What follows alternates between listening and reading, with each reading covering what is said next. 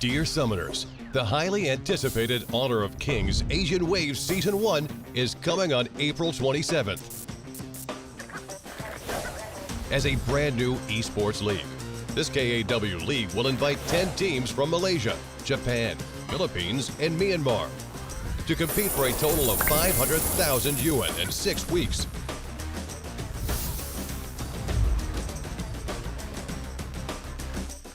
The global ban and pick will be implemented in this league. Each team will compete in a double round-robin BO2 format in the regular stage during 20 match days, with 3 points for a win, 1 point for a draw, and 0 points for a loss.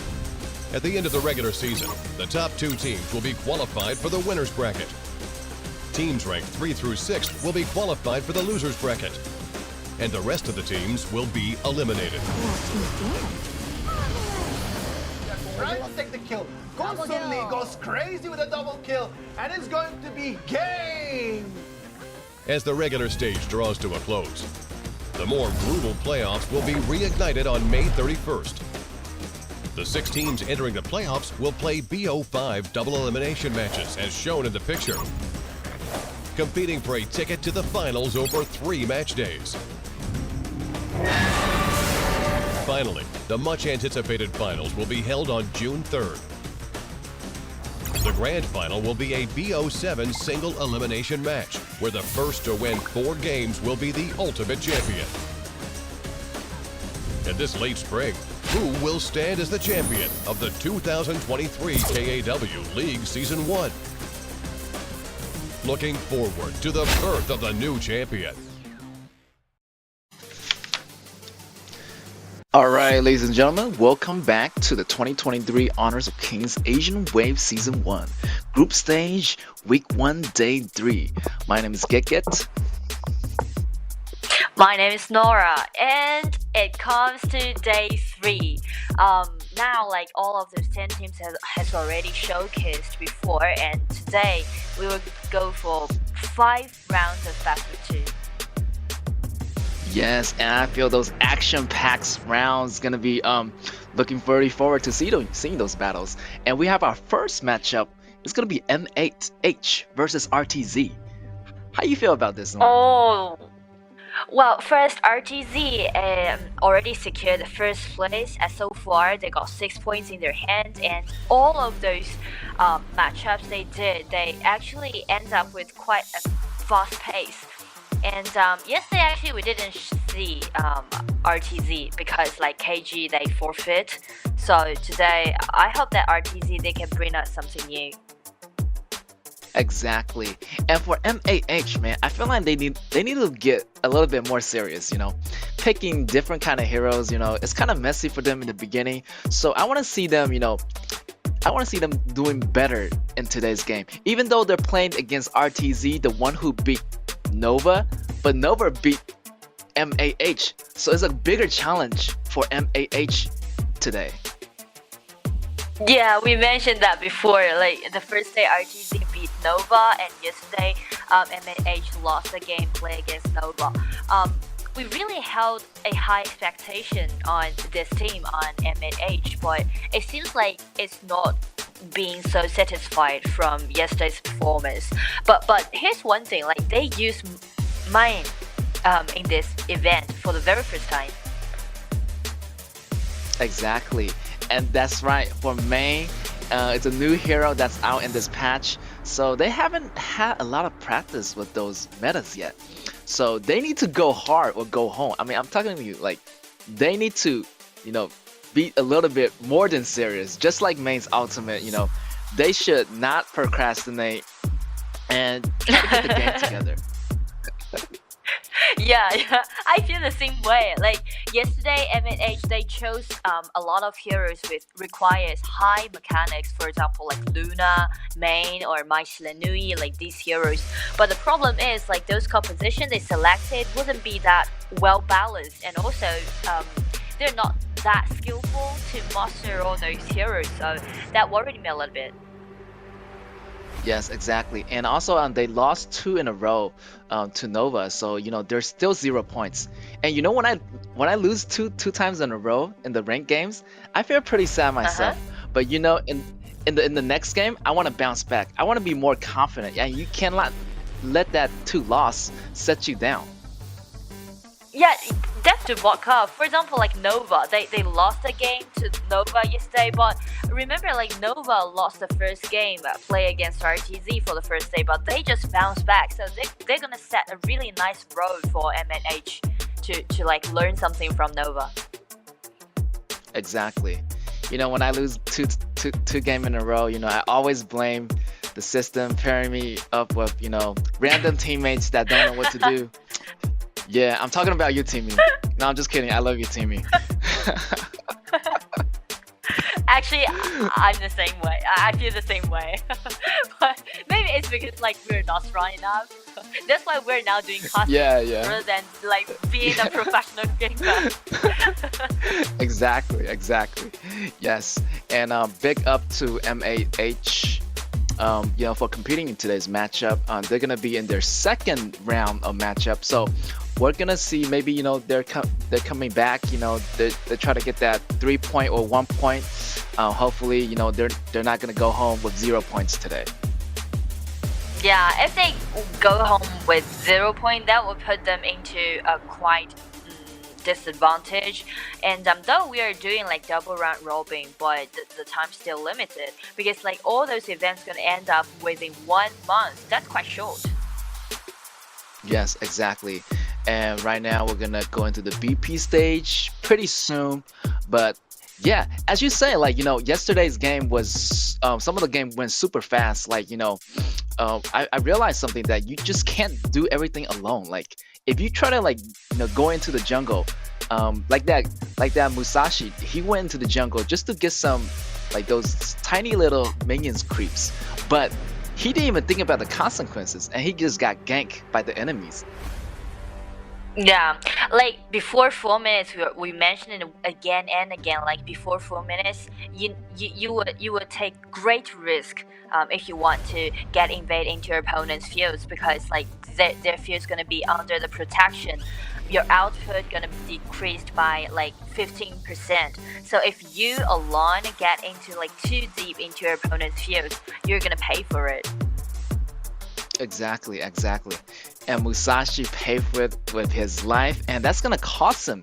His goal is gonna be behind, and every little action that you do, it's very crucial. Like the macros, the last hitting, the quicker you clear the lane, you can actually rotate in a split second.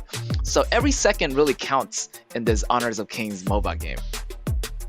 Exactly. I guess like all of our audience already seen like from Honor of Games, a lot of game would end up within 15 minutes, especially in our event. So it's quite fast paced. It's quite like high tempo.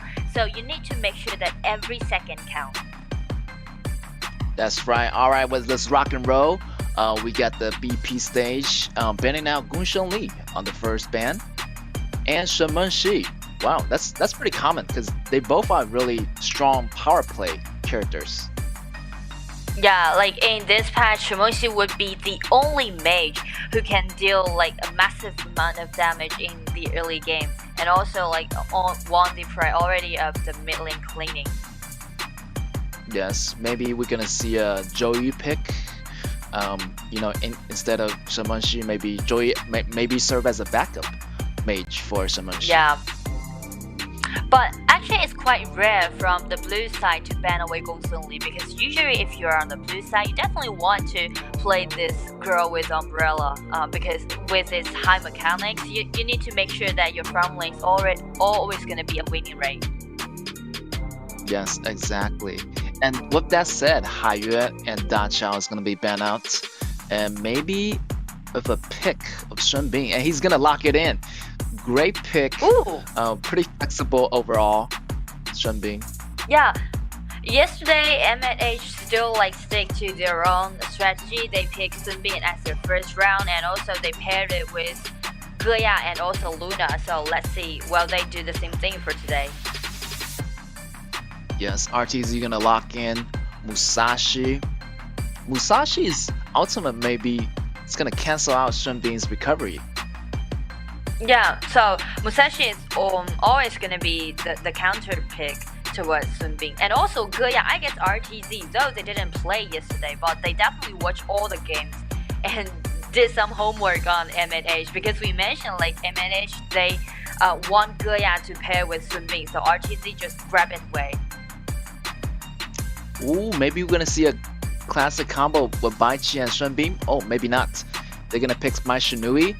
And another classic combo is gonna be Xiahou Dun and Sunbin.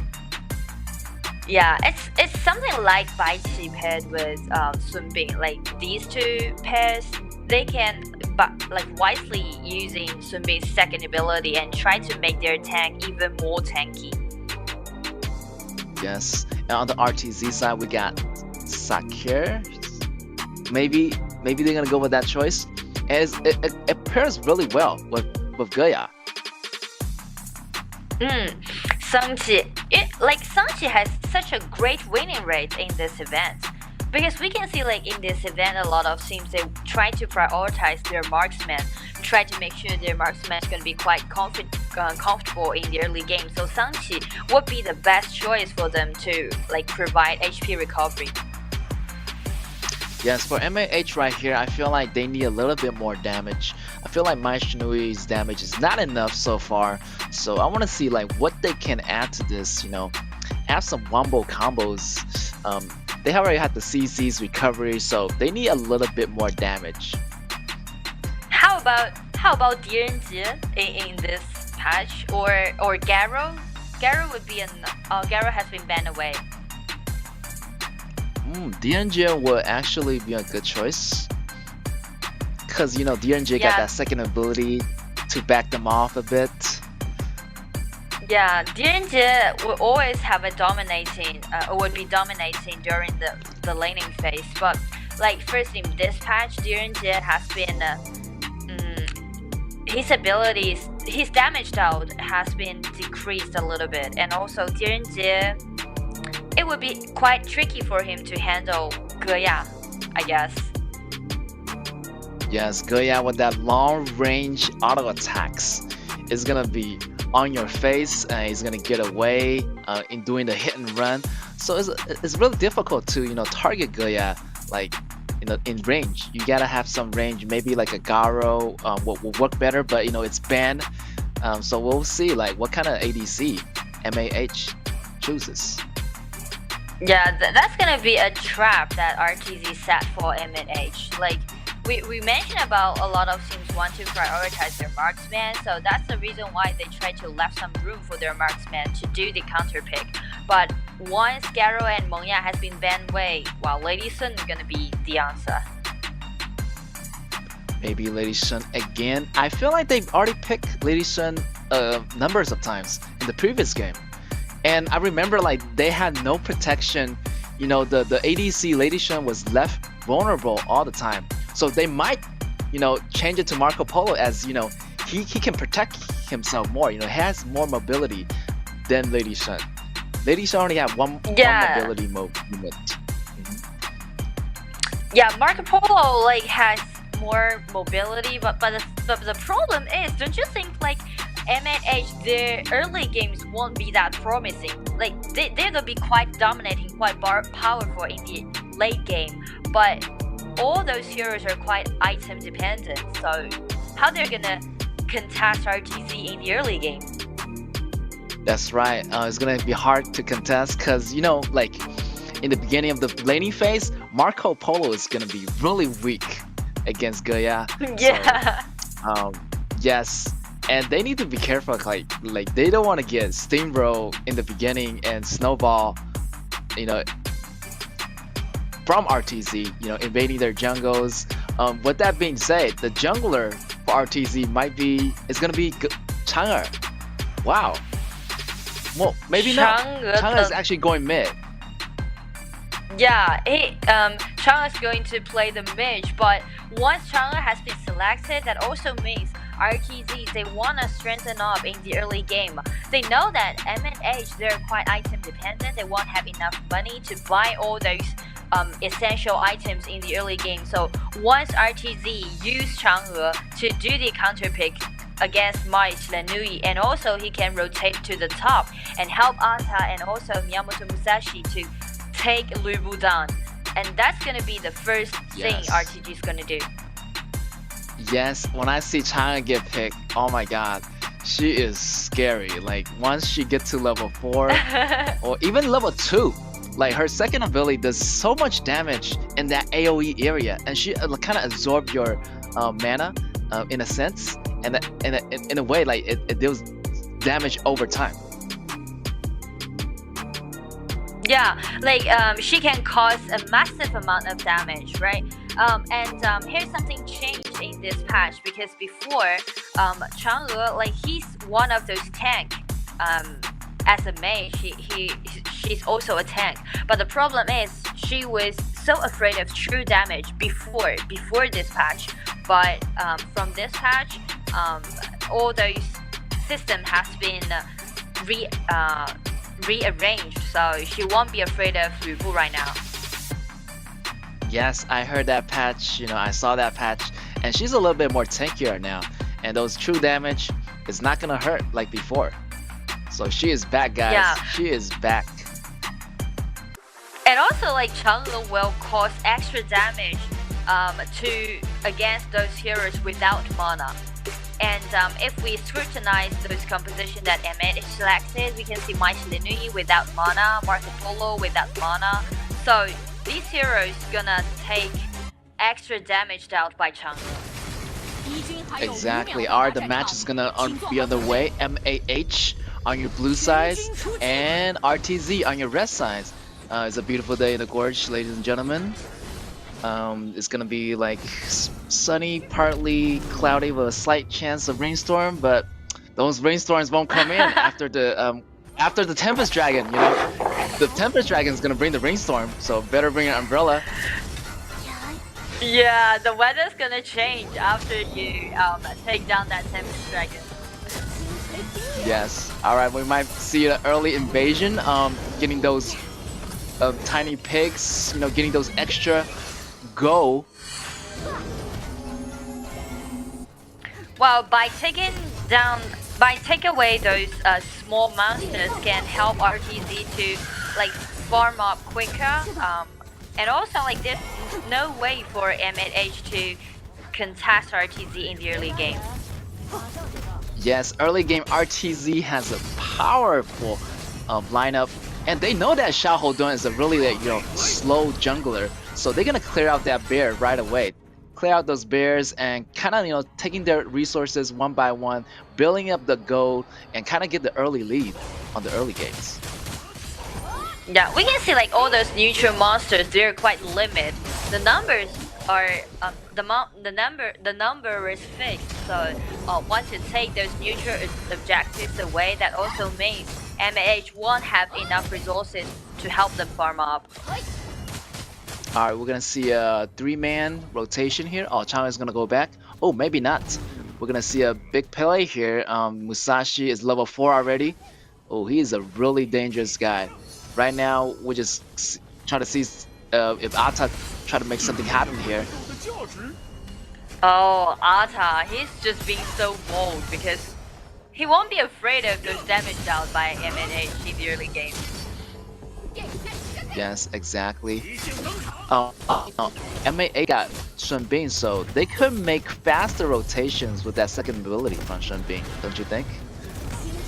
Yeah, that's one of those important reason why a lot of Sunbin is quite favored by a lot of teams. But the only problem is like the damage dealt won't be enough in the early game. Oh, RTZ is a little bit in trouble. Then the first blood gonna belong to Marco Polo. MAH surround them with the rotation from Mai Shinui. Great job on our MAH part. Flash in. It is a support, but we can see Sangchi try to take down Marco Polo. Here Chang'e comes in and finish the kill. Nice. Chang'e saw that opportunity, he just flashed in and used his ultimate, and Marco Polo couldn't get away. Yeah, because he's targeted by Chang'e's ultimate. We can see like both mages, they try to rotate faster than their rivals and try to make something happen on the farm lane. Yes, right now we're gonna see Ata going bottom, try to help out the the farm lane a little bit since they got gank in the early games. Ata now is just gonna give all those minion waves on the top, hand it over to Miyamoto Musashi and try to act like a tank to gain some vision control in the river. Yes, Libu just like farming his lanes, don't care about nobody's business. I'm just here farming, guys. So don't you guys worry about me. We can see like Miyamoto Musashi already got like 600 gold lead against Xiaohodun. So once like if Miyamoto Musashi do participate in the team fight, he would be such a great threat towards Marco Polo or Mighty Nui. Yes, right now. That's why Marco Polo got that Purify as a summoner skills. And that's gonna cancel out one of the stuns. But that's gonna be, it's gonna be 120-second cooldown. So you better use it wisely. Yeah. Whoa, my Shinui take down Sanchi. Great initiation on MAH. They learned a lot from last game. Look at that double kill from my Shinui. And that is gonna be a 2-for-0 trade for MAH. Wow, MAH, they really surprised us a lot. Yes, but my Shinui's got taken down by Musashi. Musashi is on the run. He got taken really, really low. Xiaohodun's on the front line. With the passes, he's going to recover some HP, getting Ata in the process. Whoa, MAH, big ups to you guys. You guys are doing pretty well actually against RTZ. This is really surprising. Like yesterday, we are a little bit disappointed at this team because we know that they're strong, but they didn't show us their power yesterday. But today, things have changed, and it seems like the rotations and also the coordination just became tighter compared to yesterday's matchups. And also like watch Mighty Nui, every rotation, every gank she did always carry at least 2 heads home. Yes, right there, they gank on time. The backup, the route they take, is the fastest to their allies. So I don't see why like they're getting moving so fast, which is amazing. Like I'm happy to see that they are working together, more as a team compared to yesterday. Yeah, progress can be seen from this team. Well, and actually this is gonna be a quite good news to MAH because actually their composition are quite weak in the early game, but they just like keep fighting and keep pushing, try to force RTZ treat by this Mighty Nui and help them to win the upper hand in the early game. Yes, exactly. Right now, things are looking pretty even. I feel like the gold leagues is more a little bit on the RTZ side, but the kill count we got 4v2. That's gonna be in favor of MAH. For team battles, I feel like Xiaoho gotta be in the front to soak out that damage because they got too much AOEs on the RTZ side. Yeah, once ambushing that Sanchi and also Ata. And Ata would also be a really nice tank, really solid tank to stand front and try to gain some vision control. We might see a possible solo kill on both persons go down. Wow, I thought it was gonna be MAH. I thought it was gonna be Musashi, but they both activated their ultimate in a way to escape from each other. But in the end, both auto attack landed on each other and both heroes goes down. Wow, that's the reason why Marco Polo is carrying Purify, because this skill allow Marco Polo to remove all debuffs and control effects, and also this skill is gonna like grant control immunity for 1.5 seconds. Yes, alright, now we're gonna see an ultimate from Libu cutting 360, killing 3 enemies. Ata's pretty low, but got taken down by Marco Polo. They better need to back off right now. They're gonna force out the flash on Goya. Great fight is gonna be a 1-for-0 in favor of MAH. Ultimate has been triggered. Try to get another one, but MAH, they just play in such a smart way, wisely using Sunbi's second ability and how much they're doing to flash out. Yes, and also they're gonna end getting a Tyrant in that process. What they are doing a really good job in those team Whoa. fights, you know, executing no hesitation. Libu jumps in, you know, followed by the Wombo combo of Mai Shinui and Shenbing, and that's gonna secure the team fight for them. As you can see, Libu right now is putting pressure on that bottom tower. Their ally is coming in. Miyamoto Musashi better back off right now. You know, they know that they're coming. I think things going to be a little bit messy for RGZ right now because it seems to me like they're a little bit lost in the game. For this composition, they don't rely on Miyamoto Musashi alone. They need to gather together and rally for a team fight to like do those 5 versus 5 big team fights. Because KAW also can deal a great damage in this time. Yes, exactly. KAW's smoke bomb, I think it's her ultimate, does a lot of, you know, like zoning tactics. And with that being said, Ata's gonna get taken down super low and he's gonna be gone. And Musashi went inside the tower, got the kill on Marco, but he's gonna sacrifice himself for that. It's gonna be a 2 for 2 even trade. Even trade, but what about the mid lane tower? We can see KAW still alive, so they can use its vanguards and take down the first tower. Yes, KAW's ultimate is pretty scary there. Like, you know, he put like a tornado in the kind of zoning MAH's battle and kind of putting MAH on the other side, so like creating like a safe pathway in the middle, so RTZ has a good position for those attack damage outputs. Yeah, because it can block away their enemies, and also once you're standing in the ultimate of KAW, you will be like constantly pulled into the center of that ultimate, and you're gonna take an extra damage out from KAW. Alright, the Tyrant getting aggro. The Tyrant is pretty low. Alright, they got the Tyrant for RTZ. That's gonna be extra damage buff on their side. And Xiao Dun is gonna go well. I think this may be bad news for MAH. They don't want to fight them, you know, since they got the buff. And they need to back off right now as they made a small mistake. 2 goes down for MAH.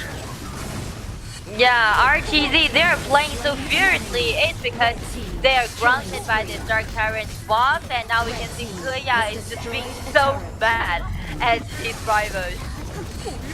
Yes, that's gonna be 4 for nothing in RTZ's favor, and that high ground tower might be it's gonna go down.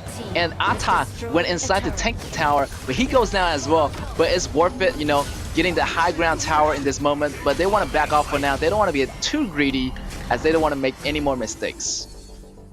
Whoa, actually, like before 10 minutes, it was an even game.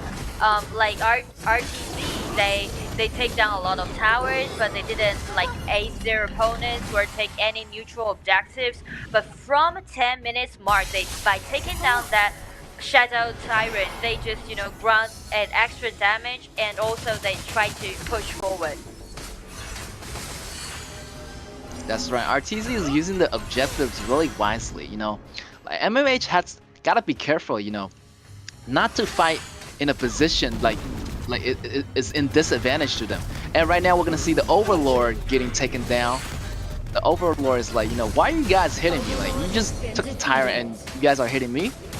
And they got the Double Dragon for RTZ. The Shadow Overlord is just standing there and watch all of those chaotic things happening on the gorge, but suddenly another fight just been initiated. Yes, and that true damage is gonna be an advantage of NMH, and that's gonna be Ata is gonna go down with those true damage from Lubu and the true damage from Marco Polo. Super devastating for Ata if they're not too careful, like, you know, for RTZ as well. Wow, this game is the very first game that we watched in this event to be so even. It has been 13 minutes, but the goal difference isn't that big, and also like we can see MNH, they try to counter attack and they take down the outer tower in the mid. Yes, they wasted 2 flash already and ultimate from Libu, but the ultimate from Marco Polo sweep in with the double kill, but he goes down as well. Libu is still in the battle, but he went down as well, so we gotta have a 3 for nothing. No, 3 for 2 trade in favor of RTZ. That was a big battle. Oh! But you gotta realize the RTZ, Vanguard they gained such a is nice on the result. way. Yes, the Vanguard is Are you on the kidding way. me? Mike Linui 1v, those heroes can clean up those Vanguards, and RTZ try to finish the game. Just be done and being taken down. What about Oh my this god, push? Mashinui got Push taken for down. alone. RTZ, Vanguard there's still going to one the Vanguard. triple.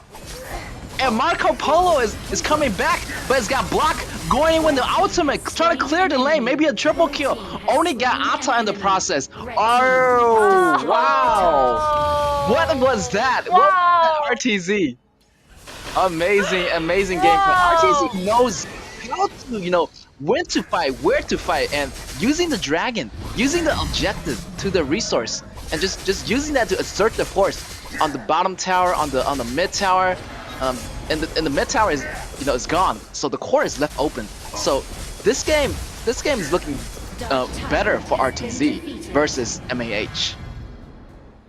Yeah, because of the high ground tower, RTZ definitely would be an advantage because the super new minions gonna spawn in the mid.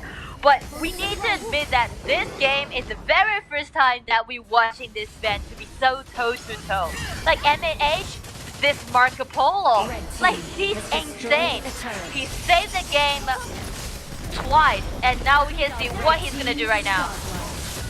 Oh, he gets taken down by Musashi, and he got the focus fire from Goya as well. Libu's gonna jump in, slashing 360, but there's too many enemies. He's surrounded, and he got blocked by Atai, so he couldn't go out. Shahodan tried to go in, taking one member of RTZ, but he goes down as well. I think this is gonna be game, guys. 5 member all goes down for MAH, and that's gonna be a 4 for 1 trade. Has been ace. This is a 1 And that's gonna be it, guys. Kick in the front door. wave. The mid lane tower is gone. That's gonna be game. RTZ, take it away. Congratulations to them. Wow, what a nice game. This game, I'm just being so excited to see these two teams to fight so furiously, and RTZ finally by using this tanky composition, and also like Goya, this marksman tried to find such a nice position in the team fight and did constant insane damage down. And from the last team fight, Miyamoto Musashi taking down that Marco Polo. If it's not not to Miyamoto mention Musashi taking down that Marco Polo, I wouldn't say the result would be this promising. Yes, that Marco Polo would have did something there. Maybe he would have, like just hang in the background, kind of, waiting for the right moment. But in the previous battles, he came in at a great angle. He went in with the sweep, with the ultimate, and he saved the game 2 times, as you mentioned, and which is amazing. And I haven't seen like a good comeback in a while from that game. Wow, I feel like this is gonna be the very first time for us to witness a tie. Yes, might be a possible tie. MAH is getting better and better. The early game is, like it was really surprising to me. Like they did a good early game, but overall RTZ is more calm. They're more, their mindset is more stable, and they know when to make the right moves. So, and MAH has to think about their consequences, when to fight. Do we fight on an advantage, or do we fight at a disadvantage? And they were fighting them after they got the Tyrant buff, which is a big mistake, and they all went down. And that's when the game goes downhill for MAH. Yeah. We can say like RTZ, they had such a clear awareness about how important those objectives that spawn at 10 minutes mark is so important. So after they take down that Shadow Tyrant, that helped them to settle the situation, settle the advantage.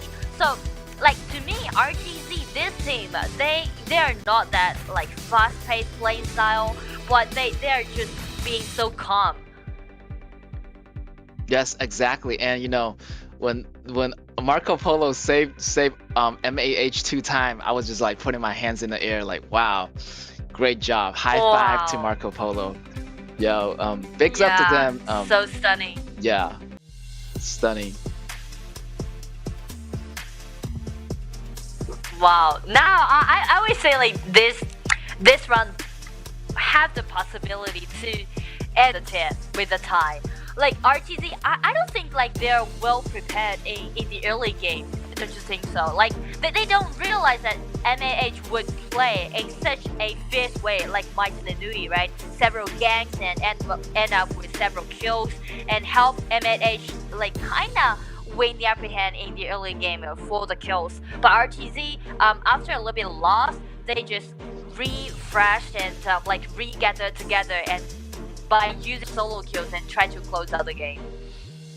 That's right. RTZ kind of regroup up and kind of like analyze the current situation, and they did a better job overall in the end. Yeah, They got the yeah, really yeah. upper hand.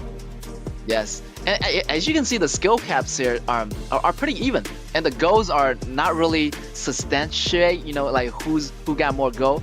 Of course, RTZ has a little bit more go over MAH, but the skill caps here is definitely pretty even. We might see a possible tie, but we might never know. So we'll see. Yeah. First, that's gonna be a test on MAH people, like their members' mentality, because we mentioned this like before today's matchup. Like once we lost the first game, we may think something like, oh, why I failed, or what's wrong with like this round. And maybe if you question yourself, you hesitate a lot, that won't be help. That won't help. That's right. MAH, they're doing a good job. I never doubted them for a second. So I want to see them improve more. And I feel like they're fast learners. Like they learn from their last lesson, and they just apply it to this game in a super fast pace with the rotation. Early game goes to them, but slowly they kind of steadily they went down and go, and they kind of give RTZ more opportunities for a comeback. Yeah. So RTZ got them in the moment. Wow, we can clearly see that from the goal line, because it do like fluctuate a lot. But before all of like matchups, it all went up steadily or like went down steadily. We never see the goal lines fluctuate a lot, just like this one. Yes, exactly. You can see the fluctuation, like in the beginning, MA got the lead. They kind of went down. RTZ got the lead, then it went back again as Marco Polo saved the game. But RTZ is gonna have it in the end. He is gonna be the MVP for RTZ, Miyamoto Musashi. He is really the hero in that team fight. It is because of he, by using this Miyamoto Musashi, take down that Marco Polo, help his team to close out the game. Exactly. It's like almost Musashi, knows when Marco Polo doesn't have the Purify ready, so he just targeted like Marco Polo, like no matter what, one way or another, he's going down. So we're gonna go do the replays and see how that happened.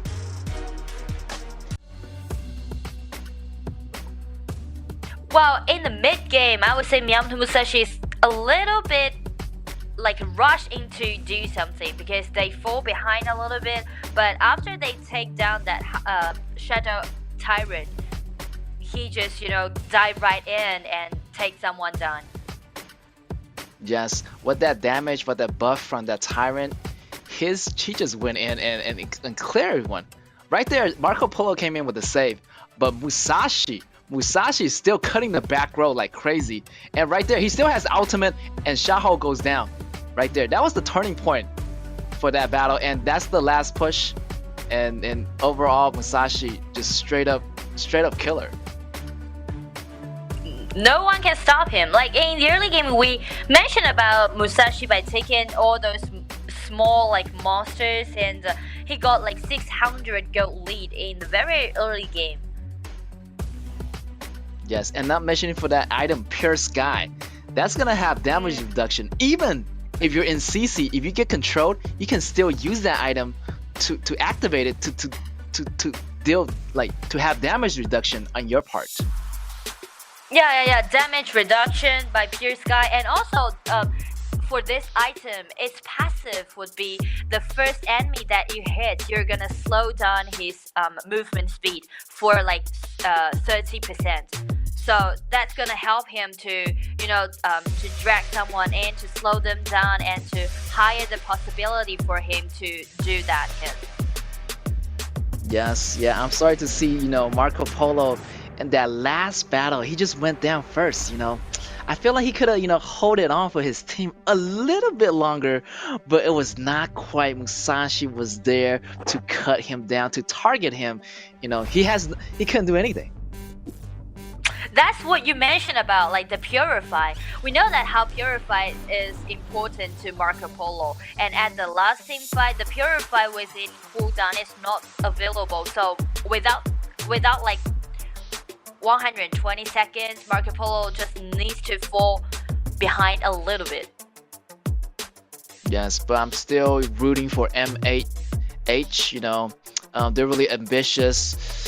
So far so good. They did even versus in RTZ, even a bigger challenge. Not to mention Nova. They lost against Loa, but they did better against RTZ than Nova. So I feel like the next time when they face Nova again, they're gonna do much better job than their first game. They still got their second chance since we're doing double round robin. So we just let this team to have time to practice and improve themselves. Yes, all right, we're gonna have the second match underway. RTZ gonna be on the blue side again. MAH gonna switch over to the red side.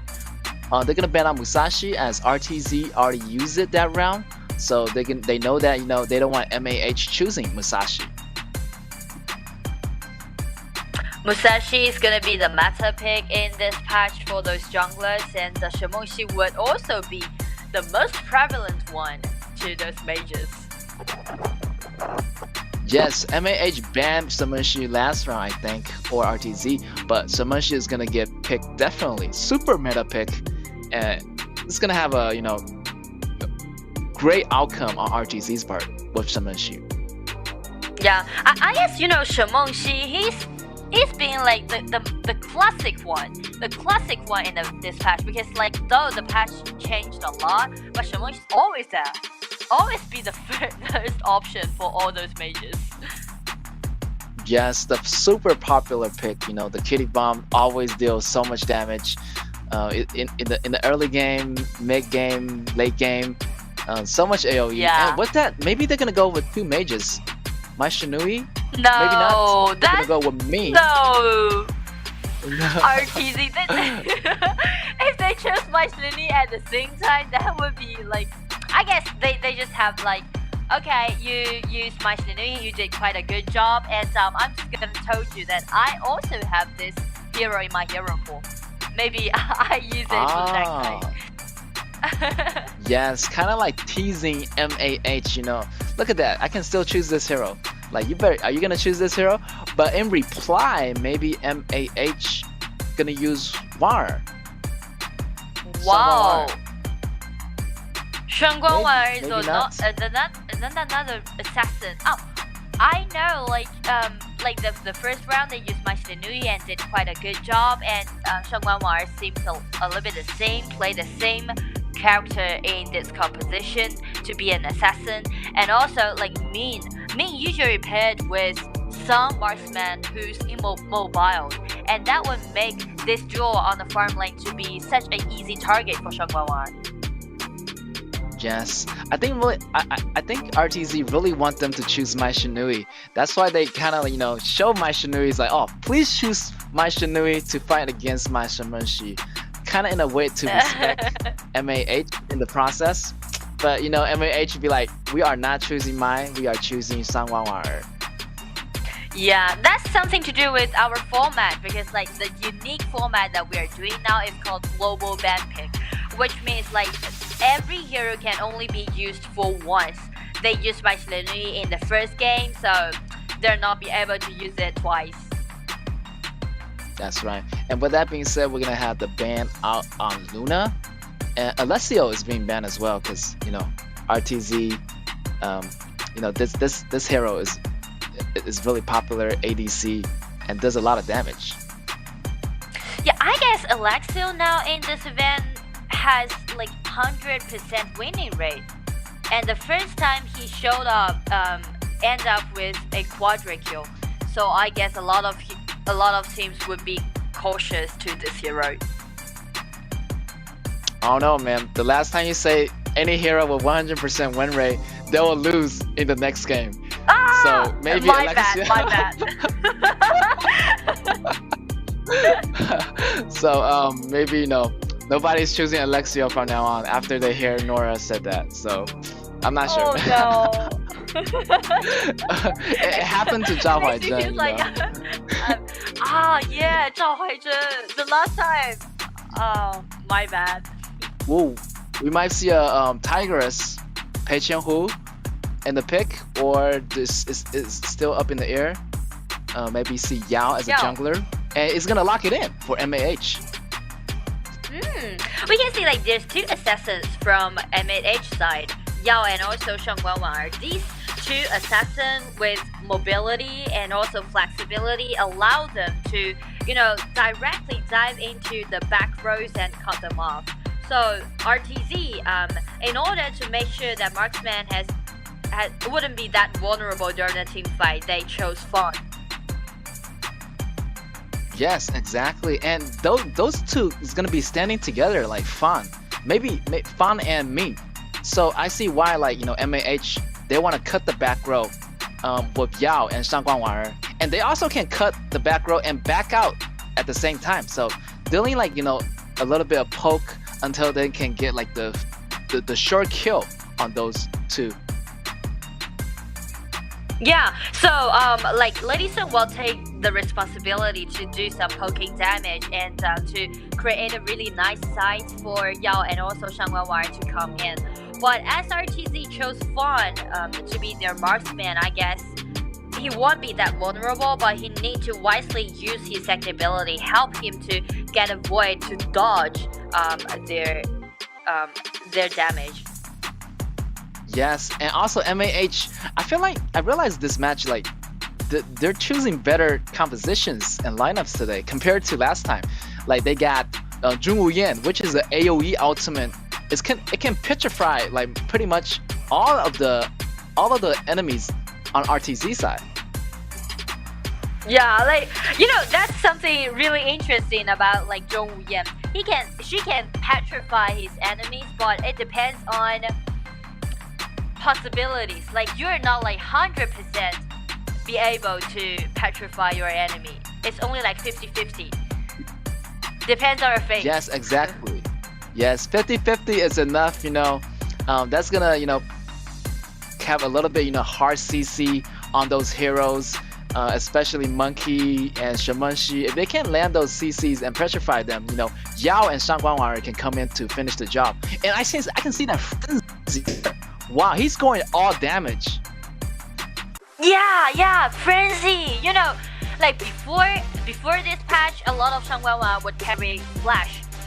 Because Shang Guanwan, after she ultimate in, the distance will be quite limited, so she needs the Flash help him to be access to the back row. But in this patch, he wants to maximize her damage down, so that's why she's carrying Frenzy instead of Flash. Yeah, that Frenzy gonna do a lot of burst damage in the beginning. Alright, ladies and gentlemen, RTZ on your left side, blue side. We got MAH on your right side, gonna be on the red. RTZ being so aggressive. Yes, after they get to level 2, they just want to rush for those minions in the jungle. And they're gonna get that fire bird at the top lane, and they can't do nothing about that. RTZ is putting heavy pressure on ABA. ABA is low, want to go back, and they're gonna rotate back to the centers. Don't want to do anything cautious yet. Don't want to do anything too much. Just want to take the minions, take your go and leave. Well, the shortage of Zhou Wuye would be the attacking range is too short. Too short to let this hero be access to their back rows. The only hero that she can approach would be Lianpo, and Lianpo with his immunity, he won't be petrified sometimes. Yes, Minpo's immunity is insane. Like he has so much immunity. Like even with the second ability activated, he can just clear those debuffs right away. Yeah. Like every time when he activates, every skills can help him to gain immunity. Oh, Jianfei hiding in the bush, try to gain vision for his teammates. Oh! Whoa! First blood. Shangguan just went in so hard for Leon Fan, for Fan, and he's gonna trade it 1-for-1. But in the process, you know, the first blood is gonna be worth more. Yeah, because you gain extra money if you take the first blood. So though Fawn being taken down, but he still make it even because he got the first blood. Yes, exactly. Alright, with that being said, the River Sprite's gonna belong to Lady Sun. Lady Sun's still farming, and he needs to get those farms, and because he's really super item dependent, right? Yeah, like after she got like at least 3 items, the beta would be the Daybreaker, so that takes a lot of time. Yes. Also, I think she's gonna get that master sword as well. So to get that extra damage after every ability. Yeah. Oh, here it goes. Shamashi get caught off and get caught in the river area by Shangguan, and Shangguan with the ultimate is gonna finish Shamashi off. We might see another battle here. We're gonna have Ming with Monkey eating up the mid lanes as their mage is not there to get it. Now, Shangguan would be the biggest weapon for MAH. Every time when she rotates, as long as she got her ultimate, she will cause an instant kill. Yes, a lot of burst damage, and that frenzy like refreshes every 60 seconds. That's a lot of damage to the back row. Yeah. Be knocked up, Oh, Shangguan and want to chase in, knocked take up, him down. but goes down. Shangguan was alone there, and ABA couldn't reach her in time. Well, if Shangguan was absent in the front, then the RTC just can get invade into their opponent's side, but Zhangfei activated his ultimate and fast chasing too deep. Come on, this is the second tower! Wow, that Fan went straight in, went for blood after Lady Sun, and in the process he get taken down as well as Ming get taken down. That's a 2-for-1 trade in favor of MAH, and Shamashi get taken down one more time by Shangguan. Wow. Everything we just went so chaotic on the battlefield right now. Like Pom, he's just being so mad at Lady Sun. He flashed in and also combined with second ability, try to take Lady Sun down. Yes, he is on a one-way ticket, like there's no going back. The only way he's back is going back home, and with that screen turning gray. Yeah, without any hesitation. That's crazy. Exactly. Alright, Lei Shun skilled getting his item. We're gonna see a small skirmish happening right there. Yao jumping in with the 2-1 ability, followed by Shangguan's ultimate, but that won't be enough. Yao goes down. Blue team has slain an enemy. Wow, and this is a 2-2 trade. Yes, and I feel like there's an aggro from the Overlord there. Yeah, a like, lot of skirmishes this a lot of skirmishes just happening at the same time at all 3 lanes. And it makes me feel like both teams, they don't want to operate anymore. They're just like, okay, we're just going to fight toe to toe and to see who has like skillful mechanics and help them to win the team fight.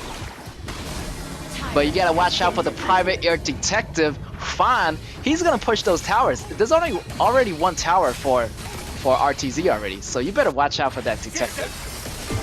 And he's gonna get surrounded there, but he's gonna get back out. Nimpo came in for the help. Mion's there to heal Fawn back up, and Yao is gonna go too deep, and he's gonna get surrounded. He's gonna get taken down. Ooh, that's the reason why they chose Fawn. The second ability allowed him to use it just like a flash to help him survive during all those ganks. Yes, Juan is in trouble. RTZ, Limpo is gonna back up, but it's not enough. He got a 4-man mid, 4v1. Their allies coming in from RTZ. The cavalry is here, but they're gonna back off for now for MAH. Wow, and like we should highlight both marksmiths because it is now Fawn from RTZ and Lady Sun from MAH trying to carry the team. And another hero that I want to highlight is Zhong Wuyan. You see, like she's being so troublesome during team fight. She wants to initiate, she wants to engage, she wants to petrify, but she can't get access to anyone. Yes, I'm just waiting for ABA to get that flash so she can ultimate in the right moment. Oh, Fawn is in trouble. Try to go under the tower by get petrified by ABA, and the tower goes down as well. Great teamwork on Yao and Zhong Wuyan. Has nowhere to go. Yeah, Fawn has nowhere to go, but Lady Sun is still alive. Whoa, Limpo came in with the ultimate. They're gonna do some knockup. That won't be enough. Zhangfei is on the run. Wanger and burst damage Yao go in. They might need to back off for now. They don't want to get too greedy. Just gonna get one out of that. They're gonna get the support main. MNH, they're not that healthy, so I guess they're just gonna retreat. Well, that's quite crazy and chaotic in that team fight, but it ended up with 0-1. So after this, I guess both teams need to calm down. Because like it's already 8 minutes, and after 2 minutes, it's gonna be 10 minutes mark. Yes, they need to remember, this is a tower pushing game, not like, constantly fighting.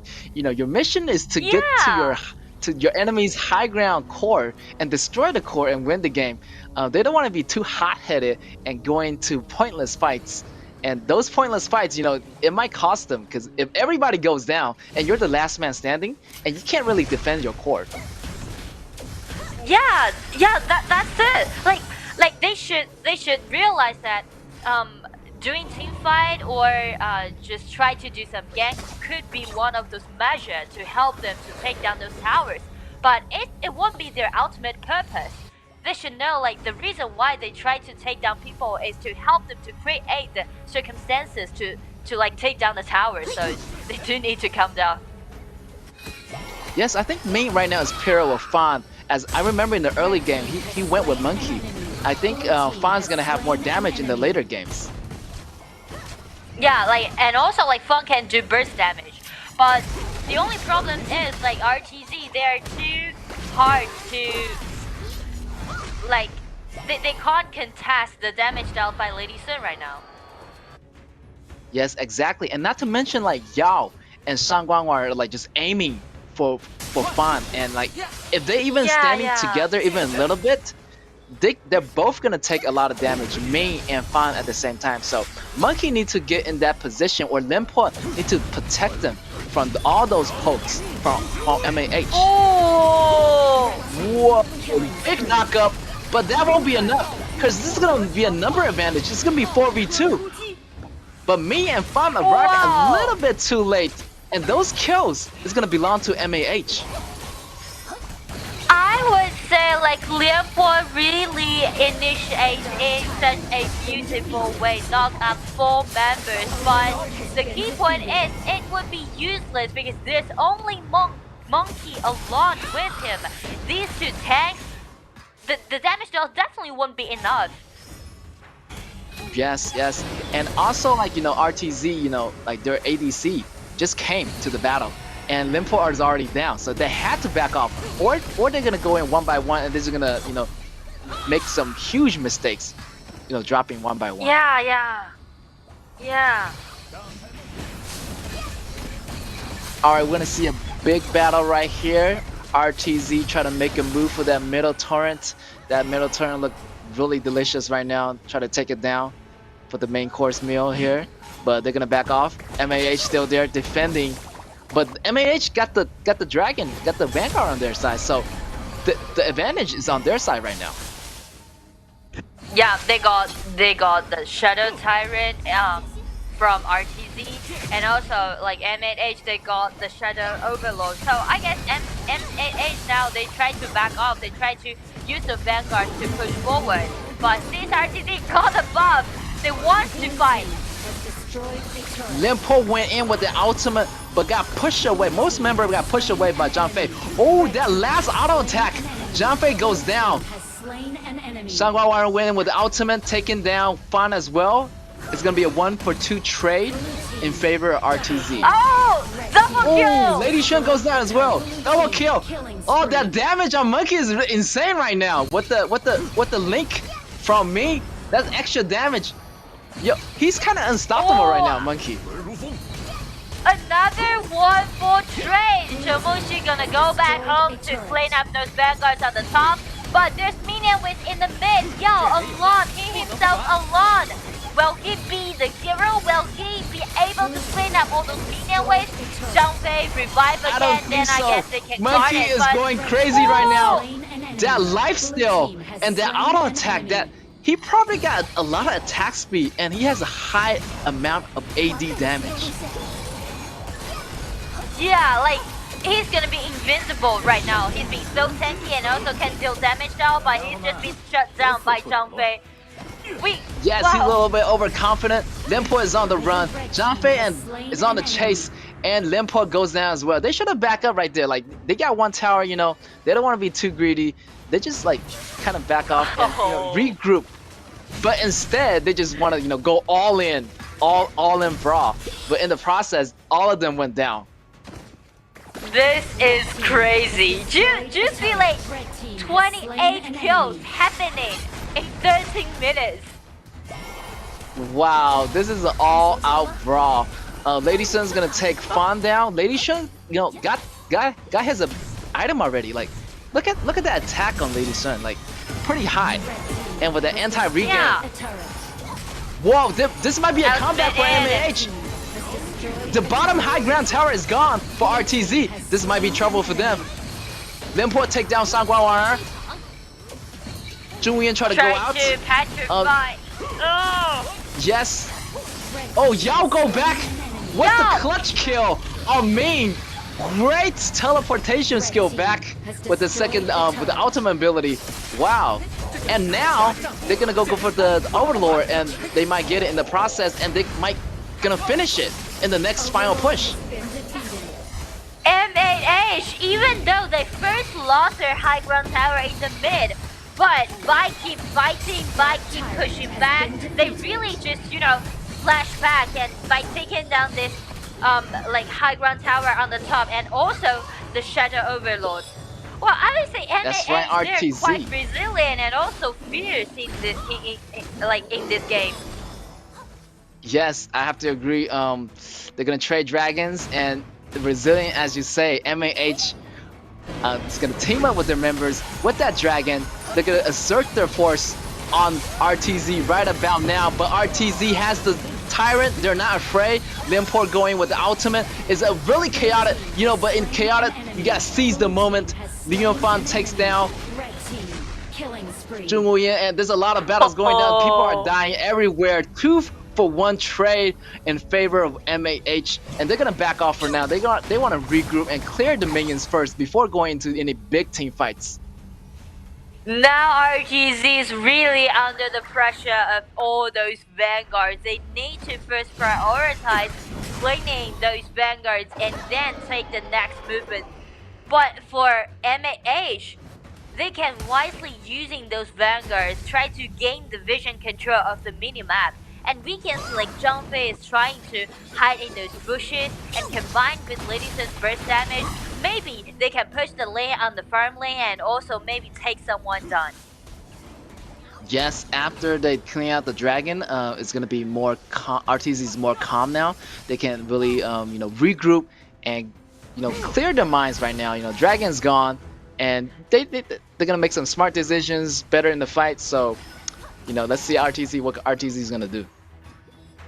This is crazy. Like, This game is quite intense, and also like everyone just being so into those team fights. Like everyone try to fight till the end, and after they win the team fight, they're able to do the next thing. Like they're trying. Oh, I think someone's gonna get team fight caught off. Priority. Lady Shun is in trouble. Munchie is going after Lady Shun, but it's not gonna be enough. I think they need to back up right now. Monkey is in big trouble. He has a revive armor, but you know he's gonna come back. He's gonna go down in the same way that he left it. Oh, Fang taking down Yao. It's gonna be 1-for-1 trade. Both junglers try to cut the back throws for their opponents. So that's why like both junglers have been taken down during this team fight. But the problem is, if Monkey's out, if Monkey's absent, RTZ won't have enough member to initiate. The only one they have is Lianpo, but they can't 100% guarantee that the burst damage could be came up with Lianpo at the same time. Yes, I feel like MAH has more burst damage from Yao and Shangguan with that frenzy, and you know I'm just waiting for that frenzy to get ready, and they're gonna prepare with the big team fight. This is crazy. Well, if they really want to do the team fight, we should only look. We should only highlight those two marksmen. Because Fong would be the only one from RTZ side can do the burst damage, and also let's see like how long can Monkey stand during the team fight. And from MNH's side, it's quite easy. Just check how Lady Sun's condition is. If she's healthy enough, then can help MNH with the apprehending during the team fight. Yao try to steal the dragon, and it's gonna be success. The tyrant belongs to MAH, and MAH gonna go in with that fight with the extra damage. They are all surrounded, double kills on Fan. And RTZ just coming back, even though they lost the tyrant, they're still fighting back. Monkey's on the out for blood, chasing while Shangguan down. Wow, that was a good steal by Yao. 3-for-1 trade. Amazing. Even they lost the dragon. Even they lost the dragon in the process, they still choose to fight. Wow. They lost their dragon, they don't have the dragon buff, but they still counter-attack and they just flash back and bite using this Fong still alive. The bad damage down is still enough. First taking down the jungle. What's Yao's gonna do? Nothing he can do. Yao, last man standing. They're gonna take down the crystal. Oh my god, no minions! No minions! Is he gonna hold on? Oh, the last hit from Ming! Oh my god, are you kidding me? Victories to RTZ! Wow, that was the support. Crazy! That was like me. Like I'm the support, just keep on attacking the towers, attacking the crystals, even though my teammates are all down. Ming! Yeah, like oh my gosh. Wow, you see like all of those things that you did is in order to take down that crystal. So that's why the support is being so eager to that crystal, because it has been taken so low. And RTZ, the last team fight, they lost the Shadow Tyrant. I also think that they're gonna lose this game. But even though they lost the dragon, they don't have the dragon buff, they still try to fight. And the result, really surprising me, they won the game, and wow, that's just insane. That's crazy. Everybody was clicking on that core, clicking on that nexus. It's like they never win before. They're just clicking on like crazy, like I want to win. Yeah. Because like the previous matchups, we never see like games being so tight, right? Being so even, being so tight, being so toe to toe. Every matchup just ends up within like 12 minutes. The one who win the upper hand in the early game, they just try to snowball, take all those neutral objectives, and just let the goal difference to be significant. But in this game, in this like two matchups, MAH also did a really great job. They made the game to be so intense and also toe-to-toe. So, like, that's the reason why RTZ is just being so eager to take that crystal down. Because they don't think, like, the result would be that promising to them. Yes, exactly. They had to seize the opportunity there. I mean, if they don't take that tower down or take that crystal down in time, I feel like, MAH has a good chance of, coming back and taking down their crystals in that process. Yeah, like MNH, they already take one high ground tower down on the top, and that's the one they like did the counter attack, because RTZ they try to close out the game in the mid game. They take down the mid lane tower, and they try to close out the game, but we see like MNH they just bounce back. The Yao, the Lady Sun. So RGZ they're just being so nervous in the end, I guess. Yes, for MAH, they have good burst damage. But, once Warner go in, he deals the damage. If it's not enough, he has nowhere to escape. He just a one shot thing. Goes in, does the damage, and he has like nowhere to escape. So he went in there and he dealt the damage, but it wasn't enough. And that's gonna be one man less. That's one man down for MAH, yeah. And that's gonna be RTZ's strategy to come back at them. Yeah. That's the key point. Like MNH relies a lot on those burst damage, but for RTZ, they have like 2 tanks in the front, so like they have quite good CC, and also Fawn can provide burst damage. So, like, wow, I need to say, like, I really love watching games like this. Like, so many kills just happening in like 10 minutes, right? 20 kills happening in 11 minutes. Exactly, the dive in, the tower dives, the steals, the dragon battles, everything just happens so fast. I just like next thing you realize it, everybody was just dying left to right, and all you see is like one man standing or 2 man standing.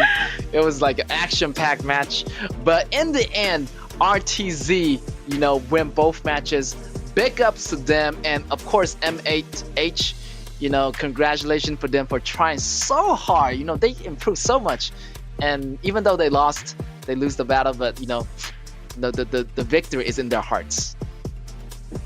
Yeah, true. They really did a great job for MNH, and they let us like see their progress that they made, and they really learned a lot from yesterday's failure, and I do believe they can do better, because we are doing double round robin again, so they still have the second chance to take revenge on RTZ. I can't wait to see that. I can't wait to see that. Yo, MAH improves so fast. They've taken a lot of looks. They're fast learners. Like, look at that. Look at how that goal fluctuates. Like any moment the game could go both ways. Either MAH get the win or RTZ. It was so close, and this is the battle I'm waiting to see. Toe to toe. The skill caps are almost the same. Yeah. And we see some cool battles. Like even though it's chaotic, but it's really fun to see like 2 teams going at it. Yeah, like come on, guys. You don't need to care about us. Like, we can just yell, we can just cheer for you, and just keep fighting. It's just quite like visual stunning. And for this game, we can see like MVP exactly. goes to Heat again. Yes, again MVP Monkey dealing almost 40% in damage. 757 KD across the board. Wow, yes, exactly, Nora. As you mentioned, we're gonna be yelling in your microphones right now. So for those, sorry for those people, wearing headphones. You better turn on your speakers if you want to see us yell. True. All right, and we're gonna go to the highlights right about now. Let's see. Wow, so many team battles like happening. Like, see, Warner just like almost aiming for their support and aiming for fun. Whoever's like main is attached to, like, you can see Warner always there to aim target at main. Yeah, because like Min is more like a protective support. There's little things he can do during a team fight. So Shangwan just aiming directly dive into the back rows and try to take Fawn down. Once Fawn has been taken down, the damage down won't be enough. Oh, I still remember this skirmishes happening in the mid, because Yao was trying to stealing that tower on the top. So RTZ, instead of just getting back, try to guard their high ground tower, they chose to fight back and take Lady Sun down. Yeah, they choose to stay and fight, which is a good thing, because Yao was doing the 4-1 push. Yao was taking the tower, even though the core is left open on that bottom tower. But for RTZ, they choose to fight. They know what to do. Like, they make smart decision. And Monkey was the hyper carry at the end, like super hard carry, got all his items. Even Yao came in with the steal from the Tyrant. He was still able to do so much damage because of Main's attachment with the tethering system, which he gained extra damage according to Main's magical skills. Yeah. That helped him to deal a great damage during the team fight, and also can somehow help him to stand longer during the team fight. So Monkey really did a great job in this game. So I really love watching games like this. Like, keep fighting and try to play in a fierce way, and everyone just show us their ambition and their aggression about this game. No more operation, just fight, keep fighting. Exactly. Ming was like so busy, like who should I follow? Should I follow Monkey or should I follow Fan? But in the end, they kind of switched off. He was like following both.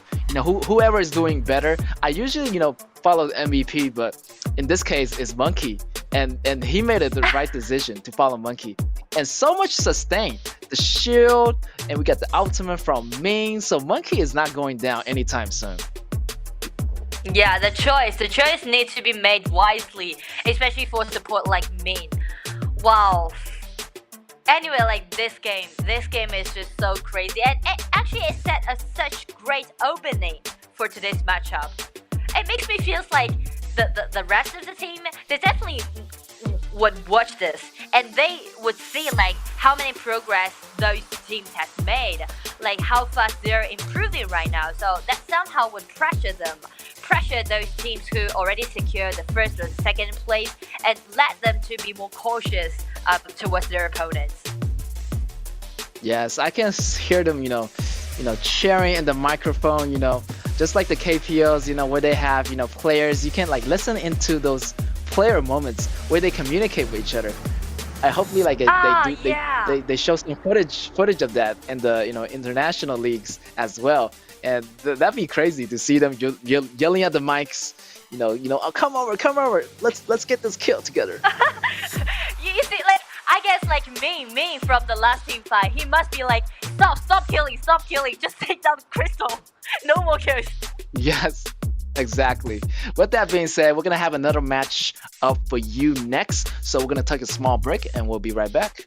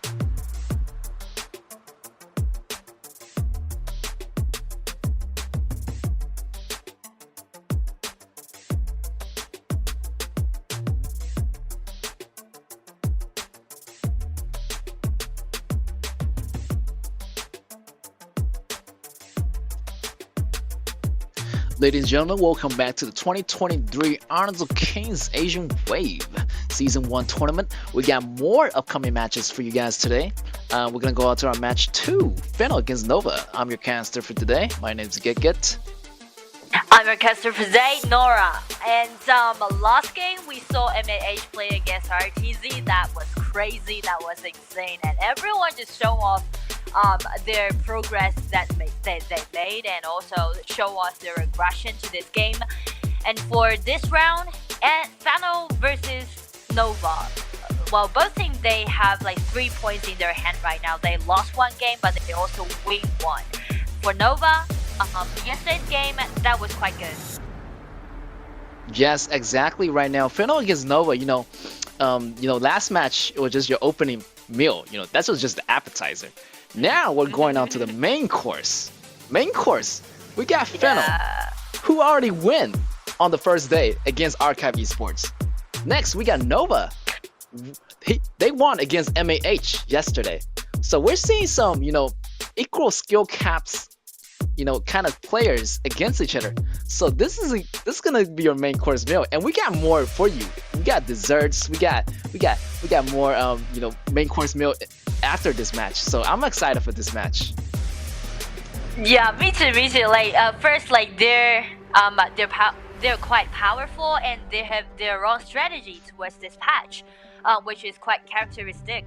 And also like the journey in event is quite different. Fano, they won the game in the first day, but they lost here today. But on the contrary, Nova, they lost in the first day, but they just won a new victory yesterday. So I do hope that they can something in this matchup. Yes, exactly. Fena lost against RCG yesterday, but they're making a way back today. And if I was Nova Sport, I might ban out Alexio because I saw Fena got that quadra kill on the first day. So hey, I'm not sure what Nova's gonna do here. Then I will say it again. Alexio in this event still got his 100% winning rate. So okay. After you say that, maybe Nova's gonna ban away. But if Feno choose Alexio, I don't know. They might lose, maybe not. After you say that, whoever chooses Alexio is gonna have a hard time playing the game. But I do hope that Fano can choose Alexio again, because like the first day that showcase was quite impressive, right? By using that Alexio got quadra kill. So I guess they might go for the same strategy for today, but first they used Zhao Huaizhen as their first choice. Ooh, Zhao Huaizhen, super popular pick. Like I see a lot of teams, choose this hero as a jungler. Like even in the KPO region, even in a lot of leagues, super popular pick. Great durability, great initiation tactics, and always they give hero with Charlotte. I'm not sure, this is a super classic combo they're doing, and also Zhang go with the mix as well. Yeah, this pair now is quite prevalent in this patch because Jin is well-rounded. It can do a lot of things. Way. Like each day. No way. Daji, really? Daji, really? I can't remember when's the last time I seen Daji.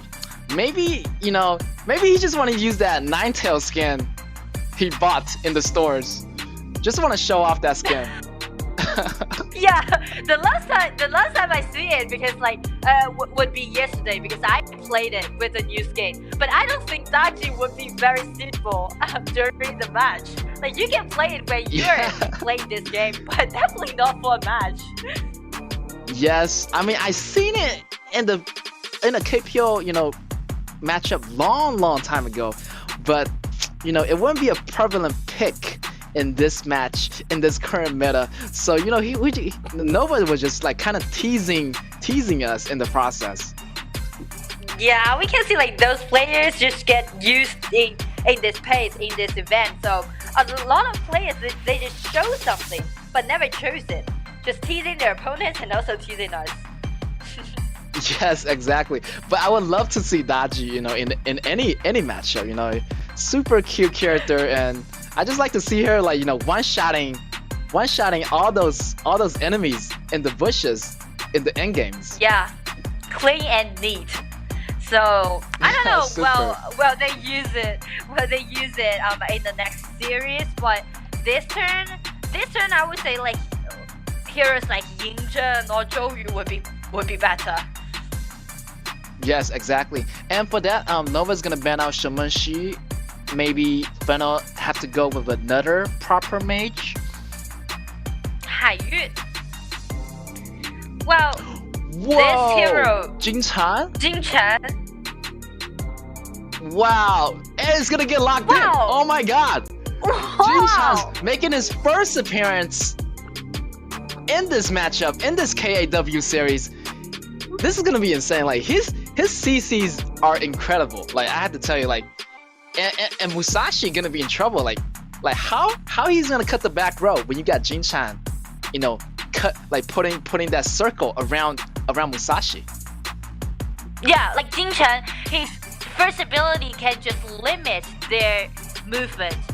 Especially like for Lu Bu's ultimate, he will like fall from the sky and to like move for a little distance, but Jin Chen will just cut him off and just limit his ultimate. Yes, like people just gonna jump in the spot that he jumped.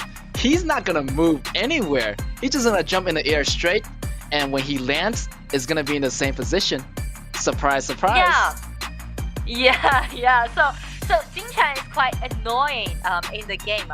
There's several heroes that you can use if you want to limit those heroes with mobility.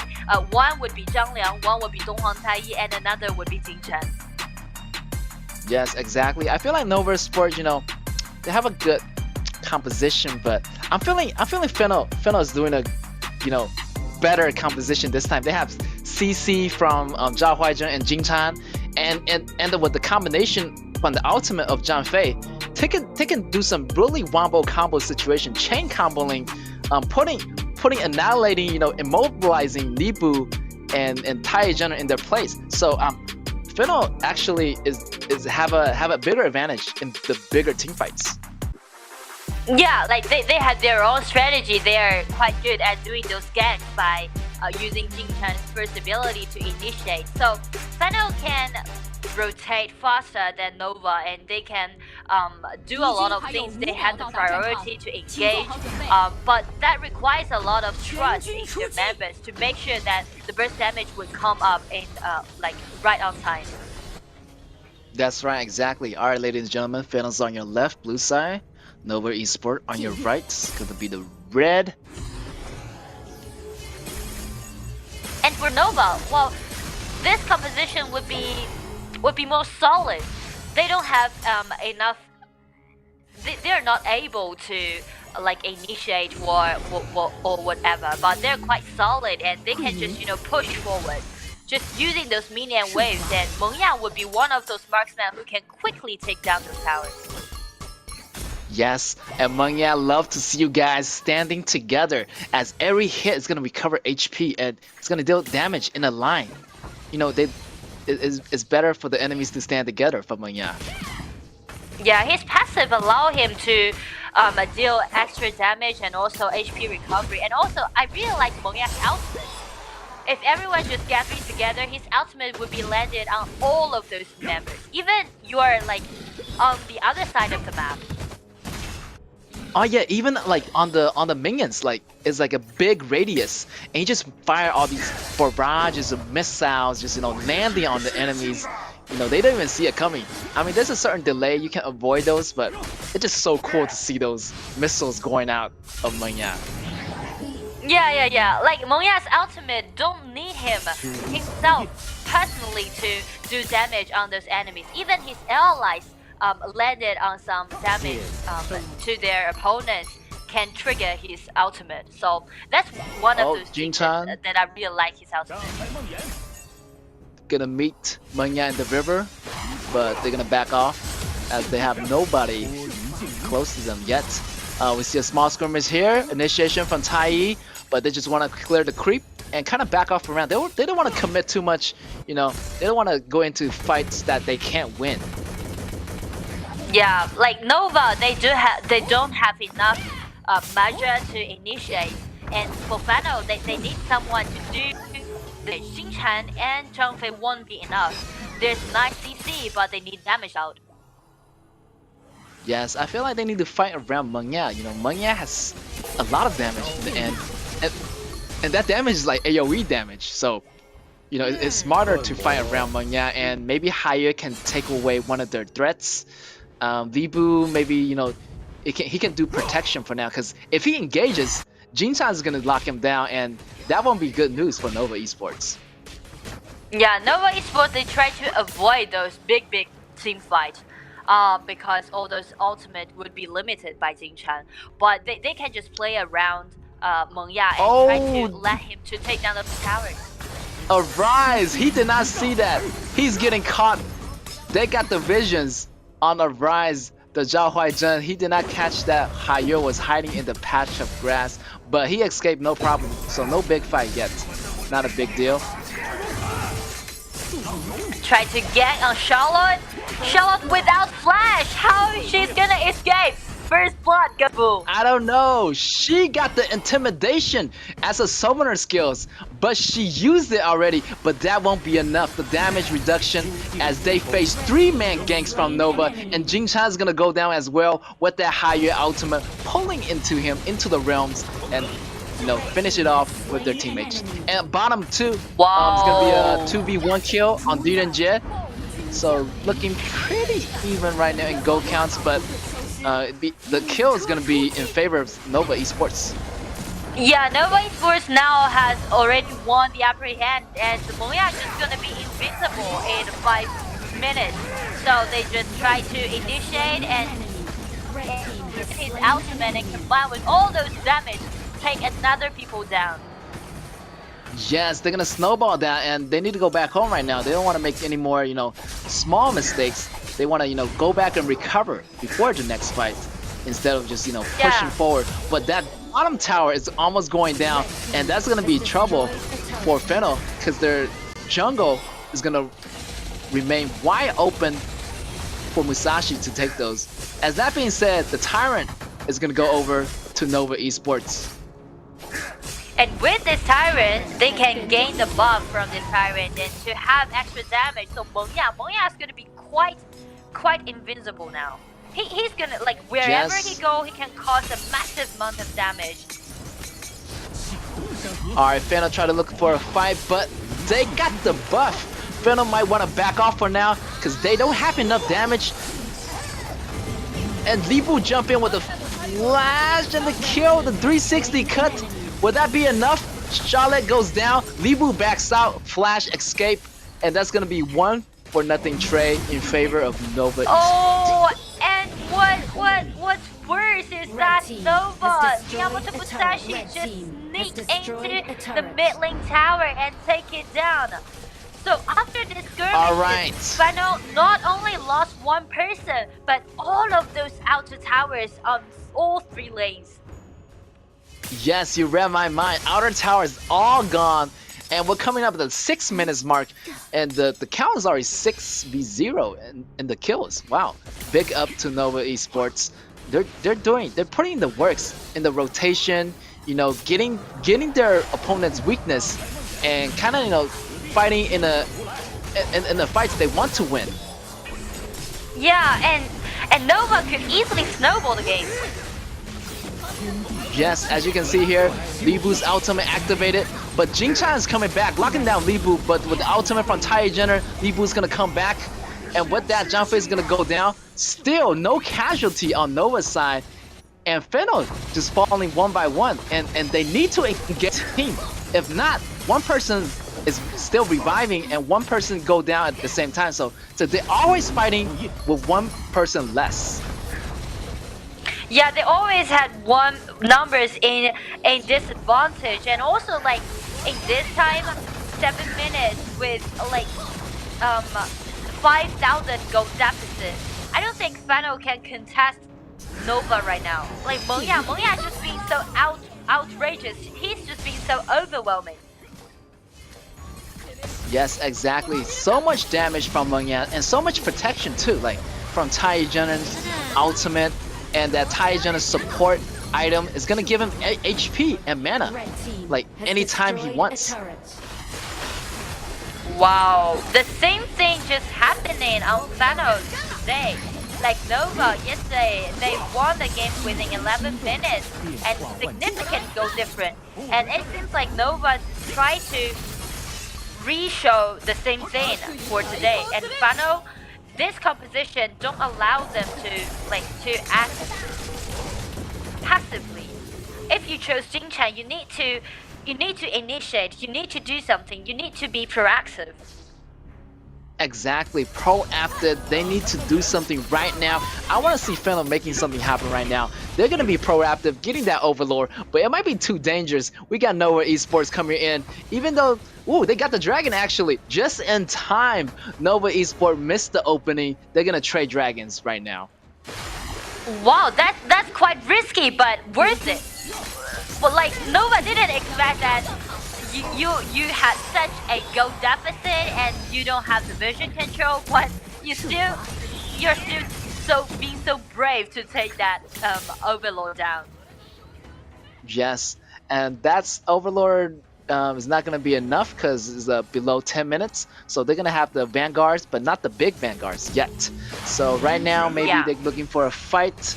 Nova, Fennel might want to back off to that inner tower, inner turret, and kind of defending that inner turret for now. They don't want to make any more small mistakes as this is going to cost them the game. But with Dragon on their side, they might engage in this big team fight. Red team has destroyed the turret. Fano is being so passive right now because like this composition, they don't have enough. They won't be capable to clean up all those medium waves, and they can't contest Nova for now. The only way that they can turn this around would be get avoid of those 5 versus 5 big team fight and try to do something in the side lane. Alright, we got the ultimate on Zhao Huaizhen taking down one of the Nova members. Musashi went down. Whoa, look at that CC control from Zhang Fei. Higher opponent, one of the members of Fennel. The big fight's happening. It's going to be in favor of Nova. Nova only had 1 member down. And 1-for-2 trade in favor of Nova. Great job for Nova. Nova is going to assert that force and maybe finish the game. Maybe with the dragon that's coming up. And Tai Jun even didn't activate his ultimate. Wow. He's saving that ultimate just for the ADC. Wow, that's...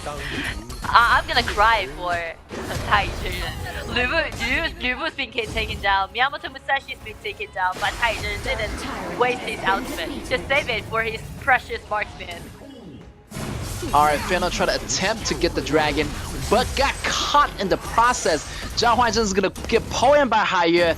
Maybe he's gonna go down. He has no ultimates. Zhao Huaizhen is low, really low. Teammates are waiting for him to come out, and he's gonna get taken down. It's gonna be trouble for Fennels as their 1 member is down, and the creeps, the minions already on the high ground. Super pressure on Fennels, and Fennels feeling the heat. They need to do something right now. Wow, it would be like too hard for them to fight back right now. The damage not a little bit enough, and also like the front liner, Zhang Fei can't contest those damage down by Mongya, and also there's medium waves in the mid, and Taijun just tried to initiate ultimate in, Lu Fu flash in, takes down Zhang Fei, and also Jinjin tries to fight back, takes down Miyamoto Musashi, and nice ultimate by Jingchan, but still the mid lane high ground tower has been taken down by Nonya. It's like, you know what? I'm just gonna go in and take that metal ground tower, and that be it. And you know, Musashi already did a good job. That's gonna be a good sacrifice for that tower trade. Worth it. Wow. Nova just sacrificed their jungler and tried to take this high ground tower down. But like another hand, Fennel did a great job. Like they got numbers in disadvantage. But how did they just overstep? They lost vision control. Everything would be dark, would be uncertain They for them. still dare to come out of their base, even with the low number advantage.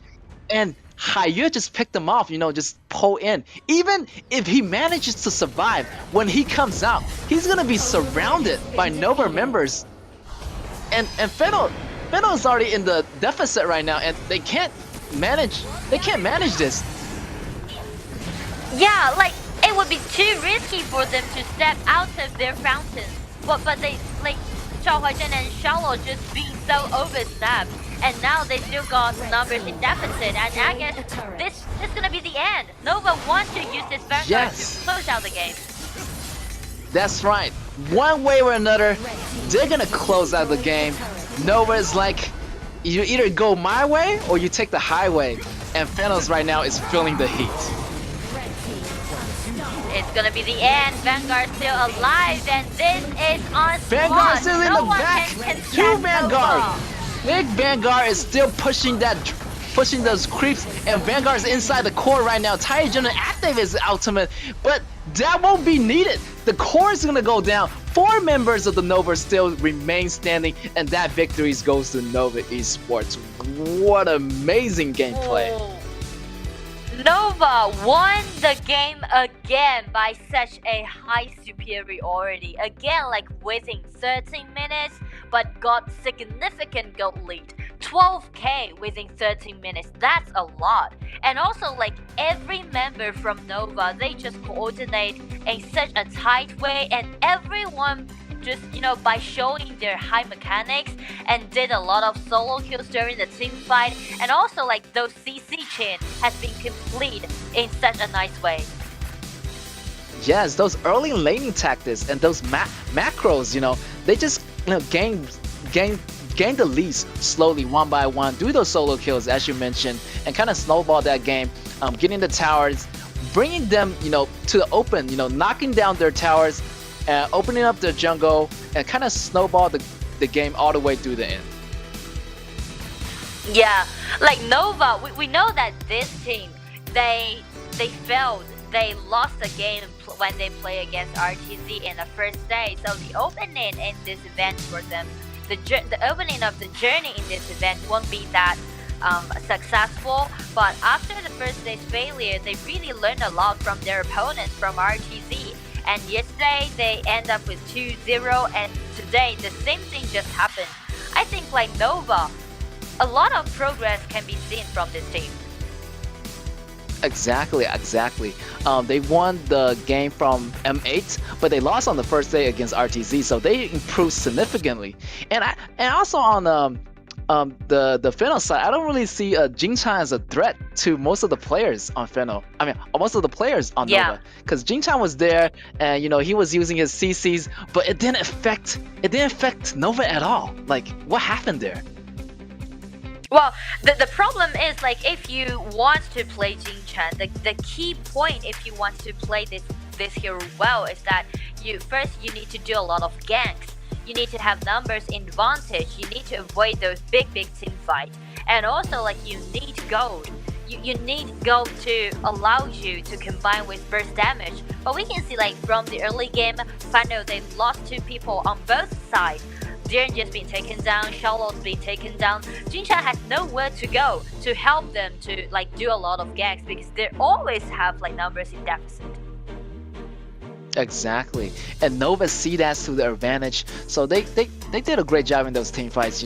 Locking down Jingchan and getting in those positions where they have a number advantage, and they just feel overwhelmed. Like Fennel just went down by 1 person, and they didn't really have a number advantage. And every time when they fight, it's either gonna be a 3v4, 4v5 situation.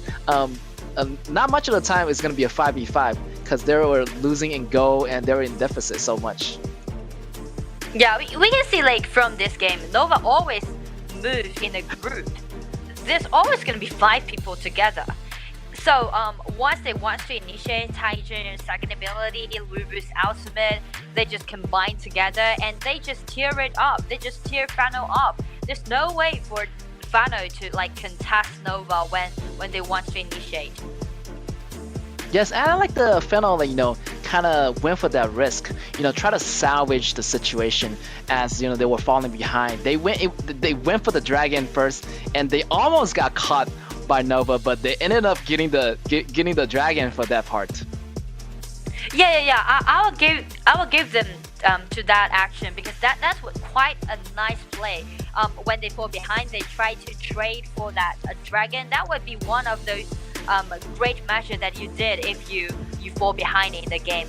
But the problem is, you see, like in the late game, in like 13 minutes, they lost vision control on the top side of the map. But Xiaolong and Zhao Huizhen still go like too deep, like overstep. That a little bit hazard.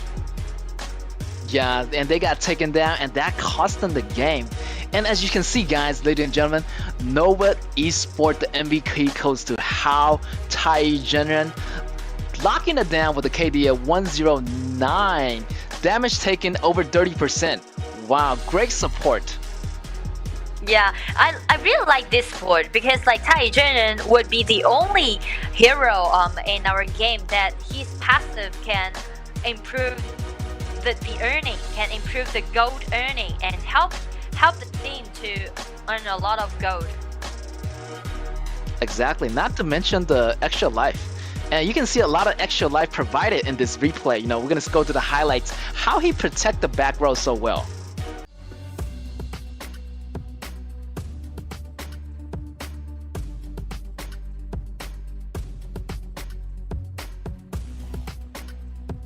And actually in this patch, something different.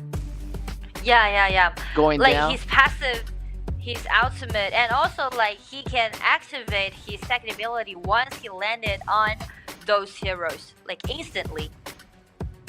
And that radius is, you know, pretty small, but he used it to his advantage. Like he kind of, you know, his positioning was in the right place, so he can activate the, you know, his ultimate and getting like, you know, his Libu, getting the top laner, getting the ADC, all with the extra life protection in that position. Yeah. So with such a gigantic gold lead, not even mention to his ultimate can help one of those members to revive again.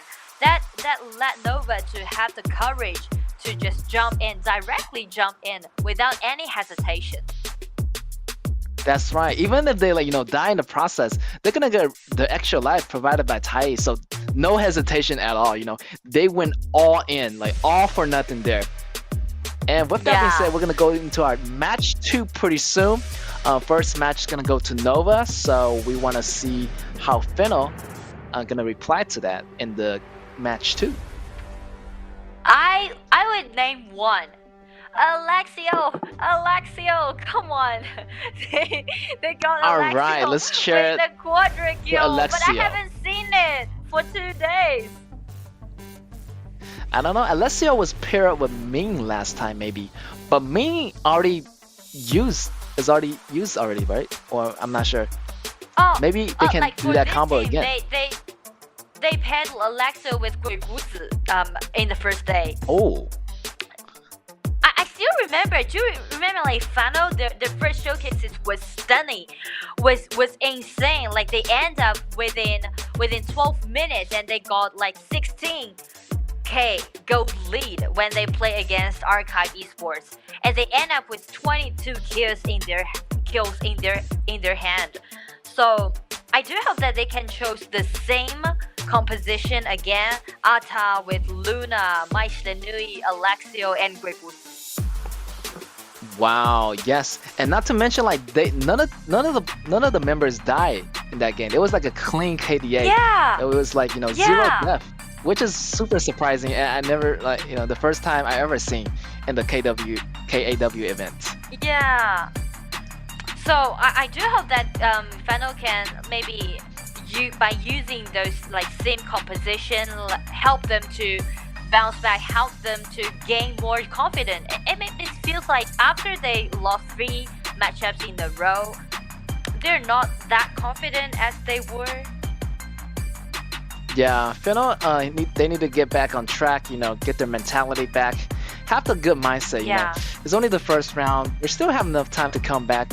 And with that being said, they're going to ban out Shenmen Shi and Zhao Huizhen because they used it last round and they don't want their opponent to use it again. Yeah, and Sun Bin again. Now here's the test. What's gonna be the hero to pair with Sun Bin in this match?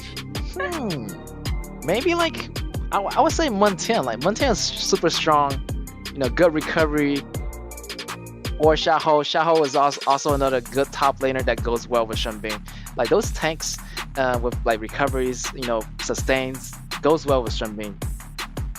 Yeah, those tanks gonna be a good partner to Sunbin. And also like Xiaoho in this patch would be one of the winning picks. He can go for top and at the same time he can go for the jungler. Yes, exactly. Also another power pick, Nova is gonna bring out the Umbrella Girl. Whoa! I think Nova try to end it, try to put the game to an end, choosing the hero with the super power pick, Gunshenli, high super hard carry late game. Yesterday, Nova chose similar composition and they used Monkey as their top. And that game, when they play against M&H, they end up with 11 minutes. So I will leave Monkey as a question to see like if Nova will choose it to be the top again. Yes, for Nova right here, they're using a really pro pick composition. Fennel just banning the hero they used from last match. So, but Nova, I feel like Nova has a deep understanding of hero pool. So that's not gonna be in trouble for Nova. They have a lot of trick up their sleeves, Yeah. Like they have different the diversity of your hero pool and the diversity of your composition, how you're gonna pair up with those heroes in different ways will be quite crucial in this game. Oh, we're gonna see Concert U. What do you think of that, like for Fennel? Well, Concert would be one of those heroes can play defensively when he was there play against Gongsun Li, because the second ability allowed this hero to get rid of this physical damage down. But the only problem is it's gonna be a little bit late game playing style for Fennel. Yes, Fennel is trying to make it slow and steady to finish the pace. But with the Nova pick from Guanyu, that's gonna have a lot of displacement on Fennel. And Fennel better watch out, Guanyu might be, flanking from the back. And it's gonna be a high and seek game, They need to find Nova Sports Guanyu before those crucial team fights.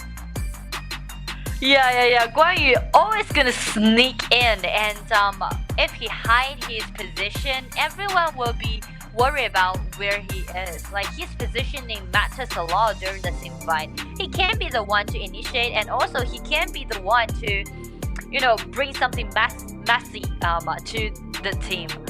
And also, like he would be such a great threat to Concert U.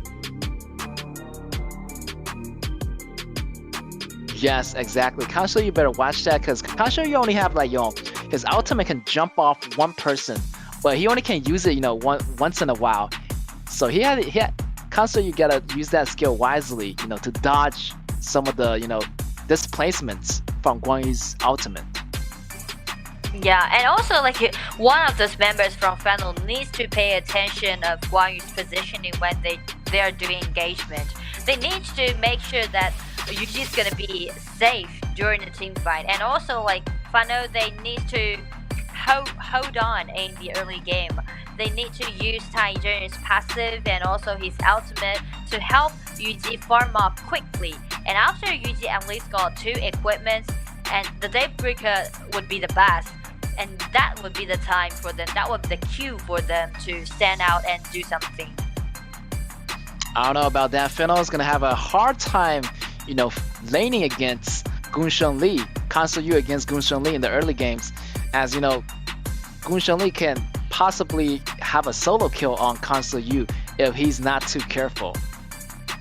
Yeah, definitely. And also like Yingzheng, because like Yingzheng from Nova's composition, he got the priority to rotate first. He can clean up the minion waves in the mid quicker than Yixing, so that also means Yingzheng's gonna appear at the farming lane a lot of time.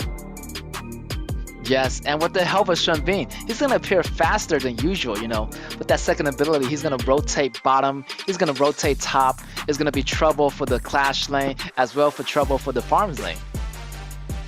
Yeah. So we can highlight Zheng in the early game, and also Gongsun Li to see like what kind of thing they can do on the front lane to see if they can take Gongsun Yu down even for once. Alright, ladies and gentlemen, the game is on the way. Nova Esport on your left, the blue side, and we got Fennel on your right, the red side. Here's a trick if you want to play Guan Yu. A lot of Guan Yu would first go to the mid, hiding in the ambush, because his passive allow him to arrive at the mid lane first. So once if your opponent just overstep, you can just use the first ability, try to take some HP bar down. Yes, and exactly. But I think Fennel knows that, so they kind of back off for now.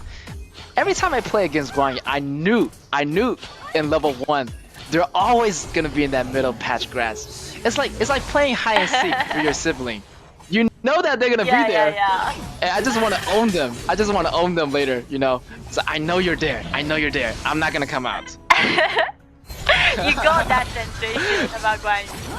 Yeah, yes, exactly. Okay, we're gonna see heavy pressure, as you say. Inzhen's gonna rotate with Shunbing, and that's gonna put a lot of pressure on Kansha Yu. Kansha Yu doesn't have any support for now.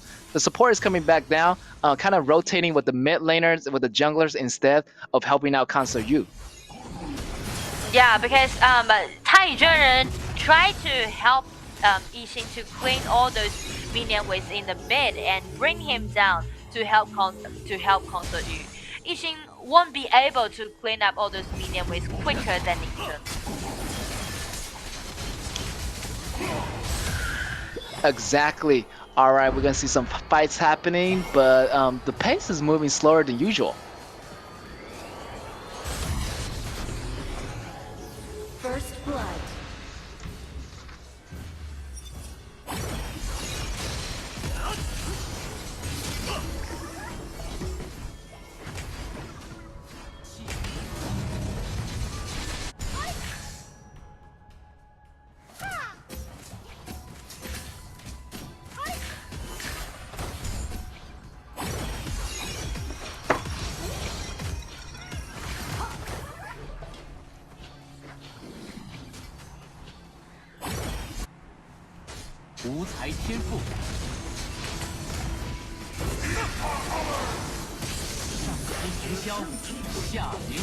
Blue team has slain an enemy. 既是后盾，又是前锋。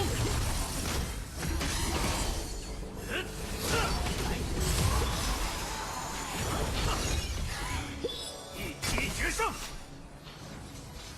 Alright, we got some technical difficulties, but we are back, and they're gonna be a 2v0 lead in favor of Nova's. They have some locations, and they're gonna get that blue buff.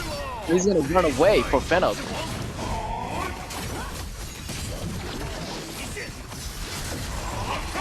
Alright, Fennel is gonna about to go down. Ata goes down top, but the surrounding members of Nova are just putting pressure on Fennel's right now.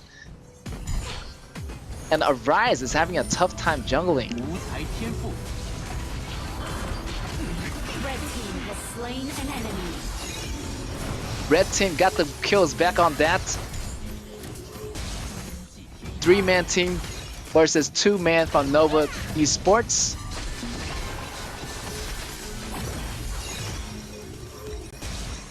Right now we're coming at the 4 minutes mark. The Tyrant and Dragon is a crucial point.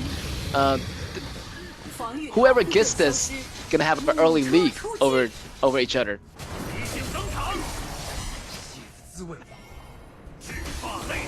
Nova is still putting pressure on Fennel's jungle, but Fennel's not gonna let that happen. We got 4-man protecting the red. Noah's gonna back off for now, as they don't want to do too much mistake in the beginning. As a Xiao Dun jungler, oh, he's in trouble. ADC, would that be enough?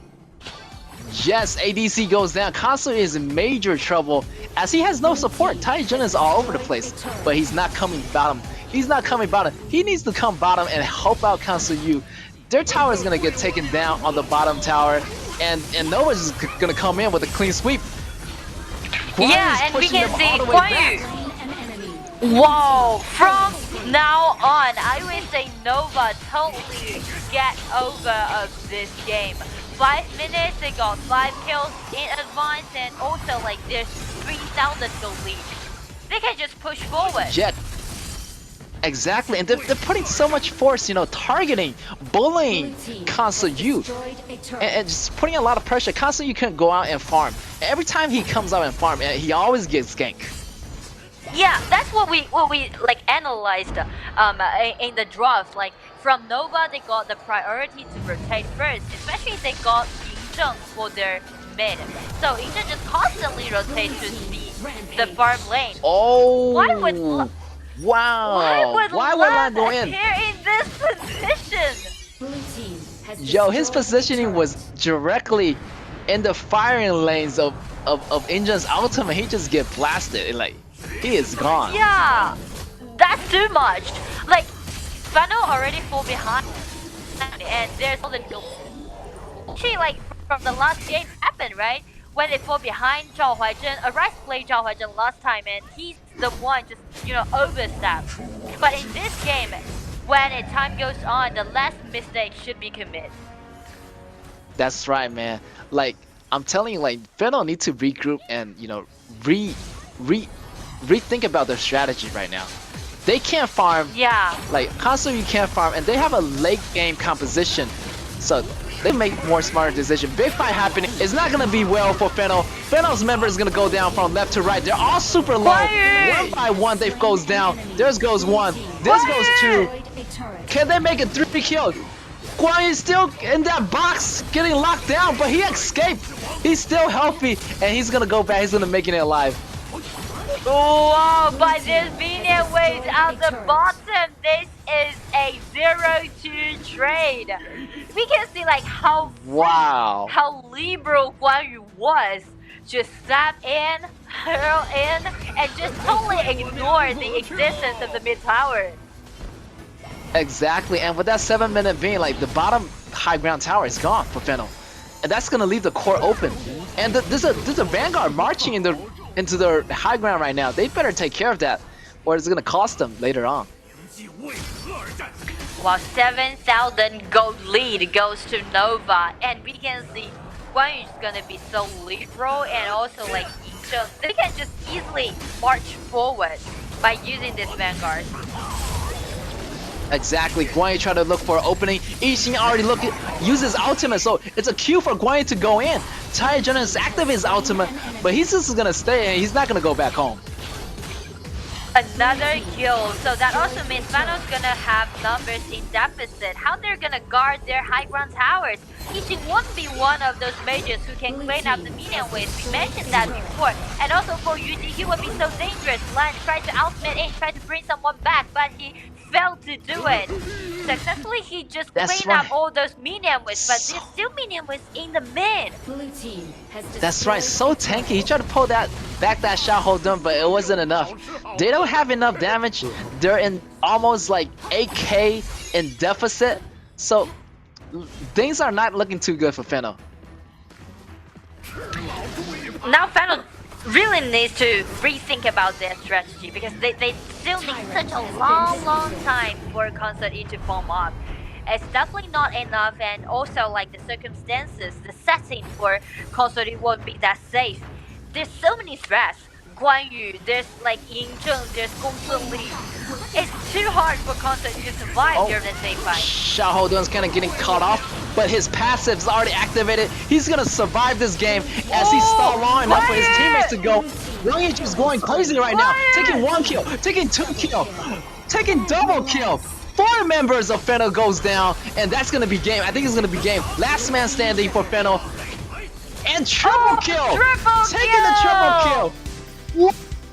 The man is going crazy. The horseman just cutting everybody up, jumping in with the displacement. Wow, big up to Nova Esport.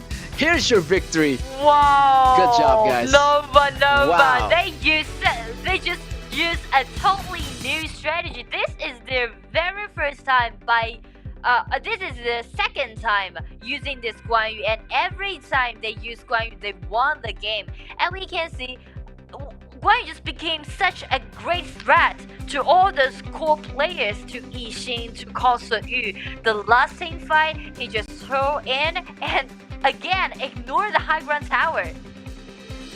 Exactly, and you got Injun's ultimate, we got Shunbin's ultimate, kind of zoned them out, and they had nowhere to go. And Guan Yu just like came in there, just slaughters them like one by one, up in the air, you know, just putting them in a position they can't leave. This man even get into the fountain. This man even overstepped to the base. And the damage down, it wouldn't be enough, and he himself alone just take down 2 core players to their opponents. Oh man, that is crazy. I mean, I think he might even got, you know, a hit from the top, from the fountain, and he survived that or something, like, or the game ended before he got hit, which is crazy. The man has nothing to lose. Wow, that's just Guan Yu's existence just being so devastating, and there's no way for Fano to contest. Actually, like this time, Fano chose such a late game playing style strategy, and in this patch, it's really hard for you to consistent until the late game. Like you don't have enough time or enough resources to let Kang Se-yu to form up. Exactly. Alright, let's go to the statistics and check it out. So we got Nova 2-0 again. They're gonna have 6 points. And big ups to Guan Yu 4-0 and 5. Also with the 5-0 and 7 KDA on Xiaohouden, they both did a great job. The jungler as well as the top laner for Nova Esports. Yeah, you can see like Nova again end up with such a quick game, also like really clean and neat, and we can see like this top laner is from Nova. He has such a deep hero pool. He can play so many different heroes, and that allow Nova to like move further.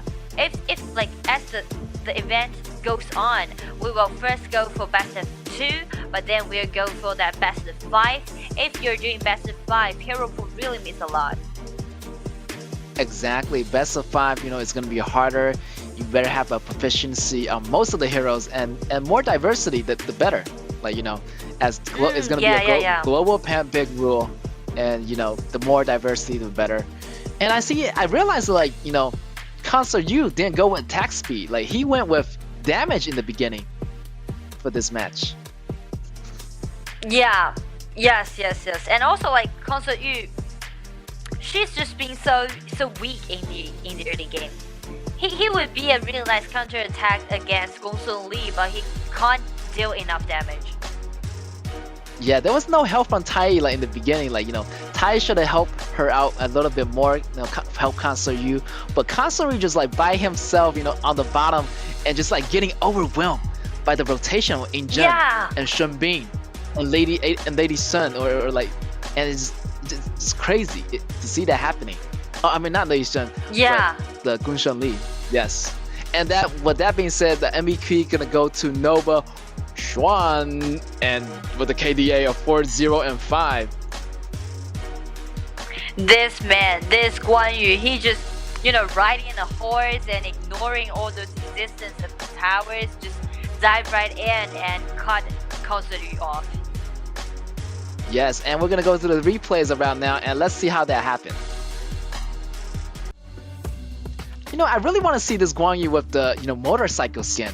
You know, that would have been awesome to see those you know, motorcycle skin in combat. That's really expensive. That's really expensive. yeah. It's hard to get those, you know, draws. And as you can see right here, you know, Guan Yu is all over the place. He's chasing down.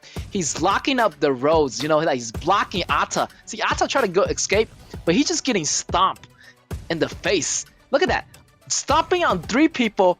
Even with Tai's ultimate, it wasn't no use. Like Guan Yu keep on pushing them back. Yeah, like he can like use his first ability and also his base attack, try to push someone back. And also like from this, we can see he just ignoring the existence of high ground tower, dive right in and use the first first skills to cut down Yu. Ignoring the high ground towers, ignoring the crystal towers, just going in to push, and look at how much AD damage that does. Like he probably, if he even got the siege breaker, it would be so devastating. Like Finno couldn't even survive 1 second from that push. Yeah, even like you would think like, okay, my health, I'm still healthy. I still got like 50% HP bar, but that only gonna be one hit down by Guan Yu after he got his seed break. All right, we're gonna have more exciting matches coming up. We're gonna take a small break, and we'll be right back.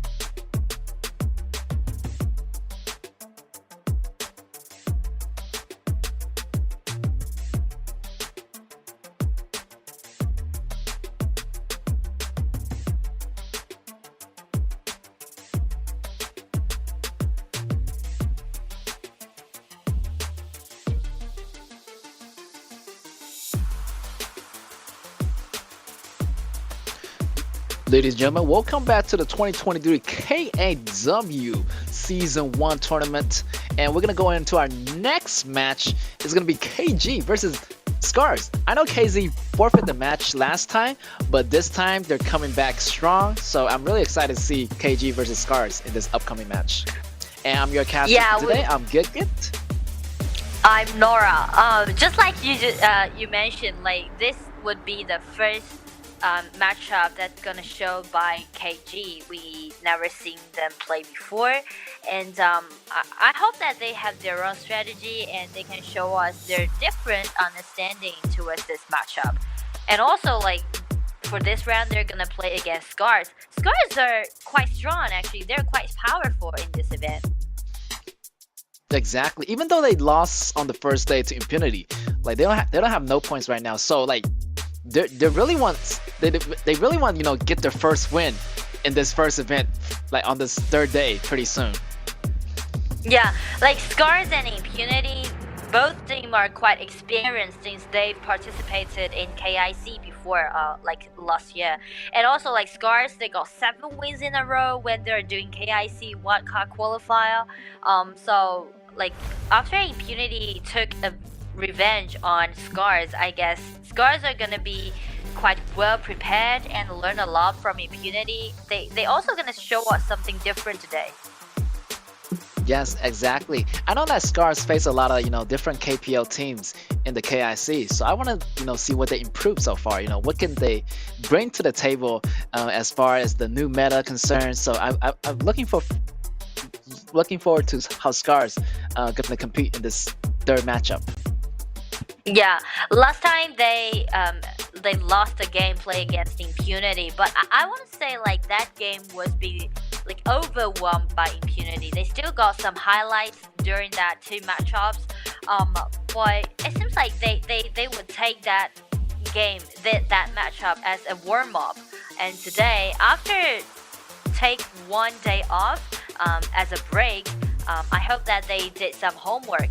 But the thing is, they should watch KG's matchup yesterday. But the problem is, KG didn't participated in that matchup, so they still do not know anything about this team. Yeah, and Scars, man, I'm telling you, maybe KG, did that on purpose. Maybe they try to hold back. They might be surprise us, in this third coming matchup. But Scars, I noticed the coach, is KAW from the KPL region. So I'm really excited to see how they can implement those KPL strategies in this matchup. Yeah, like KAW, he's quite experienced, and he was in several famous clubs in KPL region, and he's been the coach of Scars for almost 1 year now. Because from the KIC journey, KAW also been the coach for Scars. So I hope that he can bring something different to Scars, and also compared to the lineup in KIC, Scars top and mid and also their support stay the same. They only changed their jungler and also marksman. Yeah, for their mid ASD, he plays great Mai Shinui, Zhao Jun and Shen Shi, and they're all popular picks in this current meta. He was quite talented, I would say. ASD, he played Mai Shinui in KIC, and actually we know that Mai is one of those most difficult heroes in Honor of Kings, but he only played these games for quite a short time. He just mastered this hero. So ASD is quite talented player. Yes, and I always see Mai Shinui in the ultimate showdown. When we get to BO7, she always appeared as a mid lane because that's the top tier mage. Yeah. Mai would always be one of those heroes who can make something happen when they fall behind. He can be the one their allies can rely on. but we know that the first day when Scars play against Impunity, actually they didn't use Mai Nui. They go for Zhao Jun, they go for Shen Mengxi. So I do hope they can use Mai Nui for today's game and let ASD to carry the team. Yes, exactly. They want to get their points right now because they have 0 points on the ranking board right now. So, you know, we want to see how they're going to come back from that and learn their lessons for Impunity. Yeah, like Scars, I know that they're strong, they're powerful. The only problem is that today's opponents, KG, they didn't do anything yesterday. I suppose like Scars was waiting there and want to see like, okay, how they're gonna play, what's their strategy, how they doing. But the problem is KG didn't show up yesterday. That's right. KG is like, nope, I am not gonna show you my strategy. If you want to fight us, you're gonna see us in today's gaming. And Scars is like, you know, maybe, you know, don't know what to expect. KG just really want to surprise them in this match. Yeah, because we know little about KG, and you know, I do hope like different team can have their own understanding towards this patch, because this patch asks those players to have really diverse hero choices. You can't rely on only one hero or only one person. This patch allows different players to show up, allow different players to have so many choices to help them team to higher up the ceiling, to higher up their understanding towards the game. Exactly. There's a lot of different composition that goes well together in this patch too. Like we always see the, you know, the Lubu and the Zhang Fei combo, and we got the combo from Zhao Huaizhen and Charlotte as well.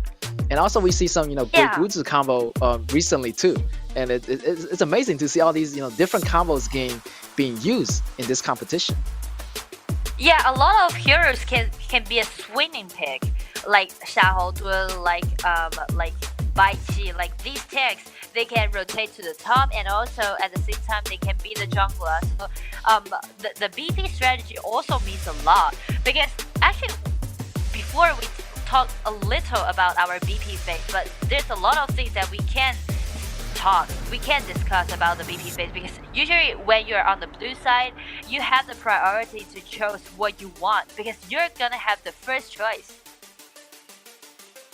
Exactly, and we see a lot of Lubu picks, and a lot of top laners are choosing Guan Yu. Like I want to see more diversity in those top laners instead of those two heroes. Like Zhong Wuyan. Yeah, Zhong Wuyan was a you know first timer in this competition. You know, that was really surprising. And with that being said, we got the Shen Mengxi going out, and the Shen Bing getting banned as well. Pretty common bans here. Yeah, they don't want Scars to use Sun Bing to pair with Xiahou Dun or paired with Bai Qi. That would be quite solid. And also KG ban away Zhou Yu. Wow, I'm wondering what that's KG gonna is be gonna too choose mage. for their first pick right now. Yeah. Maybe Zhao Jun. It's a suitable choice, but we might never know. Yeah. Because it's not that prevalent, like first ban from Sun Bing or Zhou Yu. If they want to go for Gongsun Li, maybe. Yes. And Gongsun Li actually pair up with, you know, Da Chao is a good combo, you know, coming back, the double teleportation. What? Yeah. The sniper is out? No, maybe not. Maybe just a Maybe tease, teased you know. again. Yes, the mighty show, yeah. Oh, how dare they? But still, they're gonna lock down Yixing. Yixing, you know, for those bigger team fights, locking down opponents in that box. So let's see like what kind of damage heroes they're gonna follow up to that with that combo. Maybe it would be Meng Ya, maybe it would be Garo, because these two marksmen can not only come up with their damage, but also like doing great job during the laning phase. It's really hard to choose Gongsun Li or to choose Marco Polo to play against KAW during the laning phase. Yes, we got the classic combo on the Scars. We got the KAW protection from Zhang Fei. long range. Gonna have a good time, easy time laning in the beginning. Yeah, and we can see like those teams who prioritize their marksman to make sure that their marksman is gonna be comfortable during the laning phase, always gonna win the upper hand in the early game. And after they win the upper hand in the early game, they can just snowball the game. It seems like quite similar among a lot of teams. Yes, I have to agree. And with that, what they're gonna do the hard carries, the Lam is gonna be out, and also Jing. Those are two really popular picks. Yeah, like actually, in this patch, Jing or Lan won't be that prevalent as before in this game. More like Zhao Huaizhen or Xia Houdun would be more preferred than Lam or Jing. But like these two heroes, they try to prioritize their junglers to let them to carry the team. So maybe that's the reason why they chose Lan and Jing. Yes, and KG still have a support left, and what they're gonna choose, but Scar is gonna ban out Tai Zhenren. Tai Zhenren's been banned out. I guess maybe they want to go for something spicy for their mage. Okay, Ingzhen. Ingzhen. Maybe not Milady. Wow. Oh, Milady. Maybe not Mai Shinui. I mean, Mai Shinui is always a good choice. Yeah. I was thinking about Mai Shinui because they banned away Tai Zhenren. Tai Zhenren would be such a great counterattack towards those burst damage. And since Scar is gone, Guya and Lam, I guess they banned away Tai Zhenren in order to have Mai Shinui. So that would be a really nice choice. Oh, KG locking down the Dunhuan Tai. That's gonna have they have a lot of hard CCs on KG side. Yeah, I guess, is it the first time we saw Dunhuan Tai in this event? Like, I think so. Would be I a think really so. Nice suppression, right? Yeah. Yo, super suppression to Lam, as Lam better be careful of cutting the back row, because Dunhuan is there. You do not want to go in. Yeah, always holding his ultimate and just standing there being a threat. He just played that role just like Prince of Landing, like kind of similar. Yes, exactly. Yes, really pro-reactive, reactive actually. I kind of see like why KG want to see like what Scar's gonna do in the battles. So Dunhuan Tai is kind of hanging around the background, be really pro-reactive and see how Lam's gonna react to that. Yeah, that's it. That's why like Dunhuan Tai can be quite versatile in the game. Like he can choose to use his ultimate in different circumstances. Just depend on the situation. If they want to initiate, he can just be proactive to suppress someone. But if he tries to protect Lady Sun, he can just play around Lady Sun and stand there, try to suppress Mai Shinui or Lan. Exactly, but you want to watch out for his HP. You do not want to be hitting your allies when the Dunhuan's immobilize one of your allies. And it's gonna cause both players to lose health. Yeah, if you hit him, like Dunhuan Tai, his ultimate is more like blood for blood. I would suppress you, but at the same time, the damage the damage dealt that you taken, gonna have the same action on me. Yes, and he's gonna carry that flash. He might just pin down Mai Shinui instead of Lam. Pin down Mai Shinui under the tower, so the tower hits him, and Mai Shinui is kind of squishy. In the beginning, maybe you want to take out that Mai Shinui first or Lam. Yeah. I totally agree with you. Like those ultimate that he can use it wisely. The damage dealt can not only be triggered by those heroes, but also by the tower. So he can just dive. You can just dive in the tower and try to take down Mai Shinui. All right, guys, the match is gonna be underway. We have Purify on Lady Sun. Yes, I can see why. Look, they have a lot of CCs. We got CCs from Shang Yu. He might flash in, or Mai Shinui. Like Purify is a good choice for Lady Sun. And the match is gonna be underway. KG's on your left, blue side. Scar's on your right, red side. Let's rock and roll, baby. Scars. I do hope that they can show us something different. Like, I definitely would think like last game would be such a pity for Scars because they do have their strength, they do have their power, but they didn't showcase it. So let's see. That's this right. time they play against Exactly. KG. Well, they prepare something different. Yes, Impunity left a scars on scars last match, so you know, Scars better come back this match. Yeah. Alright, we might see a possible small skirmish here. Shang-Yi rotate mid to help mid out, but nothing too much is happening yet. Scars, by using this rotation, they force out 2 flashes from KG's side. That also can stop Yixin or Donghwan Tai to be so aggressive. Like without the flash, Donghwan Tai would be like quite short and he won't be access to my Shinui. Yes, exactly. And with that being said, we got 2 tanks on the top lane. They just have so much HP and they're just gonna have fun with each other. Like I don't think they can kill each other. Shang-Yi versus Yeah. Whoa, They're just gonna fight KG till the show. end. Yeah, Whoa. getting taken extremely low. But he still got that passive, right? Like a Destiny active. But I'm not sure he's gonna get that before level 4. Yeah. Oh, first blood. Here it goes to KG. Jin, can he get the double kill? Wow, he taking down 2 players with the ultimate combo. What a play.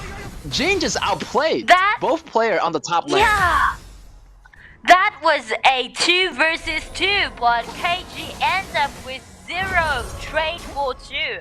Such a nice play by Jin. That's why we So said like much KG wants to prioritize their junglers to carry their team. Wow, bottom lane. First off, the ultimate from Goya. Lady Sun's gonna back off for now, you know. She just wanna farm in the beginning, get those essential items before those bigger team fights. But Jin, I'm telling you, like, he is doing really well right now for KG. Well, definitely, no doubt. Like 2 kills in his hand. And also, like, Jin will have higher efficiency than Lan to clean up all those jungles. So he can, you know, arrive at the lane quicker than Lan. Yes, my Shinui right here, try to rotate with John Fei.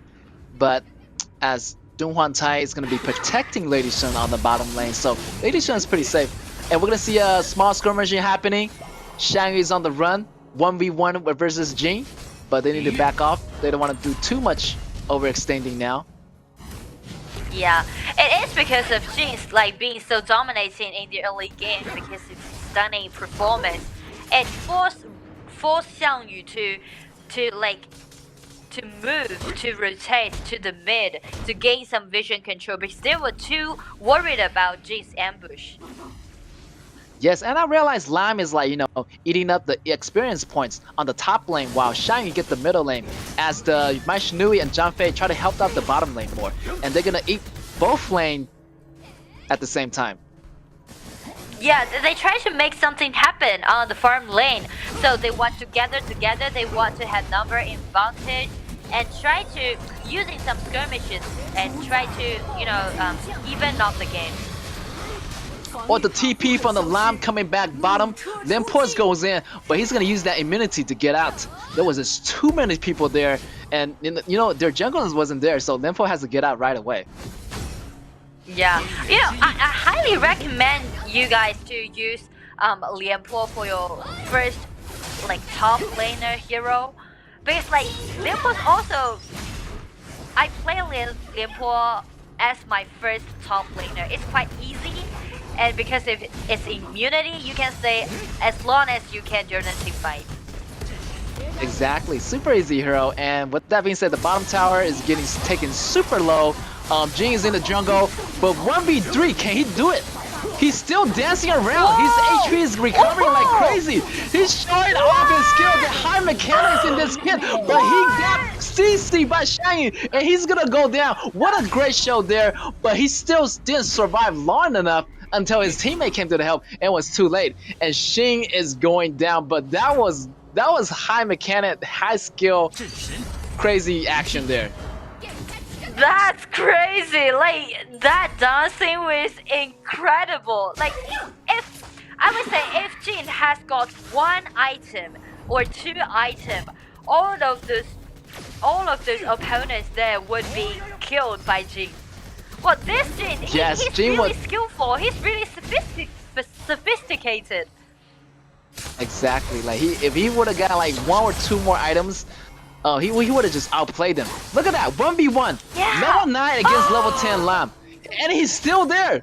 He is like, come out, dude. Like I'ma fight you 1v1. But Lion is on the hunt for blood. Oh, Lion got the kill, but he goes down as well. 1v1 trade. And over here, Shangyi goes down with the help of Limpo. It's gonna be 3v3, but there's gonna be a 2-for-1 trade. It's still gonna be in the favors of Scars. Wow, both junglers are out of control right now. Both junglers try Exactly. to showcase, try to use their skillful, like own mechanics, try to make something happen. They're just out of control. Yes, and as that being said, KG's take the first Tyrant. The Tyrant's gonna provide buff and movement speed and go overall to the whole team. But if they still play in this way, I would say KG would win the upper hand. And Lam again come in, arrive on time. Tai Jenna tried to lock down Shangyi, but Shangyi has too much HP, and it was too late for Jin to come in for the cleanup, as all of the member of the Scars back off. Wow. This Jin is playing like a real assassin. Every time she came in, everyone would just back up. No one wants to contest it. Exactly, and you do not want to be in that AoE of that ultimate. You will get slashed, and your HP is gonna get chipped away. Like right, what happens here? But KG's not letting go. Oh, he's still doing his thing. Oh my God! What just happened there? Oh my God! Lan had the upper hand, but Jin with the HP recovery, with the allies coming in, and Lan didn't have any backup, so he has to go down. Limpo still with the ultimate, but inside the ultimate, what? It's crazy battle there. This is the coolest Jin that I've seen in our event as so far. This Jin is just like a real assassin, and she just carried his team. That's right. Right, And with trying to Lam down, keep they're him gonna suppressed. snowball that. Oh my God! Lam came back at the right time. I think, KG should have backed off there, just kill one person and just back off, because Lam was coming back, and that's gonna be a small mistake for KG. Yeah, they're just like too much. They're getting too much because like the one who's the richest people in their side would be Jin, but Jin was absent. Jin wasn't there when they tried to do that invasion. So actually, like both junglers, we should put them under the spotlight. Exactly. Scars try to make a comeback, try to get the resources from their red. They're gonna capitalize on that with the 2 kills from KG. Wow! Again, they met Jin. again. We met again. It's a battle to the end. But this time, Lam be like, yo, I have some buddies with me right now, and you are not getting away. Oh my God, he's still dancing. He's still going. He's going down. Oh my God, no allies, but he's gonna trade for that top tower, from the bottom tower, the 2nd tier tower. But is it gonna be worth it? No, well, Jin was being taken off, so that also means KG will fall behind from now on. But still, I was this Jin was so impressive. That was 1 versus 3, but she just stayed as long as she can and buy some time for Lady Sun try to push forward on the farm lane. Exactly. So much confidence in Shane. Like this jungler, like know what like get into the head of the opponent. Like fight me, please fight me. I'm gonna buy some time for my teammates, and you're not gonna see that coming. Like once you kill me, like your tower is already gone. Like super worth it. Yeah. Like he's just being so excited, The more people see that, he would be more excited. Dark Tower. Yes, the more the merrier, I'm telling you. Alright, the Dragon's gonna trade off. You know, Overlord goes to the KG, we got Tyrant, goes to Scars. We might see a possible bigger team fight happening here. You know, everybody just waiting for the next person to initiate, but nobody wanna make a move yet. Everybody just being so Scars. cautious. They know that. Yeah. They know that, like, you know, KG got the Vanguard, and you know that Scars got the Tyrant, so you know they're both getting really cautious here. Yeah, and also Scars, they're too afraid of the ultimate that Donghua Taiyu got, so no one wants to hazard it. So everyone just being so cautious and just play around this mid lane. Yo, Jin's gonna use that ultimate, try to get a chip HP away from Xiangyu, but Xiangyu right now just 2 tank, and that's gonna force out the of Ishin's ultimate as well. They don't have ultimate.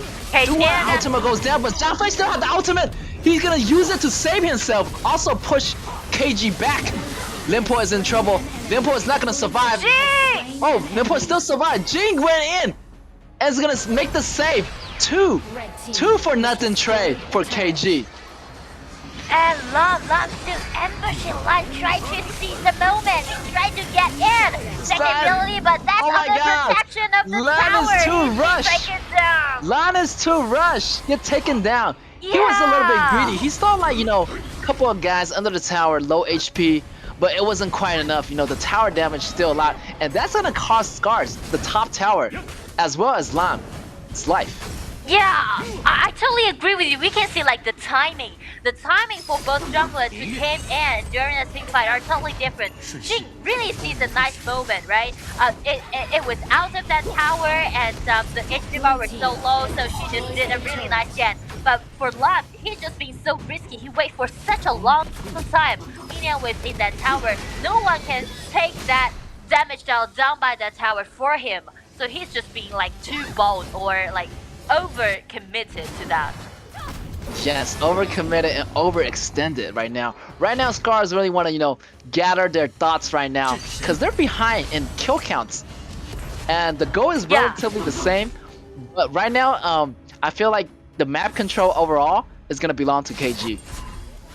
Yeah, because like we can see Jin's equipment, he's almost fully decked out. The last equipment, I guess, he wants to go for that siege breaker.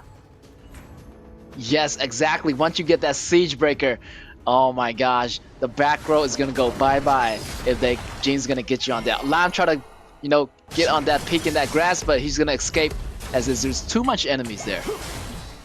Yeah, you know, like in this patch, Lam's second ability, his cooldown has been extended from 7 seconds to 7.5 seconds. So that requires him to save less time during the team fight. Whoa, Jin is on the run, but that's not gonna be enough. Xiaoyu came in with the flash. Jin's gonna go down. This is a really good opportunity for Scars to strike back, actually. He's gonna go push it. Limpo got out, but Donghua came for the help. But Jin just gonna go down like that.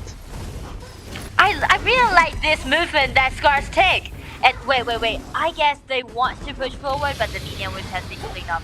Like this movement, Scars, they know that KG wants to do the split up push, and Jin would be the one to take the responsibility to clean up the minion waves on the top. So they're just ambushing there. There's 3 people there. Xiao even flash in within his first ability, try to take Jin down.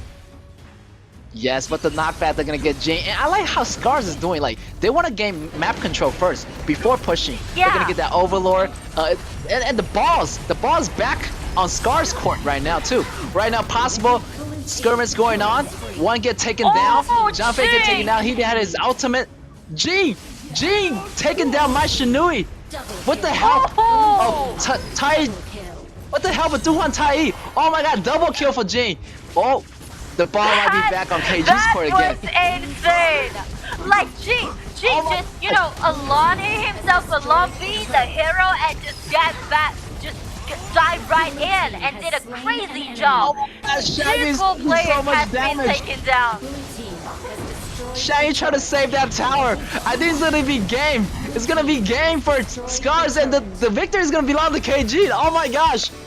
Even though they don't have the Vanguards, They still ended the game like just like that, like in a split moment. Whoa! What? I was like, what? KG! We didn't see their showcases yesterday, they forfeit. So we know nothing about this team, but today when they play against with Scars, this Jin, this Lady Sun, and all their strategies towards this game.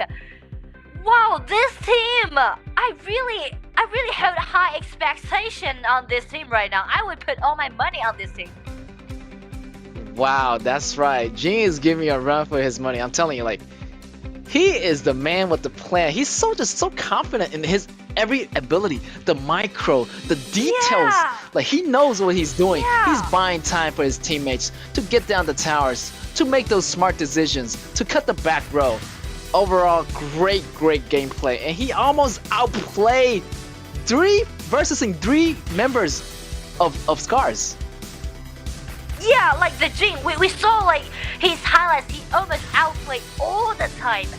Every team fight, every skirmishes. It's just like he's the one running the game. He's the one to take over this game. Every highlight, he's the one to be the showmaker. That's right, and that's right. He put on a great show, and Scar just got Scars got a little bit distracted because they just want to go after Jin. This is because they saw the 4-man 4-1 push, and they all put their attention on Jin, all eyes on Jin. You know what I'm saying? And that leaves all the other teammates of KG to push the towers to gain the gold resource, to gain the objectives, and that's what's gonna cost them at the end for Scars. Yeah. I totally agree with you. Exactly. Just like that. Like Scars, actually, I don't think they want to fight. You see, like they want to get control of the map. They want to push the lanes. They actually do not want to make something happen in the mid. But Jin and also Lady Sun and also Yixin, by using his ultimate, keep forcing Scars to do those team fights. So Scars was quite distracted by this Jin. And everything just they went lost in the late game. Yes, everything just like a domino effect. You pay your attention to Jin, but you lose your tower in the process. And look at Jin, like 12k in gold. Instead of Breaker, he went for the pure sky. Like he know that a lot of people are going after him, so he need that damage reduction as soon as possible. Yes. So this pure sky actually allow him to stay longer during the team fight and also help him to aim in at those core players. You see like the last big team fight, he himself ambushing there and dive right in and just did instant kill on 2 core players, both Kuya and also mine. Yeah, like Jin is just holding it down, and they didn't really have enough like manpower to handle the rest of the team member, because most of the team members of Scars is going after Jin, and Lady Sun is already have his like Daybreaker, getting his Eternity Blade, and Lady Sun can almost one-shot even Xiangyu came in at the end, and he got just taken down by 2 bullets of Lady Sun. Yeah, because like Scars are too busy to deal with Jin, so that even made them to ignore Lady Sun. But still remember, Lady Sun's just being so powerful in the late game. Not even mentioned he's also being so rich and wealthy.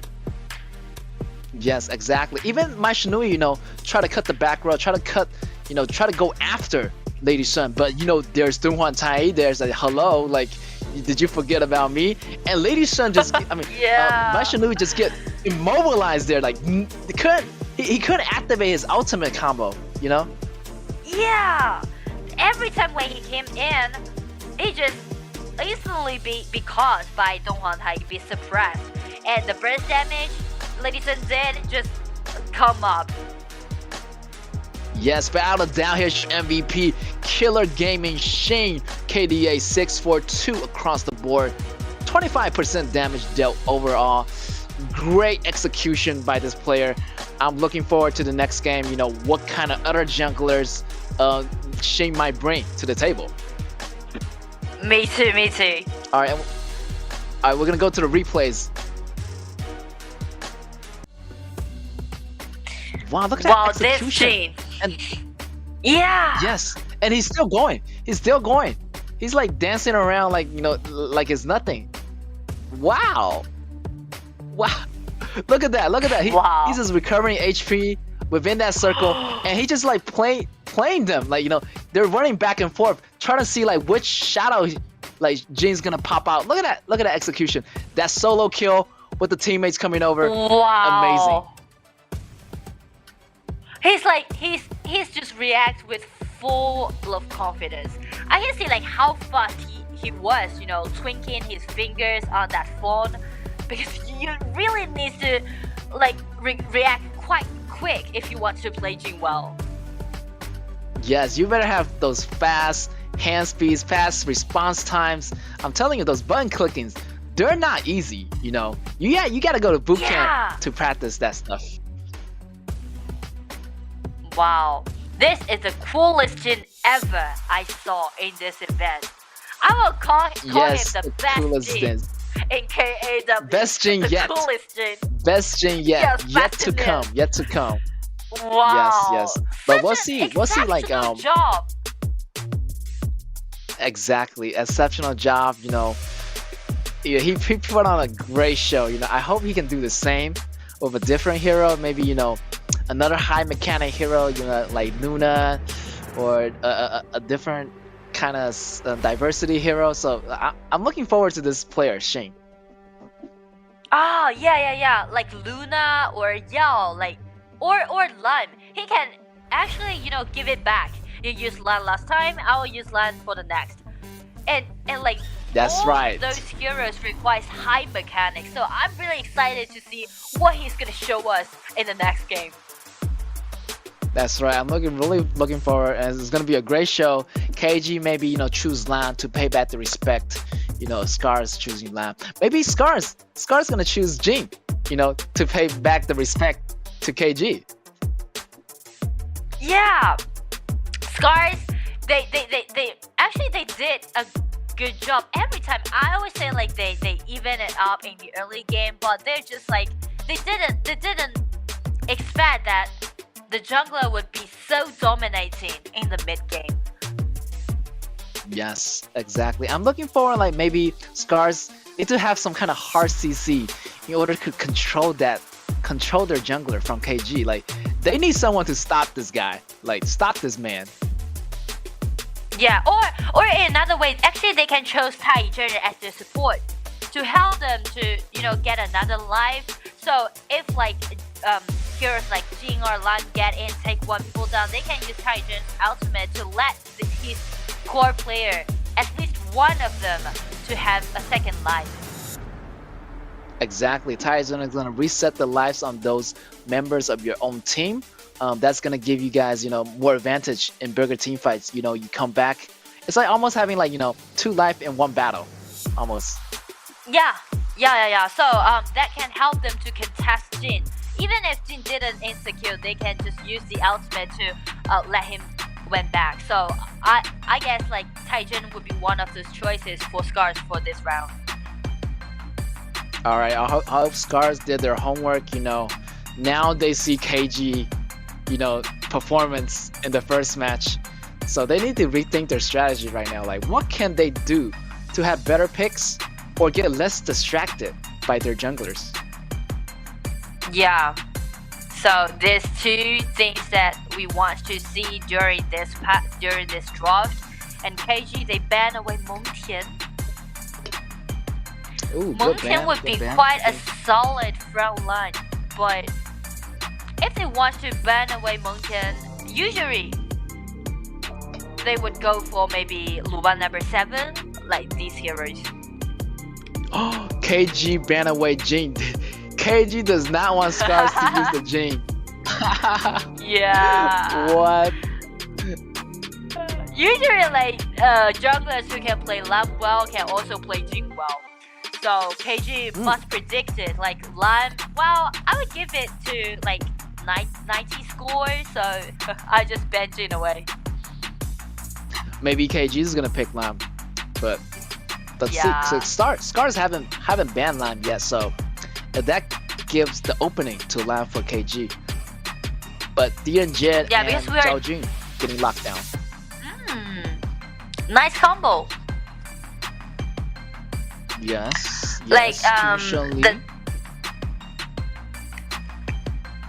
Gongsun Lee. Well, Gongsun Lee would be quite good when he's doing something in the team fight, but What? would be quite tricky to handle KG? Yuanjie. Man, Main is out.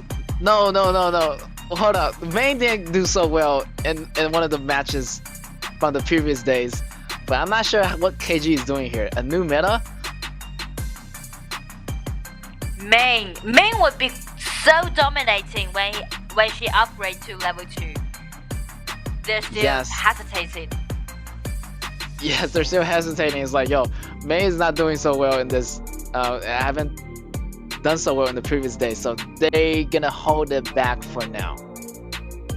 Yeah, they want to see like what cards Scars still has and wants to do the counter attack. So instead they go for this Luban, and Luban paired with Yuanjie would be quite a nice duel on the farm lane. We're not seeing a jungler from KG yet, so I thought like gonna be a last pick. I think they want to make sure that jungler fits the composition, also counters the composition from Scars. So the last pick is very important. Yeah.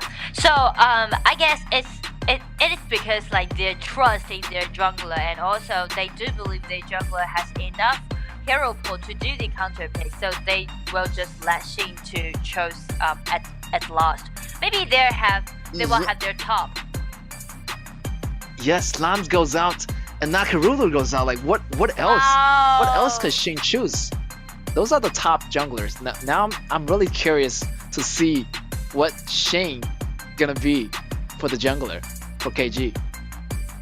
Yeah. Maybe Yao or Zhao Huaizhen or Miyamoto Musashi. Musashi, another good choice. It's gonna be a counter against Gunshan Lee in some cases. Well, be a good counter pick to Gongsun Lee and also Sunbin and also Ata. Yes, exactly. He's gonna lock down those HP recoveries, and it's gonna kill you in those times. So super devastating for those 3 players. And for that, they're gonna lock down Yixing, and Yao is still hovering up in the air where they lock it down, and that gives KG the last pick. For their top, they really need a tank to gain the vision control, but they go for Liu Bang. Liu Ban, wow, Liu Ban top laner. We're gonna see some, a lot of 4-1 pushes, because Liu Ban can initiate pretty much any second, going to the teleporting to his teammates. So 4-1 push might be an answer for KG. I feel like they're going for a long-term, longer gaming, like a late game, more of a late game stable composition. Yeah, and also that makes me feel like they want to prioritize their jungler again, because Liu Bang would be such a nice protection to their jungler. Once Miyamoto Musashi just locks someone in, Liu Bang would directly, using his ultimate, try to ground a shield on Miyamoto Musashi. Yes, exactly. He's gonna jump in with full confidence that his teammates is gonna be there for him, and that's gonna be trouble for whoever the back row is for Scars. And Scars better find some protection right now. Yixing and Ata, I don't think it's gonna be enough. Yeah, Scars. Actually, if we scrutinize this composition, this draft, Scars has a more solid composition. They have Ata paired with Sunbin and also Yixing. The hard CC would be quite completed, and also they can do 4-1 push. Yao would take the responsibility.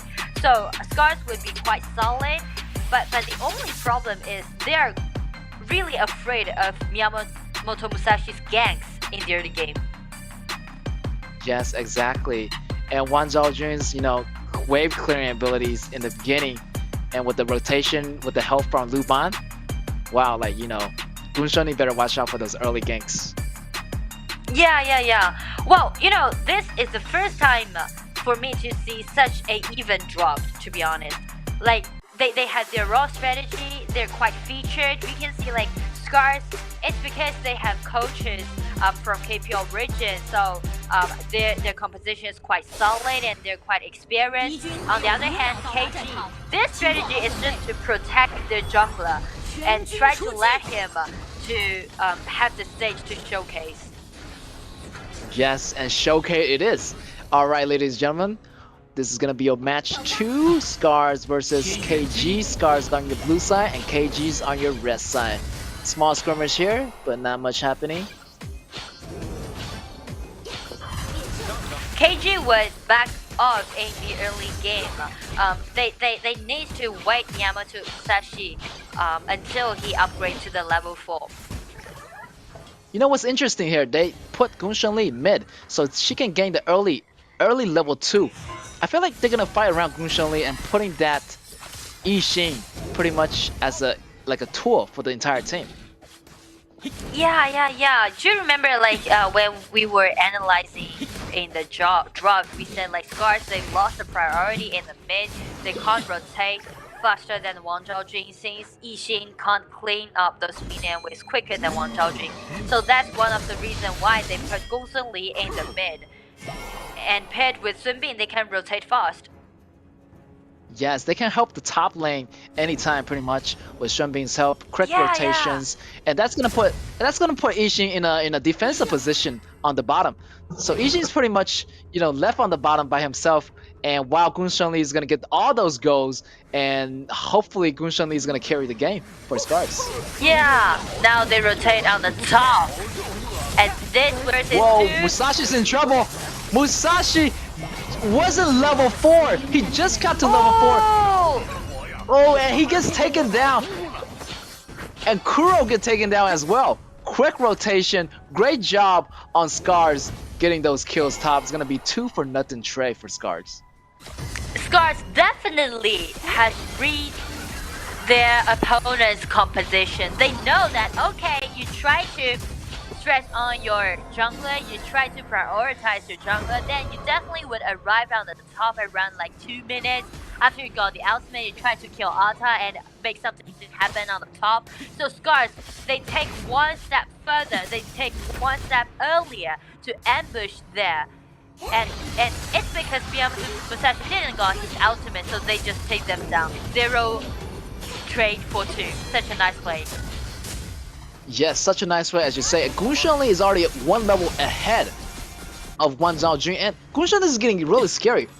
Like, Gunshan Li's goal is building steadily, and they're gonna go for the dive of DNJ. That bottom tower is looking pretty weak right now. If they're gonna go, nobody's gonna come defend it. That bottom tower is gonna shred quickly.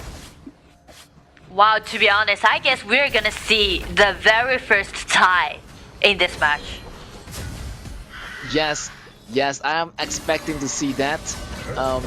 Gunshan Li is doing really well now. He's gonna trade spots with Yixing. Like, we can see like how experienced Scars is.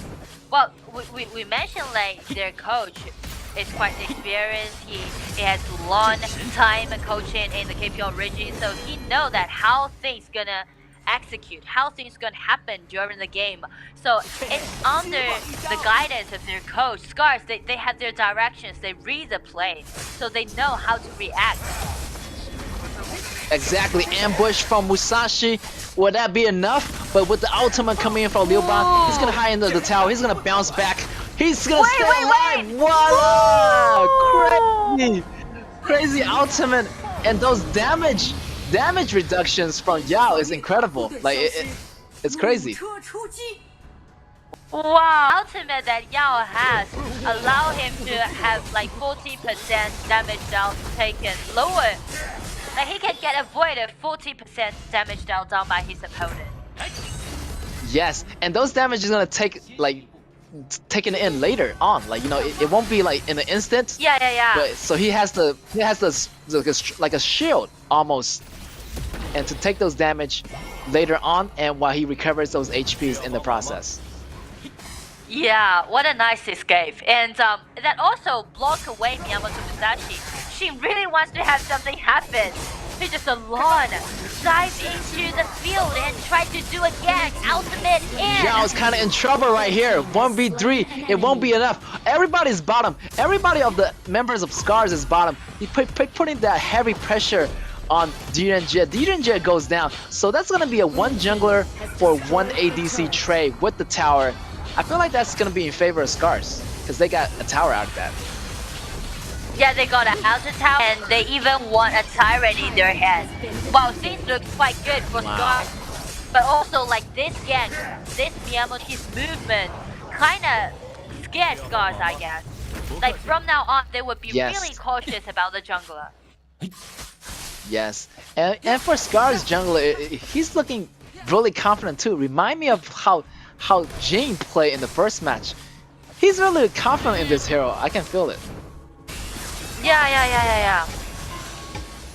This is a man with confidence. Yes. All right. I feel like the blue area is gonna invade it. 5-man gonna go to the blue area. Musashi goes in a little bit too deep, but he wants that blood for that. Gunshan Lee, but Liu Bang came to help. It's not gonna be enough. They're kind of surrounded. Scars went too deep. Musashi was there just to get one kill. KG ends up with 0-4, and they can use the minion wave, take down the first tower in the mid, and even the second one. Shin again being the hero. He's the one to engage. He's the one being the jungler, engage, dive right into the back row. That's so cool. Yo, he dived into the super back rows, but with Liu Bang's ultimate, he was able to get away. Yeah. That's why we said like they go for Liu Bang instead of any other tanks. They just try to secure the jungler. It's their main purpose. Like KG's strategy is quite plain. Again, it happens here. Musashi. Again. Another ambush, and there's no one there to protect Gunshan Lee. Wow. Okay, Yao going after Zhao Jing. Zhao Jing go underneath the tower. It's not gonna be enough. This is gonna come Musashi and Liu Bang. Oh, still cutting with that blade first ability. It's gonna cut down Ata. Wow, she is on a roll right now. The man, someone gotta stop this man right now. Wow, this is a man with confidence, but this time 1 versus 3. That's too much, isn't it? Yes, a little bit too much as Shin gets taken down. But hey, you know, it's a great start for KG. KG is fighting back. Scar got the upper hand in the beginning, but the current situation, KG got the upper hand now. Yeah, KG it's because of Shin's performance. His own showcases help KG to even out the game. Because like Scar's always have 1 versus 3 right here. I don't think Yao's gonna escape. Whoa, it's not gonna be enough. It's gonna get executed by Liu Bang. Wow. Things are going out of control for Scars. They try to use the composition, they try to operate, but the problem is there's no time for Scars to operate. There's no time for them to do the split up push. Every time when they try to clean up the minion wave, they're gonna meet Miyamoto Musashi, and even worse is that they can't contest Miyamoto Musashi for no reason. They don't even know why. Why I can't contest Miyamoto Musashi, the man with confidence. Exactly, and Gunshan Lee has to be careful of this positioning because Musashi and Liu Bang is gonna always aim for Gunshan Lee first hand, no matter what. Yeah. Again. Oh, another tower dive. Musashi is gonna go in. That tower is gonna go down. He's not finished yet, but he's too deep. He overextended. There's not enough teammates there to whip him. So KG's member, all 4 are gonna go down. 4-0 trade in favor of Scars. Scars, now they have with the upper hand. They have set a nice counter attack by this team fight. 0 trade for 4, and there's only 1 support alive from KG's side, not be able to guard these towers, and Scars can using this minion with try to take down the second one. such a nice counterattack. Yes, this is a great counterattack by Scars here. As we come up to the 10 minutes mark, they almost got that mid torrent, inner torrent, but their top lane is looking a little bit dangerous right now, so they might have to send someone back, and that might be a risky Tyrant here. A big fight happening, but Ishin got the lockdown on 3 heroes. Great ultimate on Ishin, but Musashi go in. Doesn't matter. I'm gonna cut the back row. Liu Ban's still helping out, but that won't be enough. They don't have any manpower. Musashi and Liu Ban can't take on 4 people by themselves. So Scars is coming back with the upper hands, and Shin gotta be careful. They bounce back, and I guess for Scars, they really want to end up the game. Miyamoto Musashi sneak into the rear and was spot out by Sunbi, but the minion This was is still too in the dangerous. high ground tower. I don't know what he's doing. Ability. He's trying to clean the creeps. He's trying to clean the creep. That's all he can do for right now. And the Tyrant belongs to Scars. And Scars, the ball is bounced back on Scars. The Scars has the ball now. Yeah, definitely Scars. Scars has such a great advantage, I would say. Like, they have like 2 kills in the head, and also they've got 3 gold lead. And even better is that this composition relied a lot on Sunbi and Ata. But now, after 10 minutes, they have like enough equipment to help Ata to stand enough long during the single fight. Yes, super sustainability on Scar's side. And they're only gonna get stronger late game with Sunbi and Ata.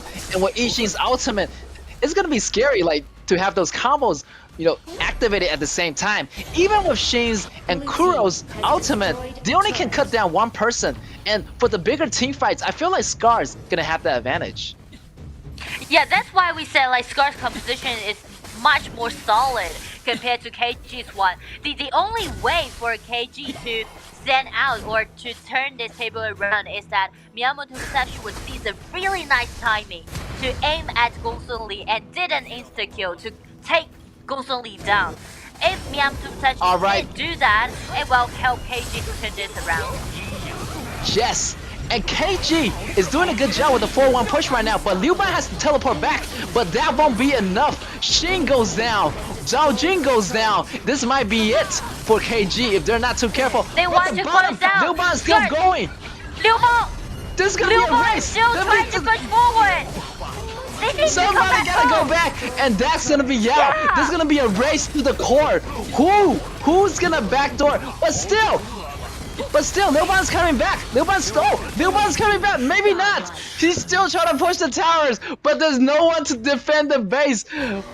There's only Dieter and Jet left, and Kuro's going all the way. Alive. They want to go back, but the high ground tower still being stolen away by Liu Ban and using his ultimate to TP back. Oh my God! I'm so nervous for both sides right now. Both towers gone for KG, but only 1 tower gone for Scars. But still, like Liu Ban want to go all the way, guys. Like, you gotta watch out for that man. Wow, that's why we said like Liu Ban would be the best choice to do that 4-1 push. And we can see like here the situation was for KG. Miyamoto Musashi has been taken down, and he's the one trying to engage. Oh, still engaging. Liu Ban's coming with the help. It's gonna be Musashi 1v3 situation. He's kind of a little bit too deep. His allies are not there. He's gonna get surrounded. Liu Ban and his partner Shin is gonna go down. With that, they're gonna use that Super Vanguard, Shadow Vanguard on the mid lanes. I think this is gonna be it for KG. They need to go back and defend the base. Got numbers. Yeah, they got numbers advantage. There's minion waves, and there's even Vanguard spawning in the mid. And because the high ground tower already been taken down, 5 people together, Stars can just use those Vanguards to close out the game. And this would be the first time that we are gonna win this. First force out the flash, and then second ability try to drag it in. This Vanguard is the crystal, and Luban tries to drag out the dragon. The dragon is already in the base. Oh my God! They're suffering so much damage. Kuro going back, Shin going down. Oh my God, so much AoE damage from that. They're not gonna come back from that. Dragon's been taken down, but the creep The wave, the dragon still coming. That's gonna be a quadra kill out of Gunshan Lee. Oh my god, the second quadra kill of the game. And that's gonna be it. Scars taken away. 1 versus 1. Gunshan Lee with his great performance, his visually stunning performance and high skills, end up with a quadra kill and ace KG. This game, Scars, they may face a little bit difficulties in the early game, but it's because of their solid composition and their teamwork. Because like every team fight that they participate in, they always have numbers advantage, and they're just being so cautious on Miyamoto. First take him down, and then they're just blotting the rest of the numbers. And by using that Vanguard, successfully close out the game.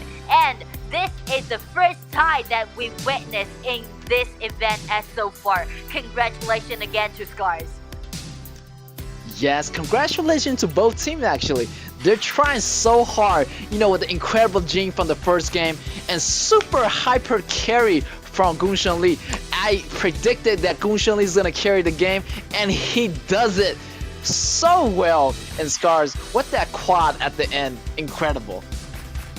Incredible. And Scars again show us their resilience. I still remember, when they were in KIC, that journey.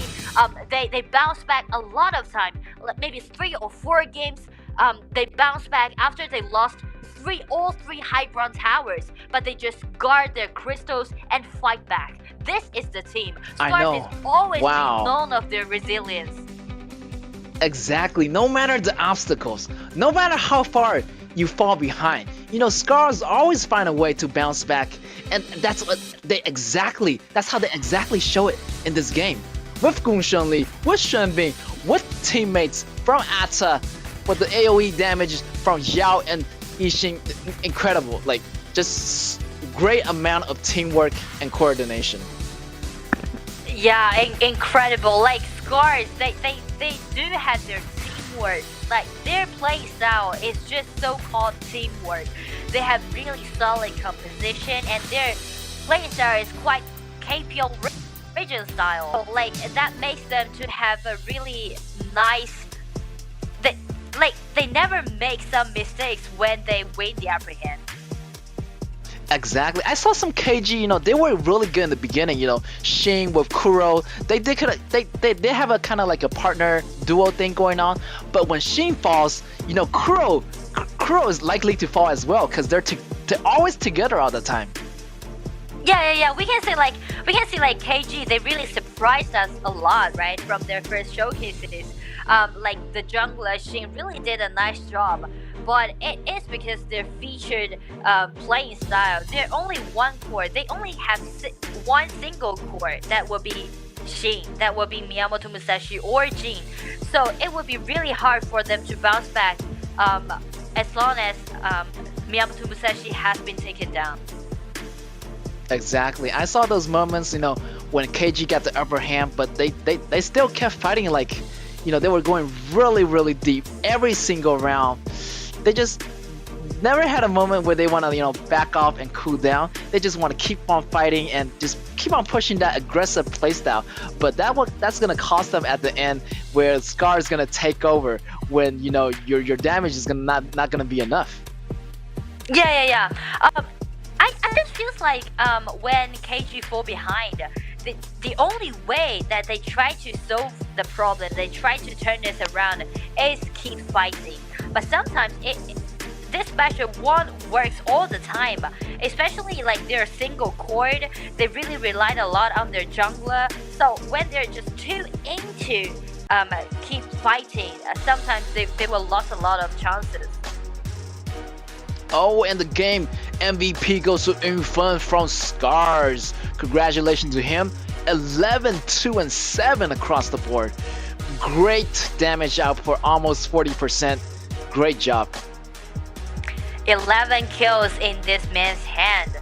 Gunshan Lee, he's the one to stand out when his team fall behind. And Gunshan Lee would always gonna be one of those marksmen who can dance in all the time during the team fight. Yes, super high mobility gameplay, and we're gonna go into that replay in just about a minute. Look at that! Look at that! Like, see, like Miyamoto Musashi jumps in with Kuro, but he's so deep, and Gunshan Lee is like gonna pick up all those kills. Yeah, like he just like he didn't think about the consequences. Like their teammates, like they're always 2v4, so like they were just overconfident. Yeah, like confidence is important in this game, but overconfidence definitely would cause like bad results, especially like there's always numbers in deficit. Yeah, look at that kiting from Gunshan Lee. Even though Gunshan Lee get almost taken down, she came back using the umbrella to adjust his position. Look at that. And that AD, that damage, it's insane. And with that red, oh my god, like nobody's gonna escape from Gunshan Lee's auto attack. Like this hero would be quite daft when he's be involved in the team fight. Yes, look at that dragon push in the mid. Look at that Gunshan Lee chipping away the HP, you know, dancing around their enemy. The umbrella goes sideways, and he's still aiming. Nobody's gonna stop Gunshan Lee. That triple kill, that double kill, that quadra kill. My gosh, wow, incredible. And this is the first time for us to see this tie. This is a quite even game. Like KG showed us their high mechanics, especially like their junglers quite stunning during the whole game. And I do hope that he can bring us something like different for his jungler pools in the next round. And also for Scars, they won it by teamwork. Like these two teams are quite featured, like definitely different playing style, totally different understanding towards the game. Yes, exactly. On the KG side, they really want to go with that combo where, you know, protecting the jungler and fighting on the jungler and using Liuban and focusing all-round strategy with the jungler. But on Scar's side is more of a, you know, solid composition where they have the, you know, Gunshan Lee and the other player as well. Overall, I feel like Scars has the overall advantage here in this match. Yeah, Scars is more like a teamwork. They done all of those teams by numbers in advantage, and also like the rotation, the coordination is quite tight. And it's maybe because like they already know each other for such a long time, and they're quite experienced. They participate in KIC for the last year, so they definitely would have trainings together for quite a long time. And for KG, today is their first showcases, and I do believe that a lot of teams would pay attention on their junglers in the next few series. Yes, and I'm really looking forward to see both of the team come back in the next rematch. And with that being said, we're going to have a short break, and we're going to be right back.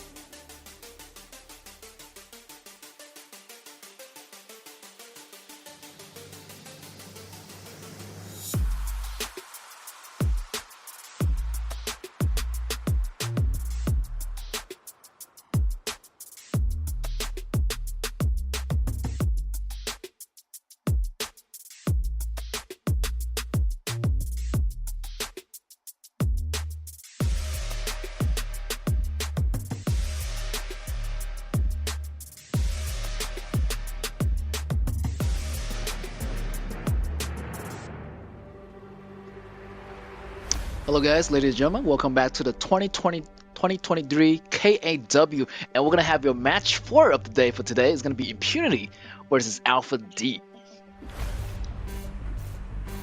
For these two teams, Impunity already got 2 wins in a row, so that also means they have 6 points in their hand because they all end up all those both matchups with 2-0. And for Alpha D, I feel so sorry about this team. They only participate in 1 matchup and they end up with 0-2 play against with RCG. So that also means there's no points in their hand right now. Oh my god, Alpha D is gonna feel the pressure right now because they have no points and they're going up against a formidable opponent, Impunity, a team that we saw in the KIC. So I don't know what to expect here. They better prepare something for us. We already seen like all of those 10 teams show up in our event, and as so far I would say Impunity and RCG would be the 2 most convincing team as so far. Actually, and Alpha yes. D, they played against RCG for the first match, and today they're gonna challenge Impunity. Alright, and we're gonna go through the BP phase right away. Banning out Luna for this first ban.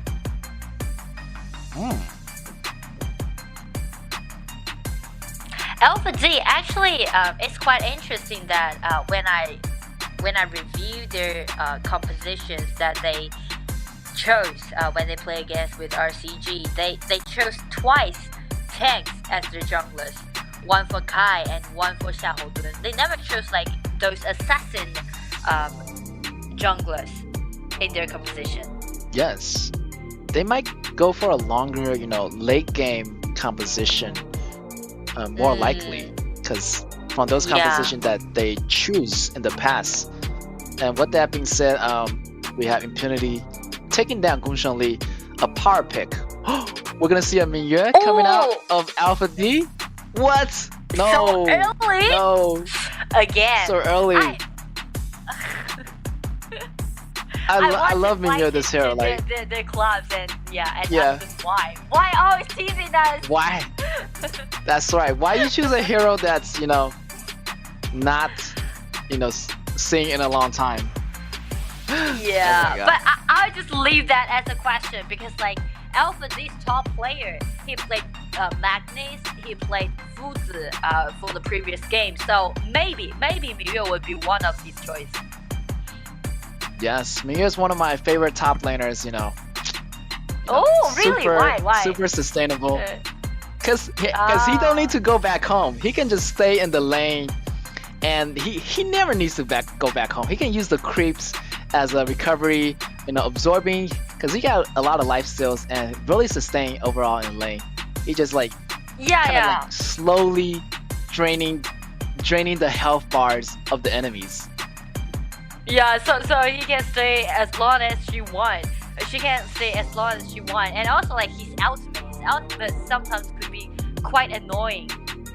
Like those not chosen. It's hard to capture. Yeah, it's hard to gank that hero. Ultimate has a immovability, so you cannot really catch him. Hit that target because he's underground and he's gonna pop out anytime. So for the composition right now, it's looking pretty normal. We got Gunshan Li, Impunity, taking Xiaohodun and Zhao Jun.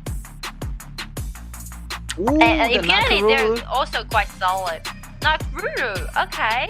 Nakruru would be one of those junglers that can do burst damage. Like, this hero is different from Jin or Lime.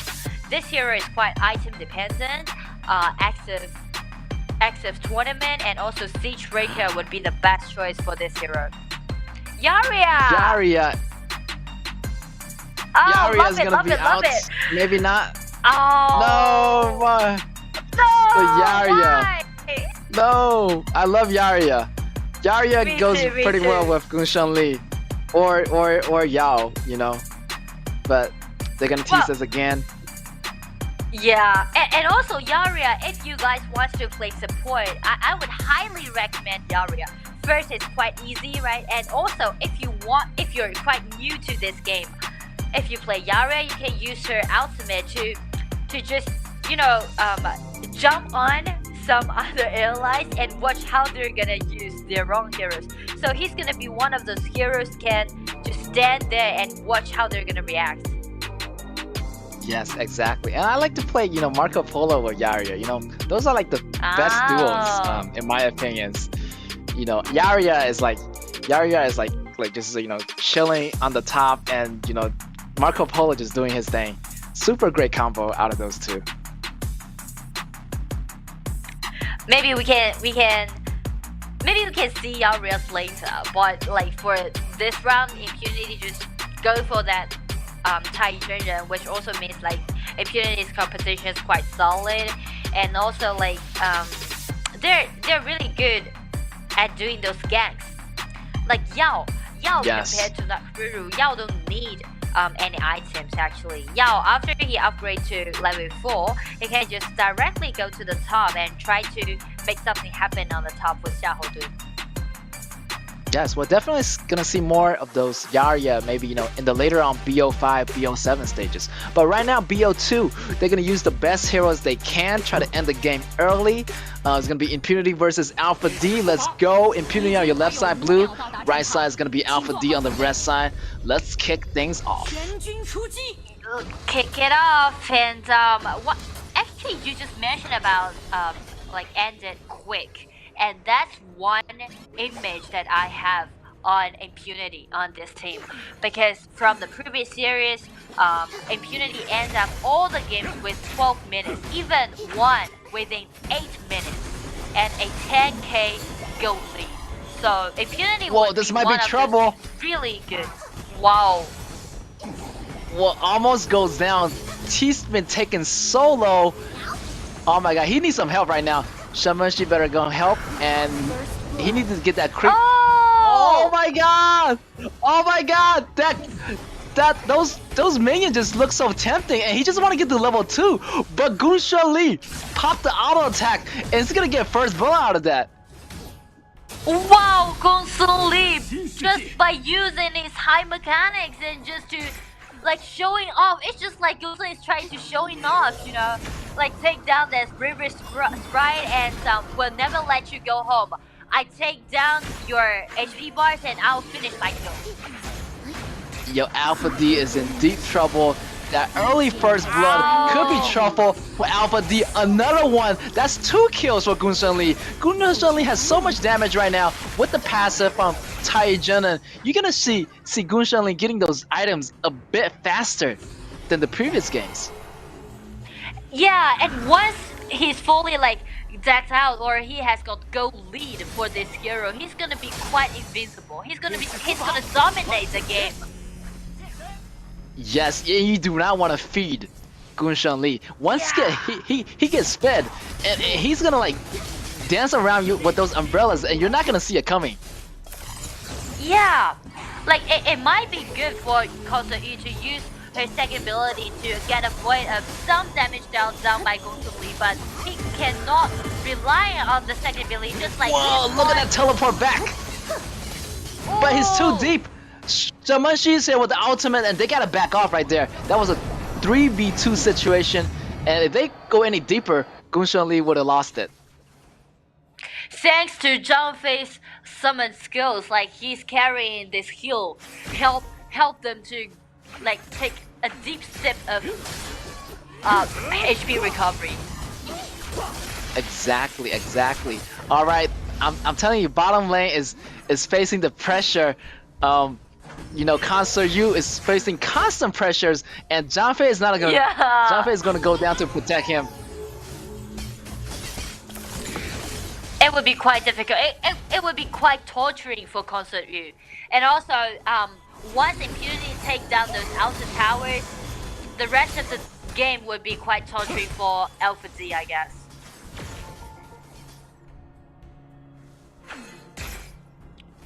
Impunity rotates down to the bottom. 4 people together will just clean up all those minion waves and try to rotate again. And they're they're trying to find someone. They're trying to find someone in the field. And once they spot someone, just like this one, like Shemoshi, they will just initiate instantly.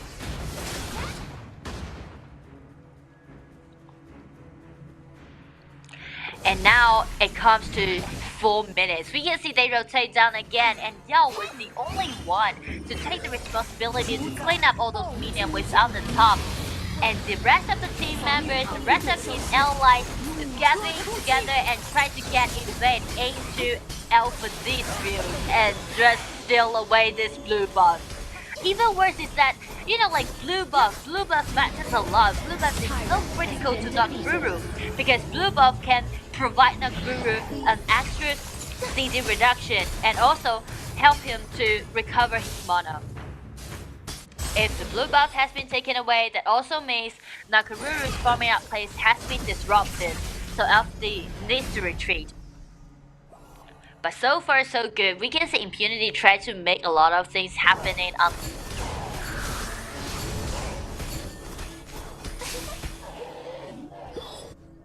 step back. I'm just gonna back off and try to avoid all those skirmishes that could happen on the lane. Try to buy more time for Nakamura and Konsu to farm up. 5 minutes. It's just something happened.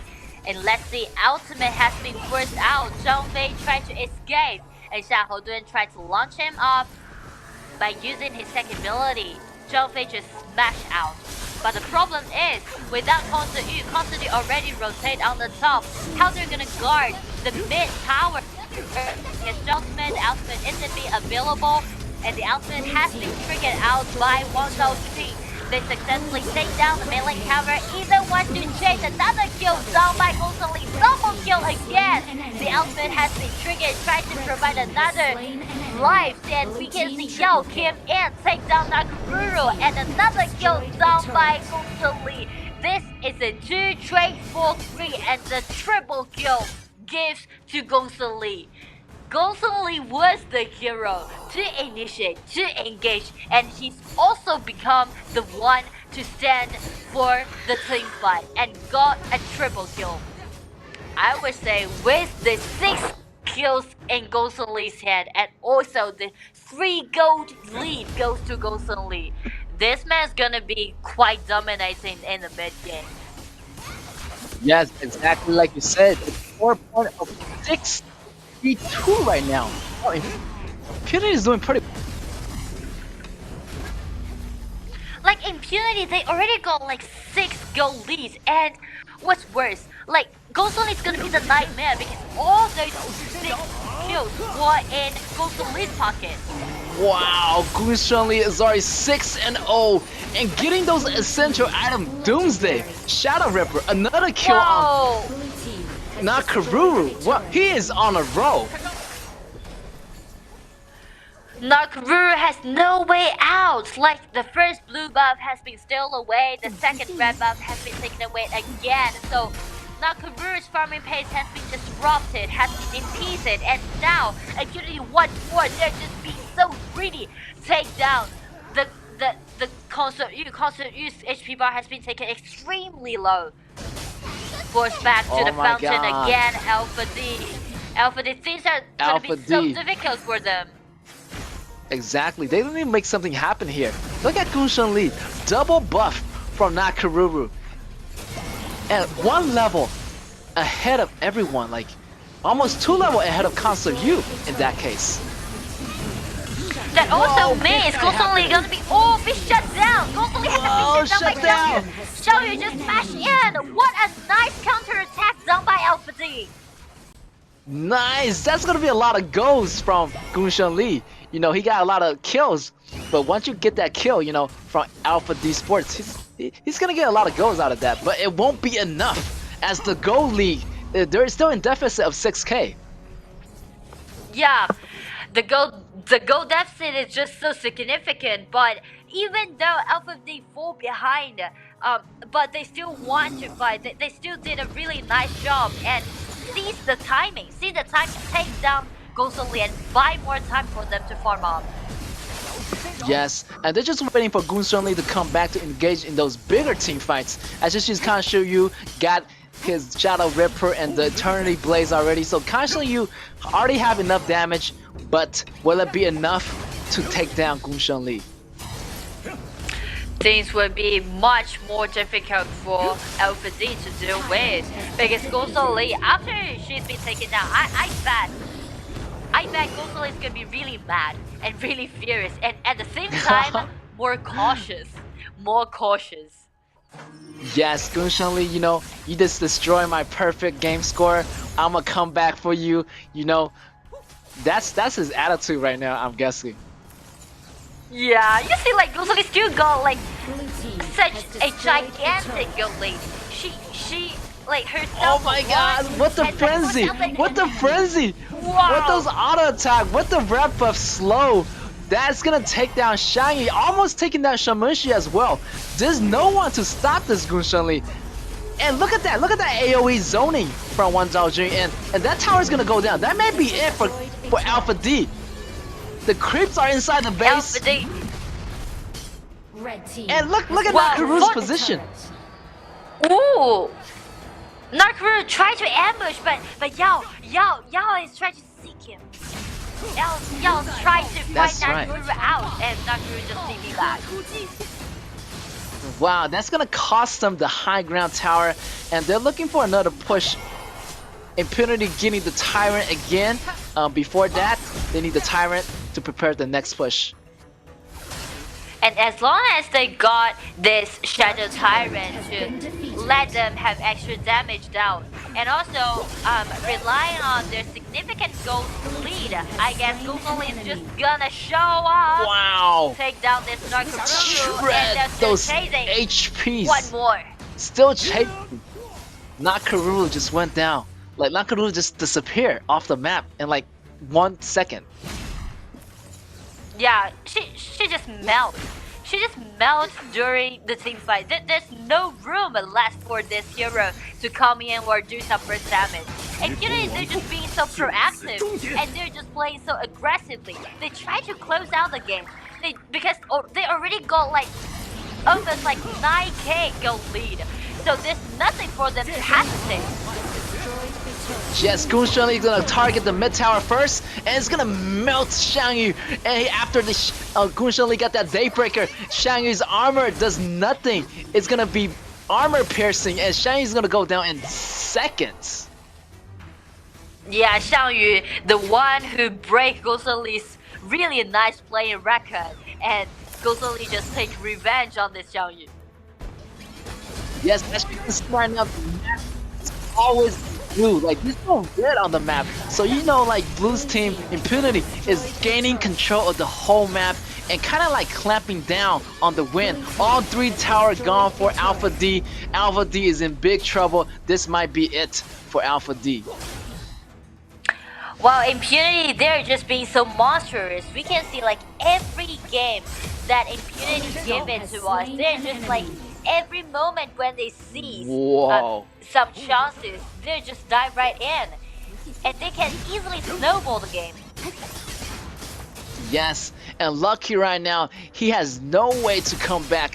His goal is a little bit lower than the jungler from Impunity, so it's hard for him to fight back, and he's kind of squishy, you know, by himself. He needs his teammates to be with him in order to gain those, you know, solo kills or, you know, 2v2 fights. Yeah, and we can see Impunity, they try to close out the game. Oh my god, the dragon is gonna be unleashed, and the creep's gonna be inside the base, and the victory goes to Impunity. What a great outcome! The Goonsun Lee, the overkills from Goonsun Lee, and that almost perfect score by Impunity. Wow, Impunity, this team showed us their unparalleled power in this event compared to other teams. And also, like, every member from Impunity just outplayed during the laning phase by their own mechanics. Like Goonsun Lee did a solo kill, and also like this team, Impunity, they really know how to snowball the game. Once they seize a time, once they see the chance, they take away the blue buff or the red buff, and they just constantly to take away those buffs in a row to impede like their opponent's farming pace. Like this time, Nakamura, he's just being so painful. The game is just being so torturing to this player. Yes, he suffers a lot. Throughout the game, his buffs was getting constantly taken. But in the next game, I want to see Alpha D really step it up. Regroup the strategies, knowing what to do instead of choosing the right composition, better composition to face Impunity. Impunity is a really experienced team, so they need to come up with something, to face this formidable opponent. Yeah, every team that's gonna play against Impunity really needs to pay attention, because Impunity was one of those teams who can be quite greedy, but they never hesitate to do something. Everything that they want to do, every step that they take was already planned. They have plan A, they have plan B, they have plan C, but all of those plans are in order, are on purpose. So they do have a really clear and like a certain blueprint in their own mind. Yes, they got the man with the plan, and they always catch them off guard. Like Lakaru is always getting picked off, like solo. Yeah. Going back to the base, and like he's always like out of position. In my opinion, like there's a lot going on, but the jungler is out of position, and he almost get taken out first, and they're gonna leave the rest of the teammates, in danger after that. Yeah, we discussed a little bit about Nakamura, this hero. Like, this hero really can do burst damage in the late game, but the only problem is this hero will be quite weak in the early game. So that's why Impunity constantly get invade into Nakamura's field, take away those blue buffs, take away those red buffs, try to slow down Nakamura's farming pace. So we can see, like, actually compare these two different jungles, Yao has almost like 2,000 gold lead against Nakamura. Yes, as you can see, Lakaru is there. Like he died 4 times. He almost went half tank. He bought that, armor, but it didn't work out. The damage was too much, and the half tank build didn't even come out, and the game is already over. Yeah, like those equipment that she went for, like Siege Breaker or Active Tournament, that's quite essential. But once Alpha D just fall behind, that also gonna make him to be so squishy, so vulnerable during the game. Yes. Also, Shine, took most of the hits, on the front line, but Gunshanli's damage is way too much. And with the gold passive, increased ability from Impunity's Megumi, like, oh my god, like the gold just skyrocketed for up, like gold's just going up and up, and he just got all his items, and nobody on Alpha D could do anything to him. Yeah. So actually we can see the gold line again show a stat go up for Impunity, and we can see like every game that Impunity played, they always end up within like 12 minutes or 13 minutes and with a significant gold lead. That's quite formidable. Yes, exactly. They know what to do. Like, they have the plan. They know what to do at every moment of the game. And Alpha D Sport, you have to step it up.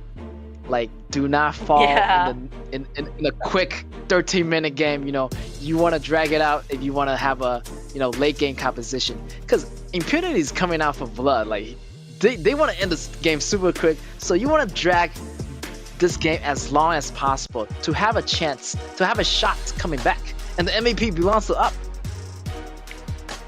This console, no doubt, quadra kill, or is it him, or like he did a really great job during the game. Yeah, I think it was last game for the quadra, but Gunshanli has been a really popular pick ever since day 1, the KAW started.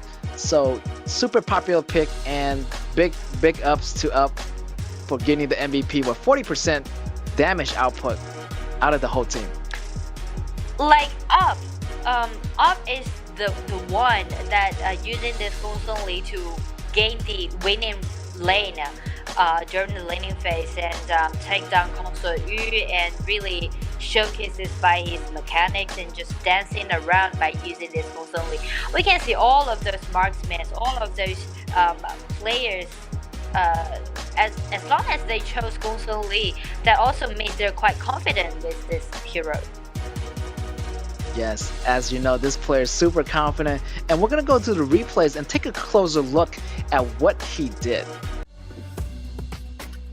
Wow, look at here. Even in the early game, he's being so aggressive, diving under the towers. Look at that. Look at that. Getting the kill first early game, first blood, getting another kill in the mid after Zhao Jun froze him.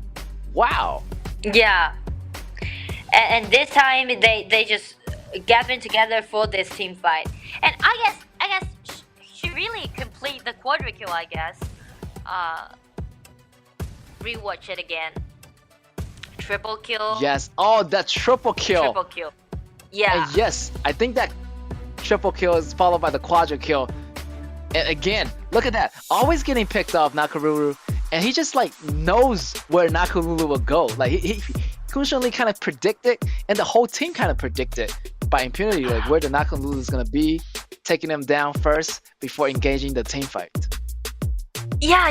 That prediction actually showed how experienced Impunity is. Even though they win such a great upper hand, they got such a significant, gigantic goal lead, but they still have got that awareness about, okay, Nakaruru already got his Siege Breaker and active tournament, so they still like low down, they still be a little bit cautious about Nakaruru. So first thing first, they will find out Nakaruru, take him down, and then try to close out the game. Yes, I want to see Alpha D Sports bounce back. You know, they need to make smarter moves, you know, fight for some vision. You know, vision control is so important, you know, in this game. And if you know where your enemies are, like you have more confidence, you know, engaging in those objectives or taking a gank or taking a tower in that case. Yeah, well, Alpha D, I really feel a little bit worried about this team right now because I would say like they're quite bad luck in this event, because if you see the arrangement, first day they play against RCG, which is quite dominating. This team is quite powerful, and second day after they lost the first game they play against with Impunity, and I guess Impunity and also RCG, they're the best teams right now in the event, but Alpha D just play against them in a row. That's crazy. Alpha D is facing the pressure of these pro teams and super formidable opponents. I don't know what to say. Yeah. They just have to, you know, they have to bounce back. You know, they're having the hard way right now. But having a hard way might be good. You know, it's rough. It's a rough start. You know, they might, you know, start off with the wrong foot. But you know, once they get a hang of it, I want to see them coming back. True. So that's gonna be a really big test on those players to check if they have enough mentality to handle these difficulties, because like the biggest problem for this team now won't be compositions, won't be those hero choices, won't be those players. It's all because like, well, they'll lose their faith to play against those strong teams. Yes, staying up good mentality has to be number one. You know, you can't, you know, be pessimistic. You gotta be optimistic about the future and about the, you know, compositions that you choose, and put full confidence in your teammates. You know, believe in your teammates, and yeah, just let it all, just let it be. Just go with the flow.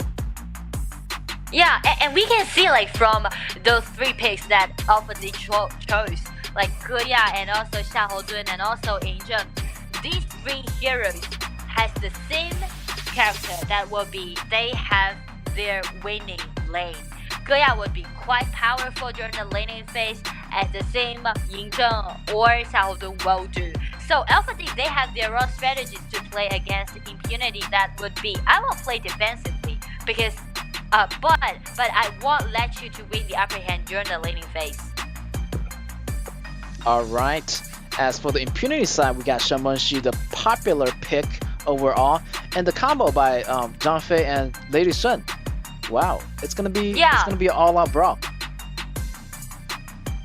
And I would say like the farming lane again would be put under the spotlight. Lady Sun would be the one who can deal with Guya and also paired up with Zhang Fei. These duels on the farm lane would be quite powerful in the early game. So the farming lane, those skirmishes happening on the farming lane in the early game definitely would be really interesting. Yes, I'm looking forward to those the Lady Sun's super hit, the one hit kill after Lady Sun gets all his items. Yeah, that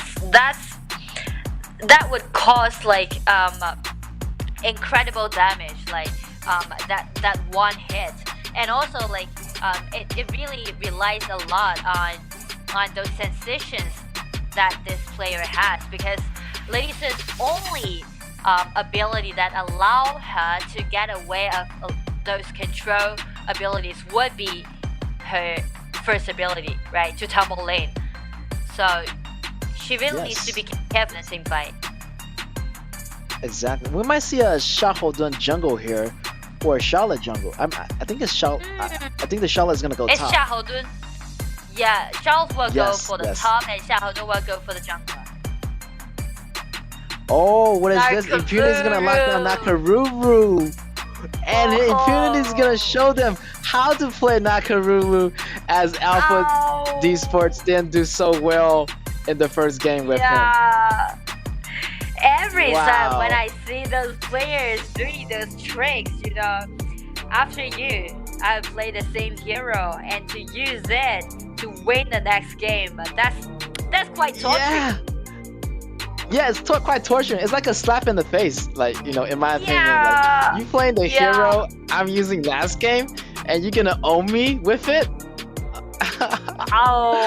It's such a torment. Oh my gosh. Let's just see like how they're gonna do with this Nakamuru. Well, this Nakamuru be a tutor for Lucky, or will Nakamuru face the same situation as Lucky just faced in the last matchup? I don't know, Nora. I feel like, you know, Impunity has a lot of tanks. Wow. Frontline, X-Hero, and Megumi. Look at those tanks. And even that Zhang Fei has a heal ability to back up the HPs of Impunity's members. Yeah, like the frontliners too tanky, and also like those two tanks can carry different responsibilities during the team fight. So Impunity's composition is quite solid. Alright, let's roll it out, guys. Alpha D Sports on your blue side, and red side is gonna have your Impunity. Let's go. Nakamura again on the red side. I'm really looking forward to seeing how this Nakamura is gonna perform. And also like for Alpha Z, they're quite smart, you know. They change their composition. They know that the first thing to stop Impunity to snowball the game would be guard their lanings, guard their towers. So they chose like 3 heroes, which is gonna be quite dominating in the early game during the laning phase. We can see Goya's doing quite a good job. Oh, they even got the lane priority. Wow. In the beginning. Yeah. The laning phase is looking pretty well for Alpha D Sports. And as you say, like, they're more smart. They're much smarter this game, you know. Guarding their resources, you know, being a little bit more like making more safe decisions in the laning phase.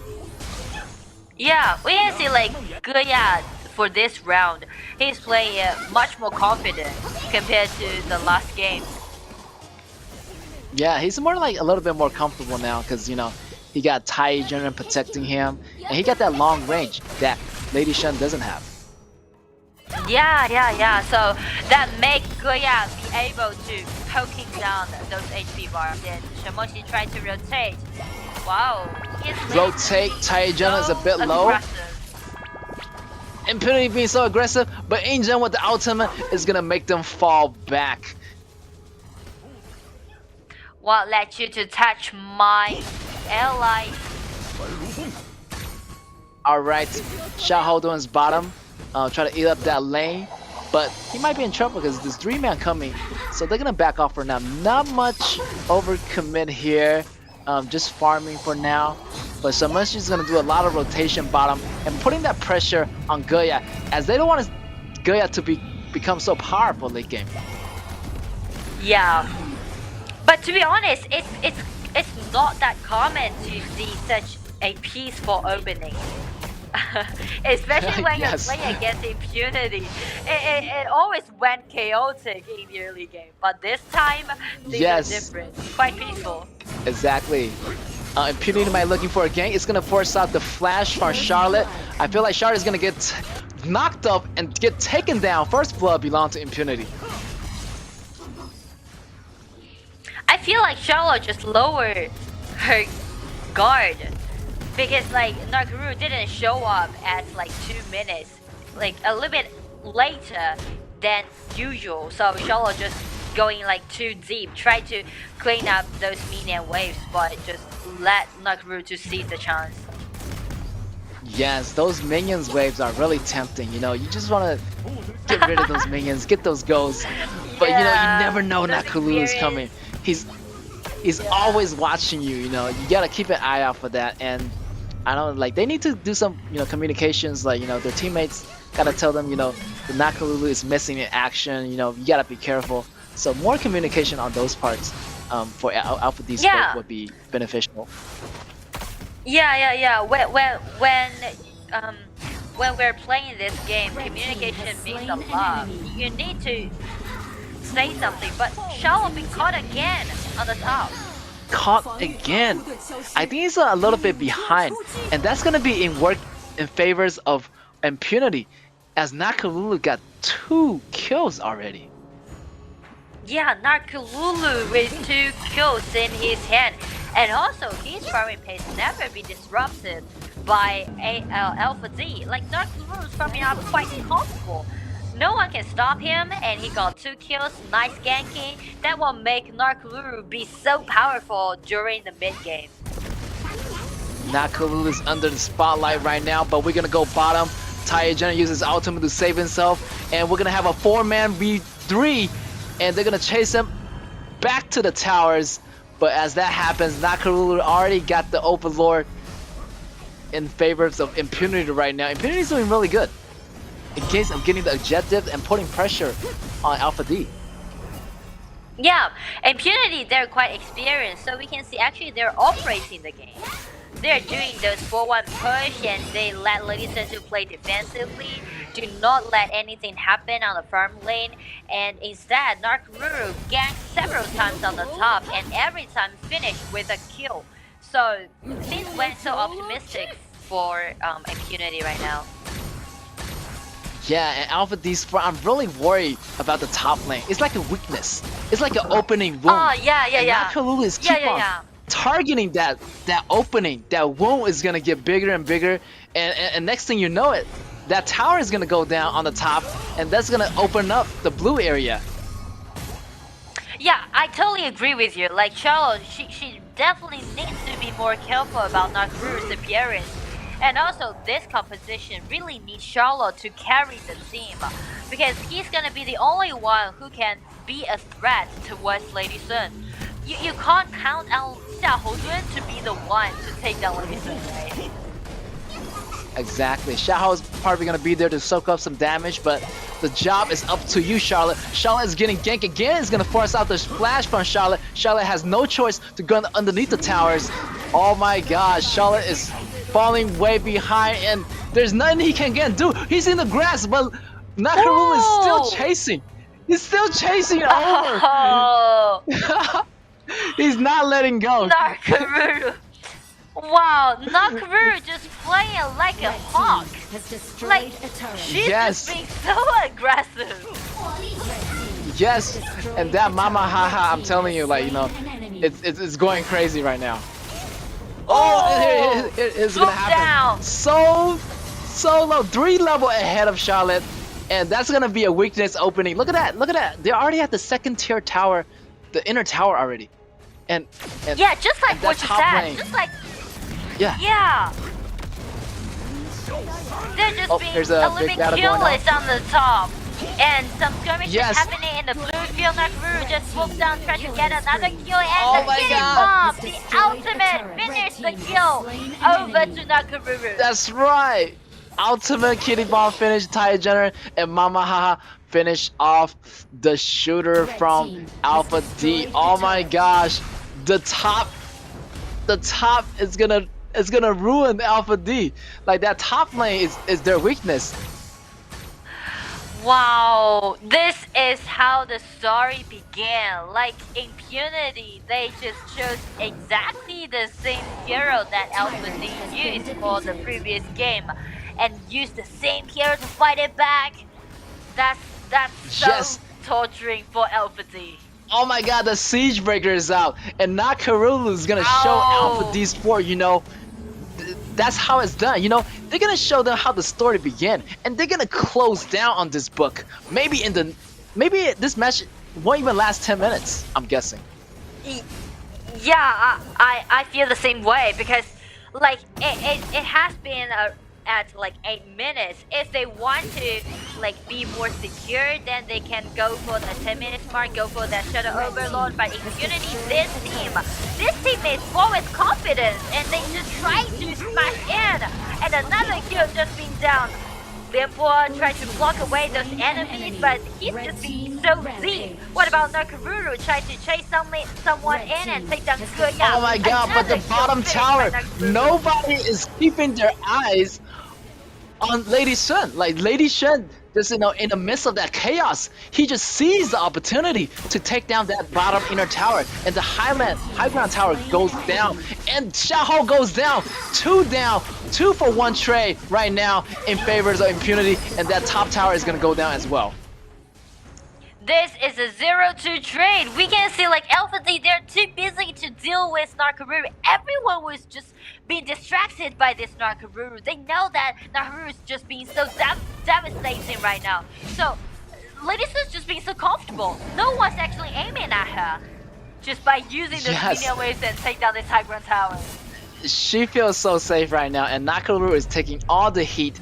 And with that said, they're gonna have that Overlord, the under 10-minute Overlord. But would that be enough to end the game? Let's see how Impunity is gonna do, because they still got Vanguard, even though this is not Shadow Overlord.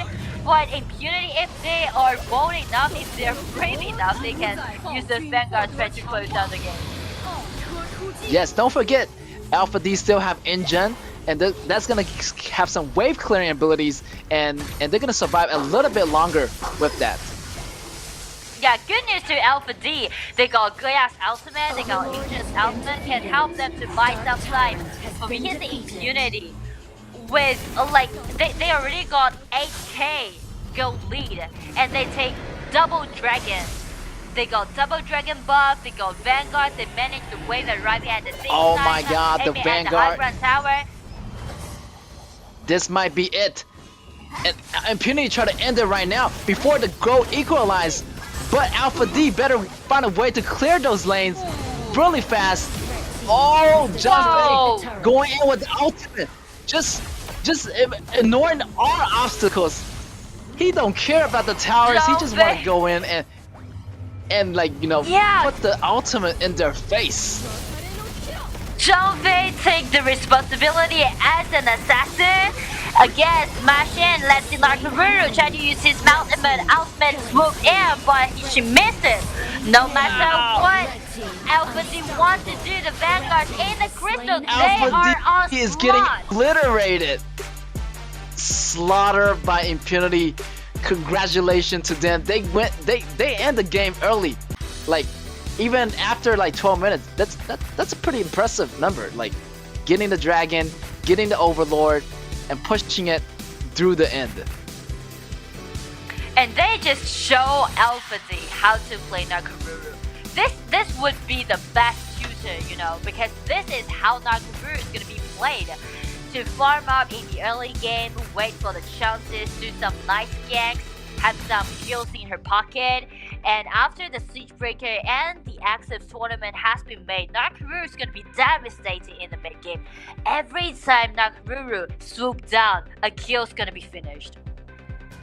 Oh my god, yes, I have to agree with you. And that top lane gate was really crucial in the beginning. And Charlotte couldn't do anything. Like, they knew that Charlotte was a threat to Lady Sun, so they had to put down that threat pretty early. And that works out all well for Impunity.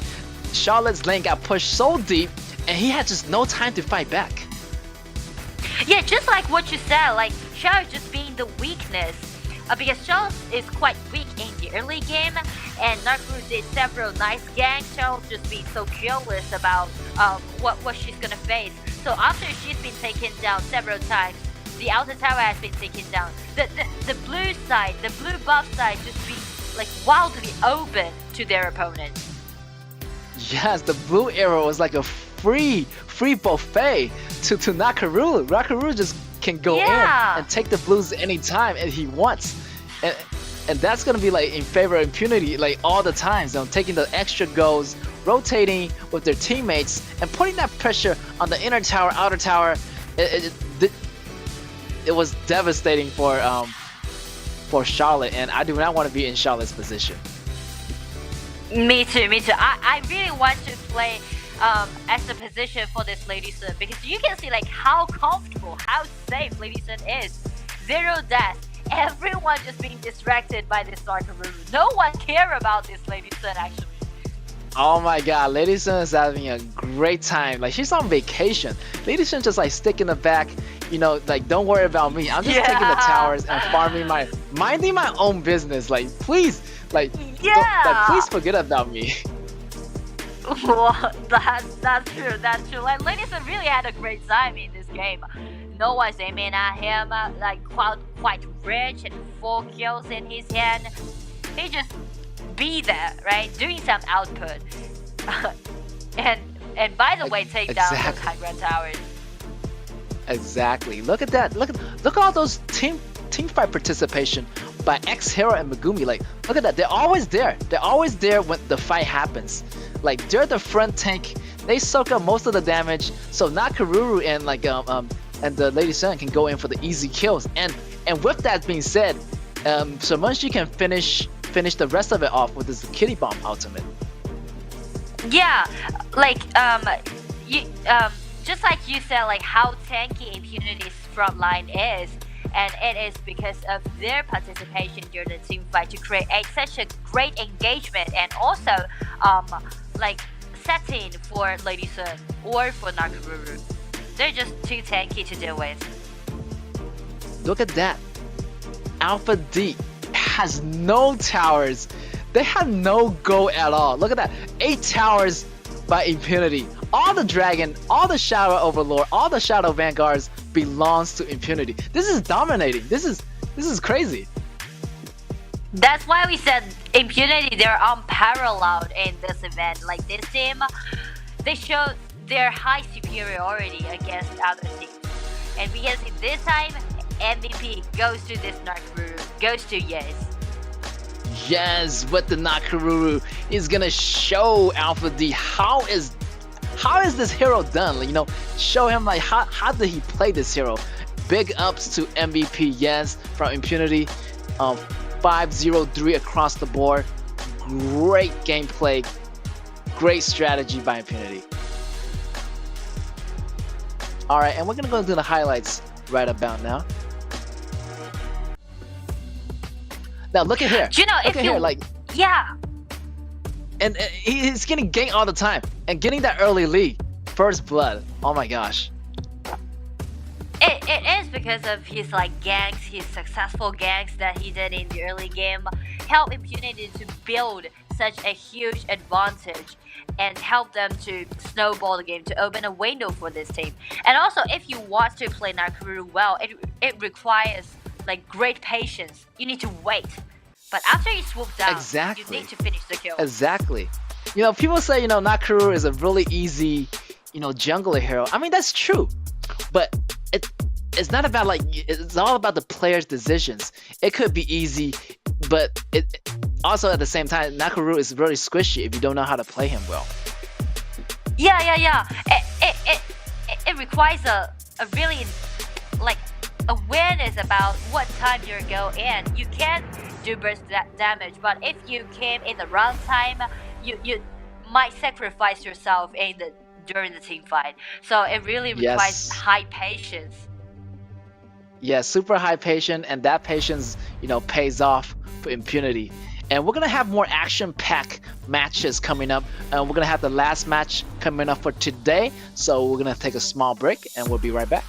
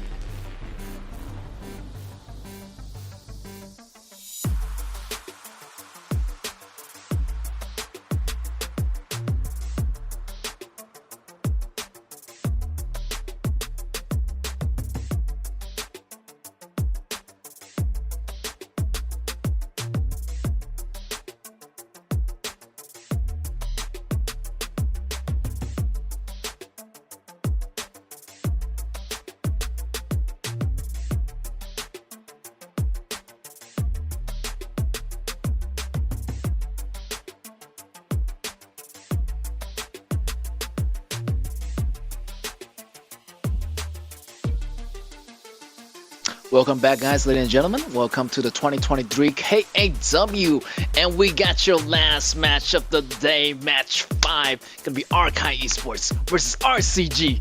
Are you ready? I know I'm ready. How about you, Nora?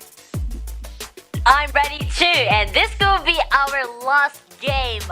Actually, today's really fun. We saw some even matchups, we saw some really furious matchups, and also we even witnessed the very first 1-versus-1 tie. Yes, that match was hype. Actually, all the matches today are super hype. I'm super excited. And again, yeah, we witnessed our first ever tie match from KG versus Scars. That was pretty much, expected. But to see them actually happening, that was crazy. That was phenomenal. I really enjoyed those matches. Me too. All those team fights happening. And I guess for this matchup, the last one, a lot of team fight can be seen from these two teams. Like RCG, they're the one that also gonna be quite unparalleled in this event. We will name two teams. One would be Impunity, which already ends up another 2-0 play against Alpha D in the last game. That also means Impunity secured their very first place. And for RCG, another team being so dominating in our event. Yeah, RCG right now is on a winning spree. They haven't lost a game yet, or they have the 4 points. I'm not sure how Archive Esports is gonna stand up to them. Yeah, Archive Esports. Again, I feel so sorry about this team. Just like Alpha D, these two. Bro, wow, just suffers a lot, in this journey, because the opening wouldn't be that easy for these two teams. For Archive Esports, the first day they play against with Fennel, and Fennel just achieved their quadra kill by using Alexio. Yeah. And the second day when they play against Impunity, wow, again. Oh my god. They're having a tough day, I'm telling you. And even last time, I remember Xiao Chao, they had a summoner ability mixed up. She didn't even carry Flash. She carried Disrupt, as I remember from yesterday's game. Yeah, it's quite rare, all those choices that Archive Esports chose for their heroes or their compositions. It's we can say they're quite creative about their choices, and also somehow they had their own understanding towards this game. Yeah, they're a little bit old school, but to get the hang of it, they're getting a little bit more creative. But I want to see how creative they get in this match. It's gonna be another formidable opponent, RCG. So I don't know what's gonna happen. I'm feeling worried for Archive Esports right about now. Me too. Archive Esports, they already lost 2 games in a row, and every game was end up within 10 or 11 minutes with such a gigantic goal difference. So Archive Esports, I don't know if they can contest RCG, and also there's some rotations that they made from yesterday's performance. Actually, their top and their junglers rotate, and also their marksman and also support, they rotate a lot. Yes, and they might even forgot to switch the summoner's ability in the last moment. That's why maybe Xiao Chao got the disrupt instead of a flash over that ability. Yeah, that makes sense, because it's really rare to see Xiao Chao carrying disrupt. So let's see what they're gonna have for today. Especially Archive Esports, they need to play against RCG. If RCG ends up with 2-0, that will make RCG and Impunity be the first place. Both will have 9 points in their hands. So RCG, they are gonna be really serious about this game. Yes, indeed, you said it. Alpha Archives Esports, they need to be careful. RCG is a team. They have high teamwork, high coordination, and they're gonna have rotations coming at you in the early games, in the mid games. And Archive Esports, they gotta step it up. They gotta step it up this time. It's either you go hard or you go home. Yeah. So what about Archive Esports just chose some early game play style? Just play it toe to toe. Never hold back, never hold on. We just fight. Maybe some choices can be made. Maybe some really nice opportunity can be seized by Archive Esports if everything just went chaotic.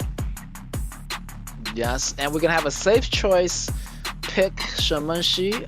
Yes, that mage, super popular pick. You do not go wrong with that mage. Fuzi. Will they go for that Fuzi and Dachao composition? Ooh, here it is. Whoa, here it is. It might be happening, you know, they'll be pushing the towers like crazy, they'll be teleporting back, and we might see an objective, you know, just going for the towers. You know, they're not going to participate in a lot of team fights, they just want to, you know, go for the torrents and just kind of backdoor to their core. Yeah, this pair, Fuzi and Dachao, is quite prevalent in this patch, especially in KPL region. First, it requires your awareness upon all those maps. Like you need to know where lanes you want to aim at, and also that somehow means RCG wants to operate the game instead of just keep fighting. Oh, we're gonna see Jane locking it down, and versus Nakaruru. Wow, both are good jungle players, like jungle picks. You know, highly mobile, highly damage, and I want to see how this turn out. Yeah, because we can see a lot of highlights, right, provided by these two junglers today. Jin, acted by Shin from KG, wow, really nice play, and also Nakaruru, by Impunity's jungler, by Yes, for the last game. These two junglers, which cause burst damage during the mid game, can always bring some miracle, make something happen. Yes, the highlights. I still remember, you know, Shin with this Jing, and also the Yes with the Nakaruru. Would they impress me this time? You know, would they refresh my memories from Archive Esports and RCG? We'll never know. Maybe you know, this Jing might be better. Maybe the other Jing's better. So I'm really impressed to see both Jings and both Nakarurus in comparison.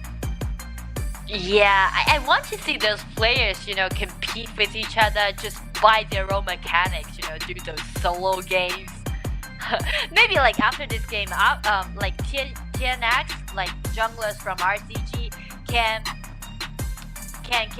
challenge Shin from KG to do like a Jin solo game. Wow, I look forward to that. And with that saying said, we're gonna have RCG picking Zhao Jun. Maybe Concert U is gonna be locked down for Archive Esports. Well, Concert U, I don't think that would be a really nice choice. I know Concert U would be that preferred by a lot of marksmen. It's because the second ability allows her to get avoid of like those burst damage done by Jing or done by another marksman. But the key point is Archive Esports, they try to play defensively. They try to be like not that proactive. So if they want to face RCG, these kind of like dominating team, I'm afraid of they're gonna lose their opportunity Wow. in late game. Concert U is looking really dangerous because you get that, you know, Dachao doing some magical damage and some knockback, and Concert U can't dodge those magical attacks, and we get true damage too from Marco Polo. And right now Concert U is facing a lot of threats from the back row. Yeah, here's the thing, like Concert U can use her second ability to dodge physical damage, but not magical one or true damage.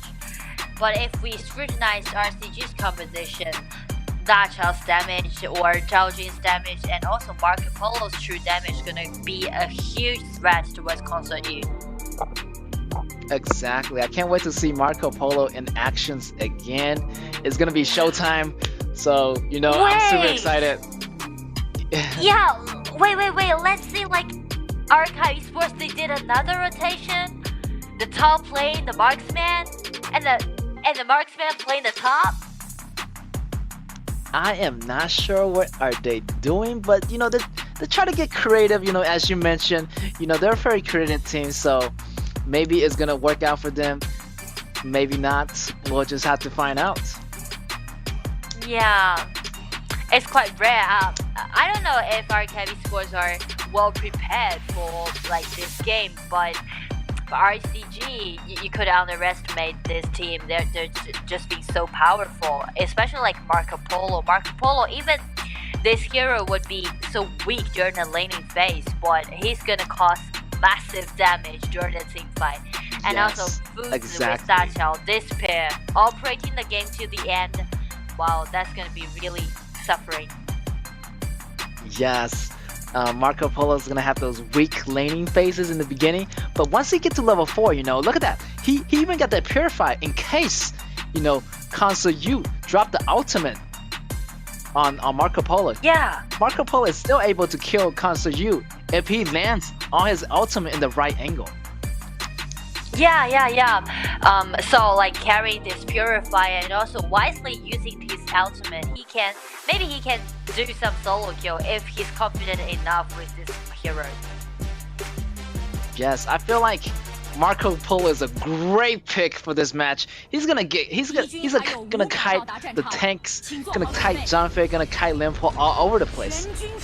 And right now, Archive Esports on your left, the blue side, and RCG on your right side is gonna be the red side. Oh, we're gonna see some technical difficulties as there's 2 players are still within the base. So I don't know what's going on here. Like they might be late to their laning phase. We might see a pause in the game pretty soon because these 2 players are not connected yet.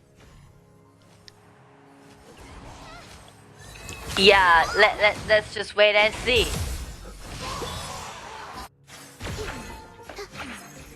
Alright, not much going on here. Marco Polo just, you know, on the bottom lane just being super comfortable because nobody's coming for him right now. And that RCC sees that as an advantage. They're gonna go for the red area, maybe not, maybe yes.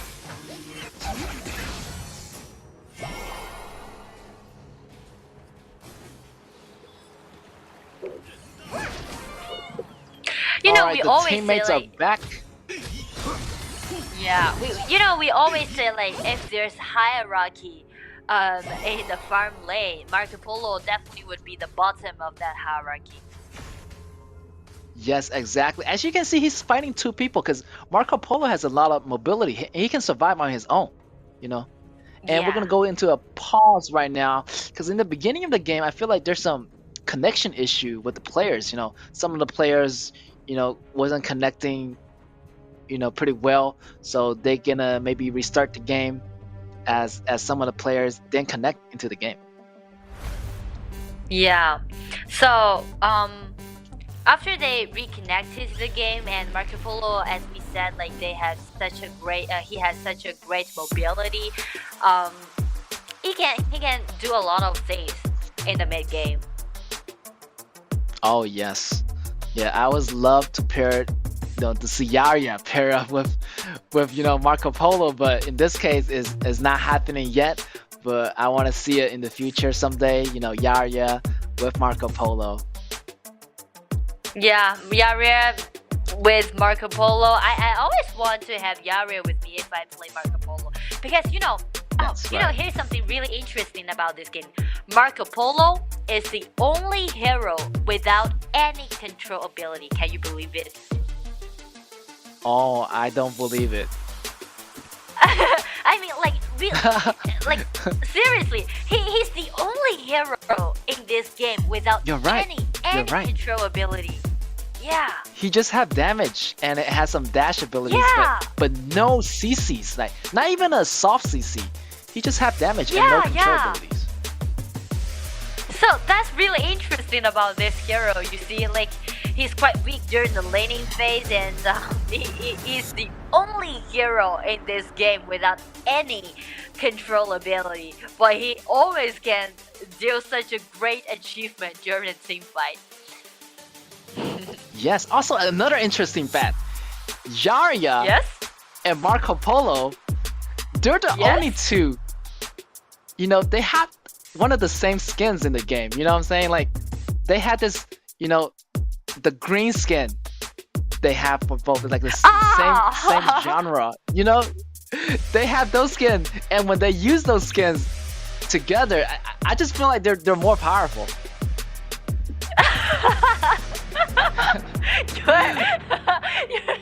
that might be, or it's because of some like psychological hint. Effects. Like I would do better Yes. with this skin. Yes, exactly. And that's the only ADC, that pairs the skin of a Yarya so perfectly. Like there's no other other ADCs that pair up with that Yarya skin except for Marco the Polo skin. Yeah, that's really. There's a lot of interesting things about this game. Like for example, like for Da Qiao.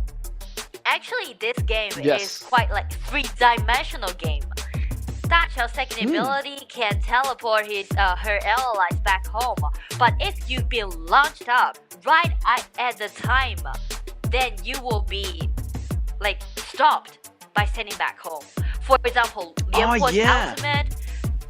Yeah, Lianpo's ultimate. You're right. If you launch by Lianpo's ultimate, you will be stopped to be sent back home. Yes, it's a 3D game, guys.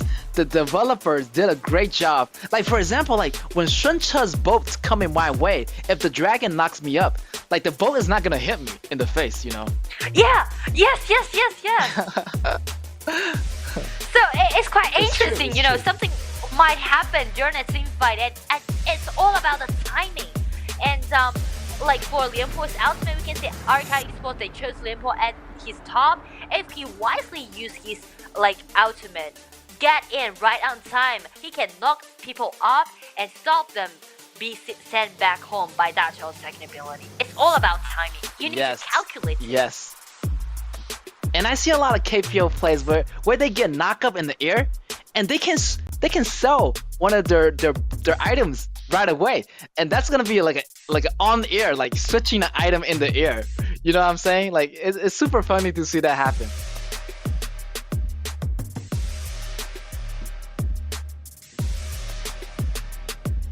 This match has been paused due to a network connection issue, but we're gonna have the teams fix, and we're gonna come back with this game. We're gonna fix the connectivity, and stay tuned for more updates.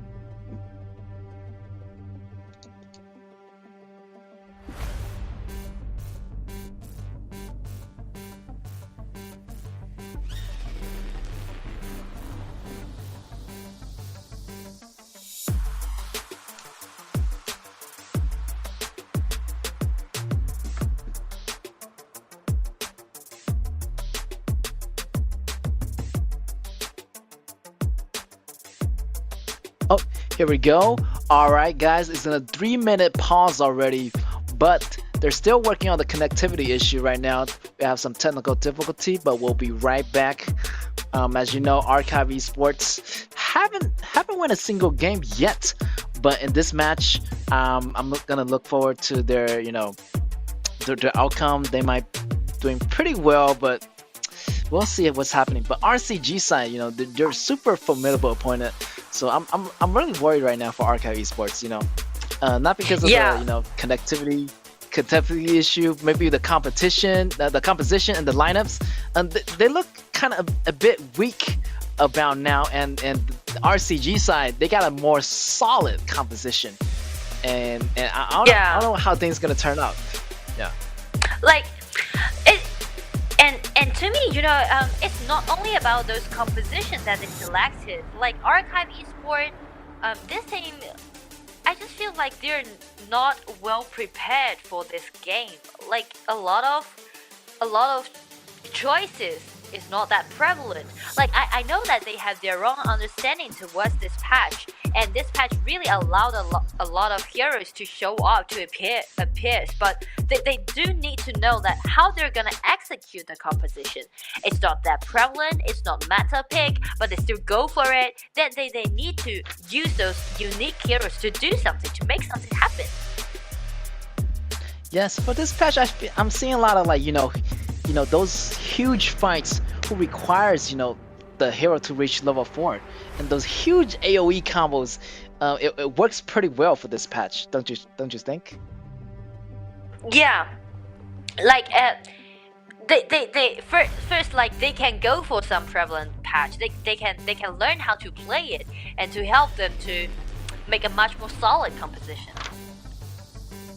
Yes, exactly. And Archive Esports, they just rotate different members of the players to play different kind of roles. So I'm really surprised, like, why they do that. Like, and we're gonna, as you mentioned, we're gonna go back to the game right now. We're gonna have some footage.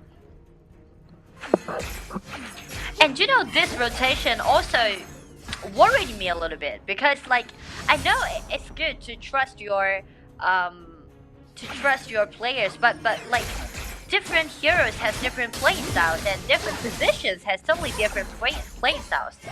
Like, if you're a warrior, you need to go to the front. If you're a marksman, you need to hide behind. So the positioning means a lot. The awareness is also like completely different. So if Archive Esports they frequently to do rotations like this, I'm worried about their positions during the team fight, or what jobs they're gonna do. Yes, exactly. You know, when you switch roles constantly, you have to switch your mindset. Like you have to know like what your role is supposed to do at the right moment. So it might be confusing sometimes, you know, if they switch roles too much, and that's gonna, you know, confuses them of which role they're actually gonna do. Yeah. Like, if they can, you know, swiftly to change their mindset, okay, that's gonna like be great for them. But on the other hand, if they can't like instantly to switch their mindset, that's gonna cause a huge problem. Yes, and you can see that combo happening right now. RCG rotating on the Oh, top, but Dacha is going back. Yeah. And RCG, they're doing something bad in Archive Esports field. Wow, taking that red and just saying bye bye. That's my red, and they're just going back home. Like, you know, they just want to tweak their resources right now. They steal away the red buff without any cost. They just easily steal it away, and that's why we say like RCG, they have their own image about this game. Flash force out from console U. They're putting heavy pressure bottom, and look at Jin. Jin right now just farming his, like, trying to get as much resource as possible before the next team fight. And RCG here just kind of, you know, poke away the bottom tower. Yeah, like Jin's being so chill, steal away the red buff and get back to his own, clean up all those resources, just chilling. Yes, and Marco Polo is having a good time too. You know, he's kind of comfortable because nobody's gonna come and gank him, and he can survive on his own. And look at that, the two-man combos. Fuzi. Ooh! Oh, look at that first blood kill. What? And a big fight happening. Dacha teleport everybody over. Everybody goes down. 3-for-1 trade. Can it be another one? Wow, RCG. Taking Kansu down. It's gonna be an early ace. Even before 5 minutes, already an ace happening. And with that, the jungle red is gonna belong to RCG as well. Oh my gosh. RCG, they aced Archive Esports in only 4 minutes. There was a solo kill happening on the top, and there's a 1-for-4 trade happening on the front lane. And they can take down the Tyrant. They can even want to take down Shamoshi again in the mid. And as a consolation effort, they just take down the mid lane tower. Wow, cause and effect. You know, you do not want to fight against a whole team of people that just teleport bottom after getting a kill on your teammates, and that's gonna leave you in a low number advantage situation. And that's what happened to Archive Esports, and they didn't want to back off, and RCG just took advantage of that. Whoa! Again, try to initiate. Nice ultimate. Nice ultimate by Fuzu, locking down. Oh, that's gonna be, oh my god, the AoE damage from G. Triple kill, so much damage in a couple of seconds. Archive Esports, oh my god, last man standing is gonna be Nakaru, and he is scared for his life. What just happened? 6 minutes and 10 kills in RCG's hand. A triple kill goes to Jin. RCG is just dominating this game. They're just dominating. They just take over this game.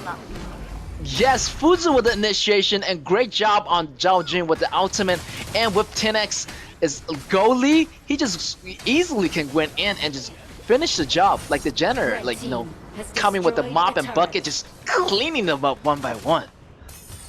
Yeah, like RCG, they did achieve a lot in just like 6 minutes, and again, trying to do a finish. Wow, look at that kill! Going in with a 1-2 ability, refreshing the first kill, and just slaughtering Nakaruru in seconds. Wow. You know, I really want to see this G played by Tianxin to do the solo game play against that one from KG. Oh, Limpo gets locked down from Fuzu, but still got the knockups. Limpo is pretty tank right now, but he had no way to go back. He's gonna be left in the dust. And right now, RCG is putting heavy pressure. There might be an early game. Look at that early sweep by Marco Polo, and that bottom high ground tower is gonna be gone. Oh my God, it's gonna be a 7-minute game. It's gonna be a record. Oh my God, they're gonna go after the. It's again! Oh my God! This is a record-breaking game! 7 minutes and 45 seconds. RCG just blown away. Oh my gosh! Wow! They really blowed away and blow up our mind. Like RCG, they finished the game within 8 minutes. A triple kill, ace their opponent. I feel like twice. That's a record. Wow. That's a record. 7 minutes and 45 seconds.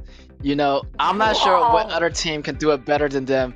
And that Marco Polo just came in with the sweep, and Jing with the early lead and just slaughtering, you know, one by one, like, you know, just with that clutch kill and just marching towards their base with the remaining minions, and there you have it. There's your winner, RCG. That's crazy. That was crazy. Like RCG, wow. Like we would be like expecting Fuzu with Dacha would be more like, you know, like passively try to operate. Yeah, more passive. Break those things fight. RCG won't let that happen. They just, you know, initiate on both sides at the same time. A solo kill by Jin on the top, taking down Nakamura, and a 4 versus 4, and ace Archive Esports in such an early time, 4 minutes, and they even aced them twice in a game. Yes, and that ace caused them like no way to fight back. You know, Fuzu with the initiation, and Zhao Jun just, you know, put all of them in that AoE ice storm, and just everybody just getting like low HP, and Jin came in to finish the job. Like this Jin, almost impressive as the last Jin we saw from Xing's game. Wow, yeah, I do want to see Tianxin play against Jin, you know, by using this Jin. Yes. Come on, do a solo wow. game. That's gonna 7 be fun. minutes That's gonna be, wow. and 45 seconds. There you have it, ladies and gentlemen. You know, it's not gonna get any better than this, but you know, in the future games, we might see some pretty spectacular gameplay. So, you know, there you have it. Look at 10x, 7-0, 7K, dominating Go League. Look at that impressive Go League, almost 4K over their lowest Go League in the Archive Esports. That's crazy. Like you know what? With this Go League, like 7,000 gold in Jin's hand, Tianxin even don't need to like break his ultimate. The second ability, the first ability, that's totally enough to do an insta kill. Yeah, first ability, second ability, and it's gonna reset all his skills with the ultimate, and he just like dance around Archive Esports. There's nothing they can do about it. Like 10x is on a roll. Wow, like RCG, once they seize those timing, once they open the window for this team, they won't left any chance or any time for Archive Esports to bounce back. There's no way for them to farm up. All those kills in their side, in blue side, has been cleaned up. All those minion waves has been pushed forward, and their front line has just been so weak. There's no time for them to react, no time for them to farm up or bounce back. RCG want them to have any chance. Exactly. And Jonathan was kind of, you know, busy with Console U facing, Marco Polo, but Marco Polo, you can face them, both of them off. So Dachao was mainly with the group most of the time, so they're losing one tank, and Limpo was not enough to face them. Limpo was getting pushed back, so they have like a 4v3 situation going on while Marco Polo was distracting them on the bottom. Yeah. They just like tear them up just like a piece of paper. It's quite easy. And the MVP goes to Tianxin this G. Yo, Tianxin 10x, great job, no doubt. One of the best Jins in this matchup right here. But the previous matchup, Shin is another impressive Jin. So I would like to see them face off towards each other, like you said. Yeah, top 2 Jin, I was saying. Top 2 Jin as so far in this event. And like, but for this match, the game went pretty well for them. So I didn't really see too much of this Jin. So I would love to see more, and to see more of the high mechanic games plays for this guy. Yeah, me too. All right, let's go into the replays right now. Let's see what happens and how did he do this? Get the early lead, get the ace on the Archive Esports.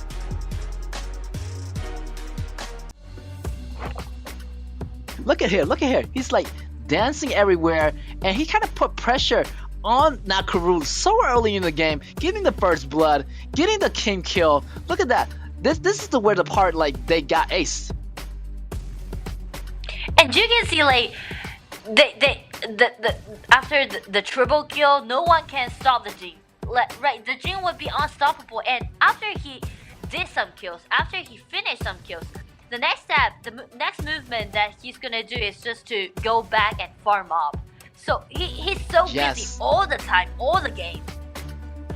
Look at that, just like ignoring the towers, just going in, slaughtering Archive Esports. Like, they have no way to fight back. They're so behind and go in a deficit. Like, it's just impossible to fight off Jin and the rest of members of RCG. Yeah, RCG just outplayed the game. We can see like both RCG and Impunity, they both won the game with such a high superiority. So like for the next game, again, I would say like it would be too early for Archive Esports to win. Like the winning rate is quite low, but I guess the first thing for Archive Esports is to learn something from RCG. Exactly. Archive Esports gotta step it up, and they gotta learn the mistake they made in the first game, and how they can transform their strategy in the second game. But right now, like right this moment, they need to do something. Yeah. Like Archive Esports, they have different choices. Their composition is quite diverse, and they rotate a lot. But they shouldn't be so lost, They shouldn't be so lost about what they choose. They need to have a certain plan about how to execute their composition. Exactly. And this game, RCD is gonna triumph over Archive Esports. And we're gonna go into our second game in our last match of the day, actually. So let's see if RCG can do it again. Perfect combo execution. Yeah, I guess the only team that can break that record would be themselves. So maybe they can see. face Impunity in the future? Yes? Yeah, I can't wait to see RCG play against Impunity, to be honest. Wow. Yeah, Impunity, like, you say, really nice. They're really aggressive, but RCG is really calm, like, really decisive. Like, I feel like it's gonna be a great matchup if they do. Yeah, decisive. Yeah, decisive. Precision. Yes. Yeah. And also they they're never gonna ban rush out. into something. Yeah, they don't. They super, like, they know what's the plan. They can adapt on the fly, to different situations. They got different players, with a certain amount of good diversity of hero pool. So super excited if they can go against each other in the future someday. Yeah. Oh, again, Lianpo, use the hero that you played for the last time. Kai would be that nicer. Kai would be nicer. Yes. Kai, we might see a Kai jungle, or maybe a Kai top. Yeah. But mostly jungle, right? In these kind of Yeah. meta these days. Yeah. In this meta, Kai would be more like a jungle, and always paired up with like Charlotte or Magnis, these warriors on the top. Whoa, Musashi. I don't know, Musashi is gonna be enough for Kai, because you know, when Musashi land his ultimate on Kai, if Kai activates his ultimate, like, Musashi is gonna go down. Like, Musashi has no way of beating Kai 1v1. Musashi can do really nice damage on those heroes with low HP bars, but definitely won't be Kai. Kai would be so tanky, especially when he broke out his ultimate. Yes, you know, he gotta catch Kai without his ultimate. You know, Musashi has a chance of killing Kai. But right now, we're gonna see a Mai Shinui popping up, and also Charlotte. Yeah, that's what we just discussed about Kai. Like, Kai being the jungler is more like a tank. So he needs someone to take the responsibility to play the role as assassin. And Charlotte's gonna be a really nice choice. Wow, so many assassins here. We got, I mean, Kai is like a tank assassin, you know, kind of still, but mainly a tank. But we got Charlotte and Mai Shinui, you know, cutting the back rows here. So let's see which ADC Archive Esports gonna choose. The ADC is gonna be such a huge problem, I would say. Archive Esports.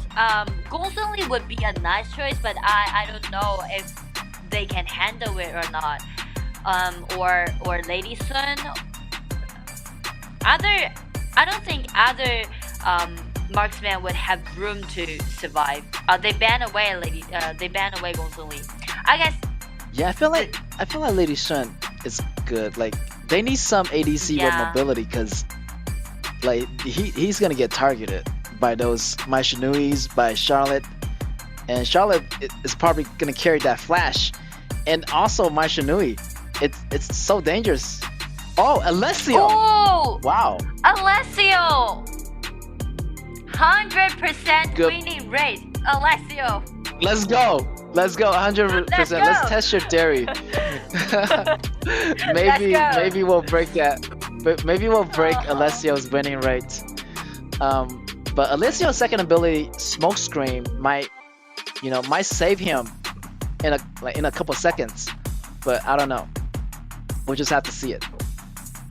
Yeah, because Alessio rely on his second ability once he throws the smoke on the ground and try to jump over the walls.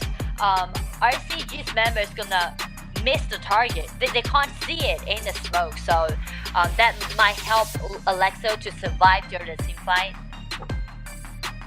Exactly, and we have Luban.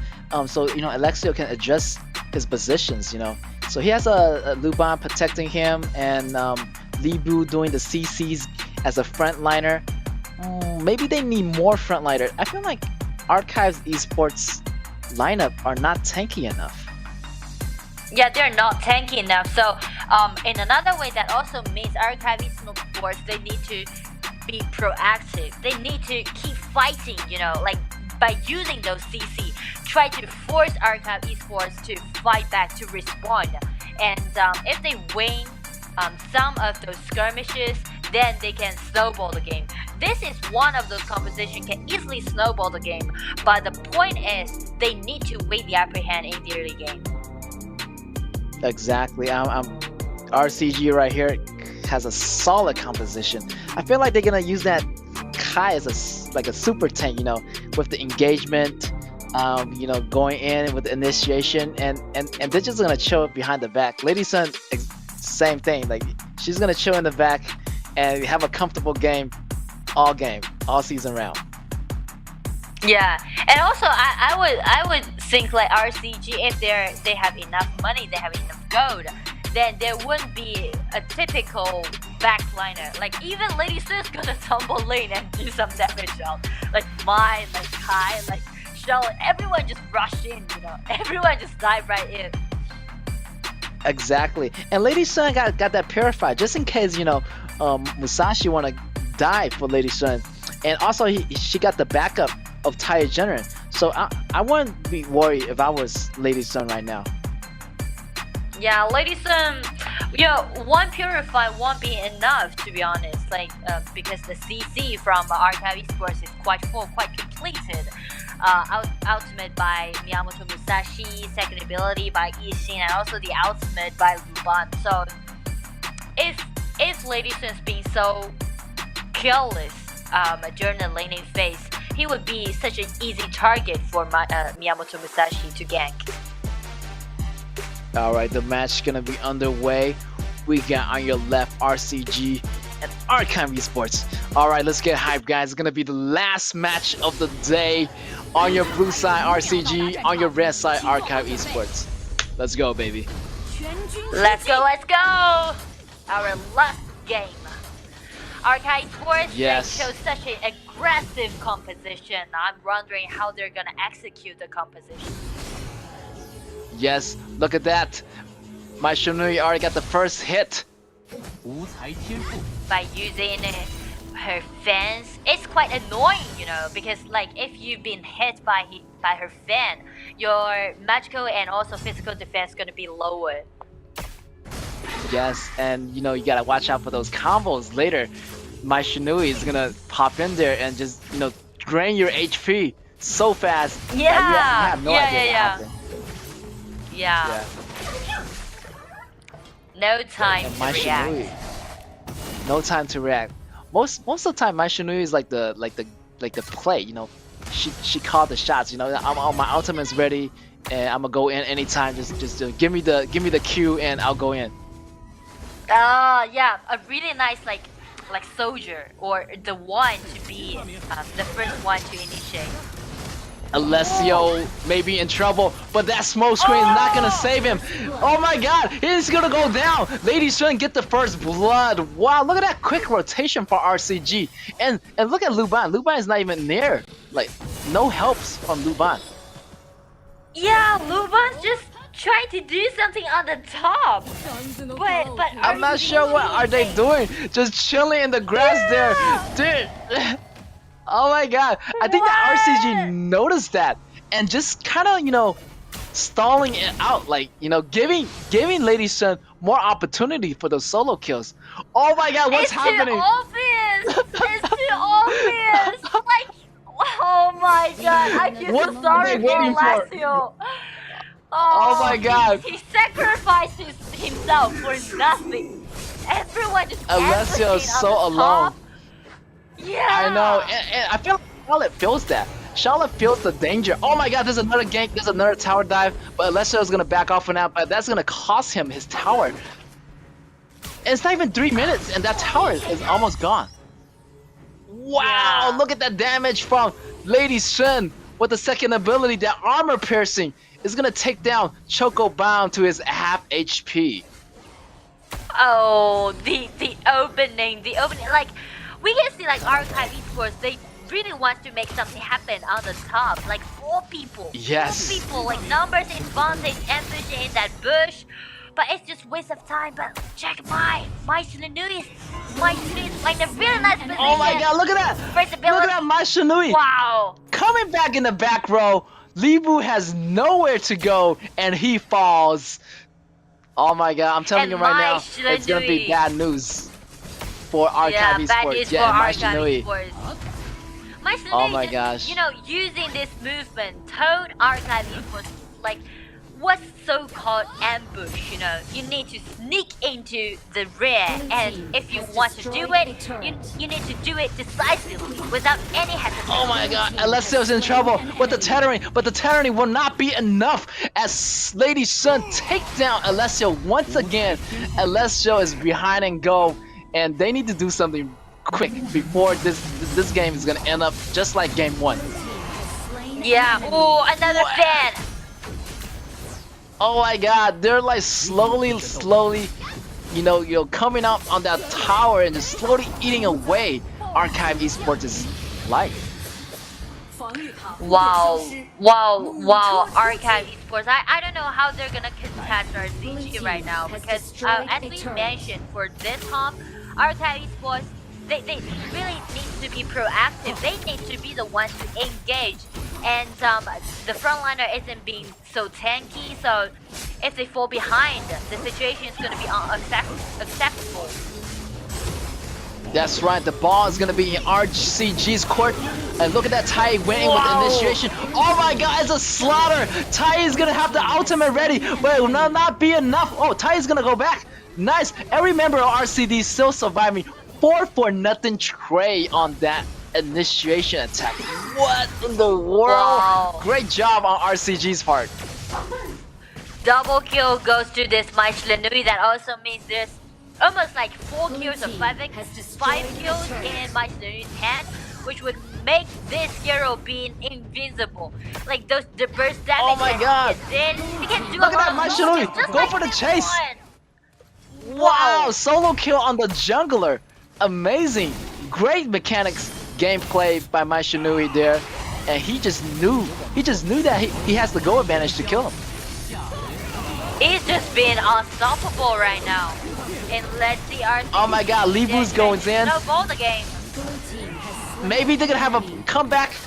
He's gonna take that. Well, maybe not.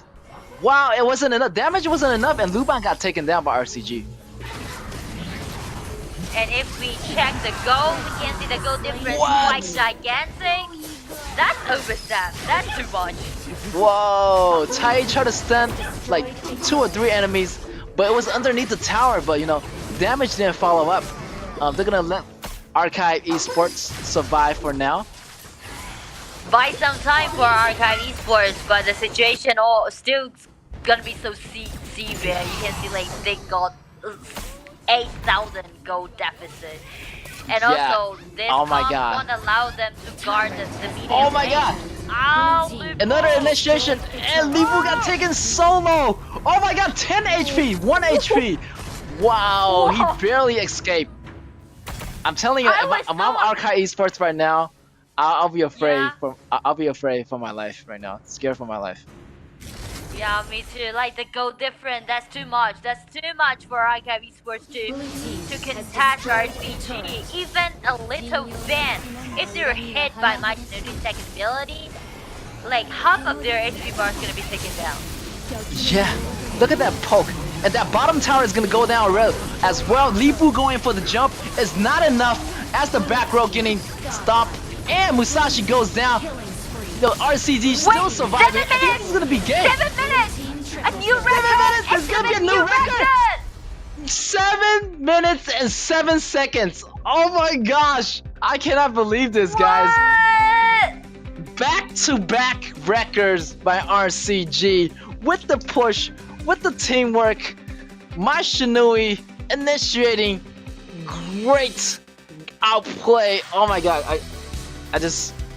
I'm in awe right now. Wow. To be honest. Well, like we just mentioned, like it would be really difficult for other teams to break the record in this event because they end up winning 7-45 for their first game. But the next game, the second game, they end up with 7-5. That's a totally new record, and gosh. they break the record in a row. Play against with Archive Esports, I would say they are gonna become the nightmare for Archive Esports. RCG, they showed us their power, they showed us their like high superiority again, and RCG now they got 3 wins in a row, 9 points in their hand. Wow, and that's gonna put them in ranked number 1, I believe. What? Yeah, Such an like incredible gameplay. with impunity. Yes, right now those are the top 2 teams, I believe, in the ranking charts. Just unbelievable, like back-to-back records, and it's in the same BO2. Like first match, 7 minutes and 45 seconds, and the second match, 7 minutes, 5 seconds, 7 seconds. Incredible. Incredible indeed, RCG. Wow. And the top 2 teams, RCG and Impunity, I just can't wait to see these 2 teams to play against with each other, and that's gonna be tomorrow. Yes, stay tuned for more matches.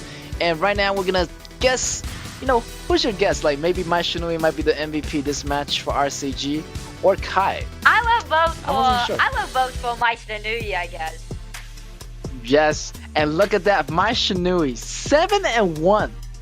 And look at that goal count, like so much initiation, going towards the back, getting Libu, and helping the top lane, and helping the bottom lane as well, getting an advantage. And look at that, Lady Sun having an easy time, like the most comfortable time over Alexio on the bottom lane. Oh, Alexio, 100% winning rate. Oh, Gone, Alexio just 100% gone. Oh, Thanks to no. Nora. Oh And my let's see, gosh. like, Lubu, poor guy. Only one item has Yes. been made.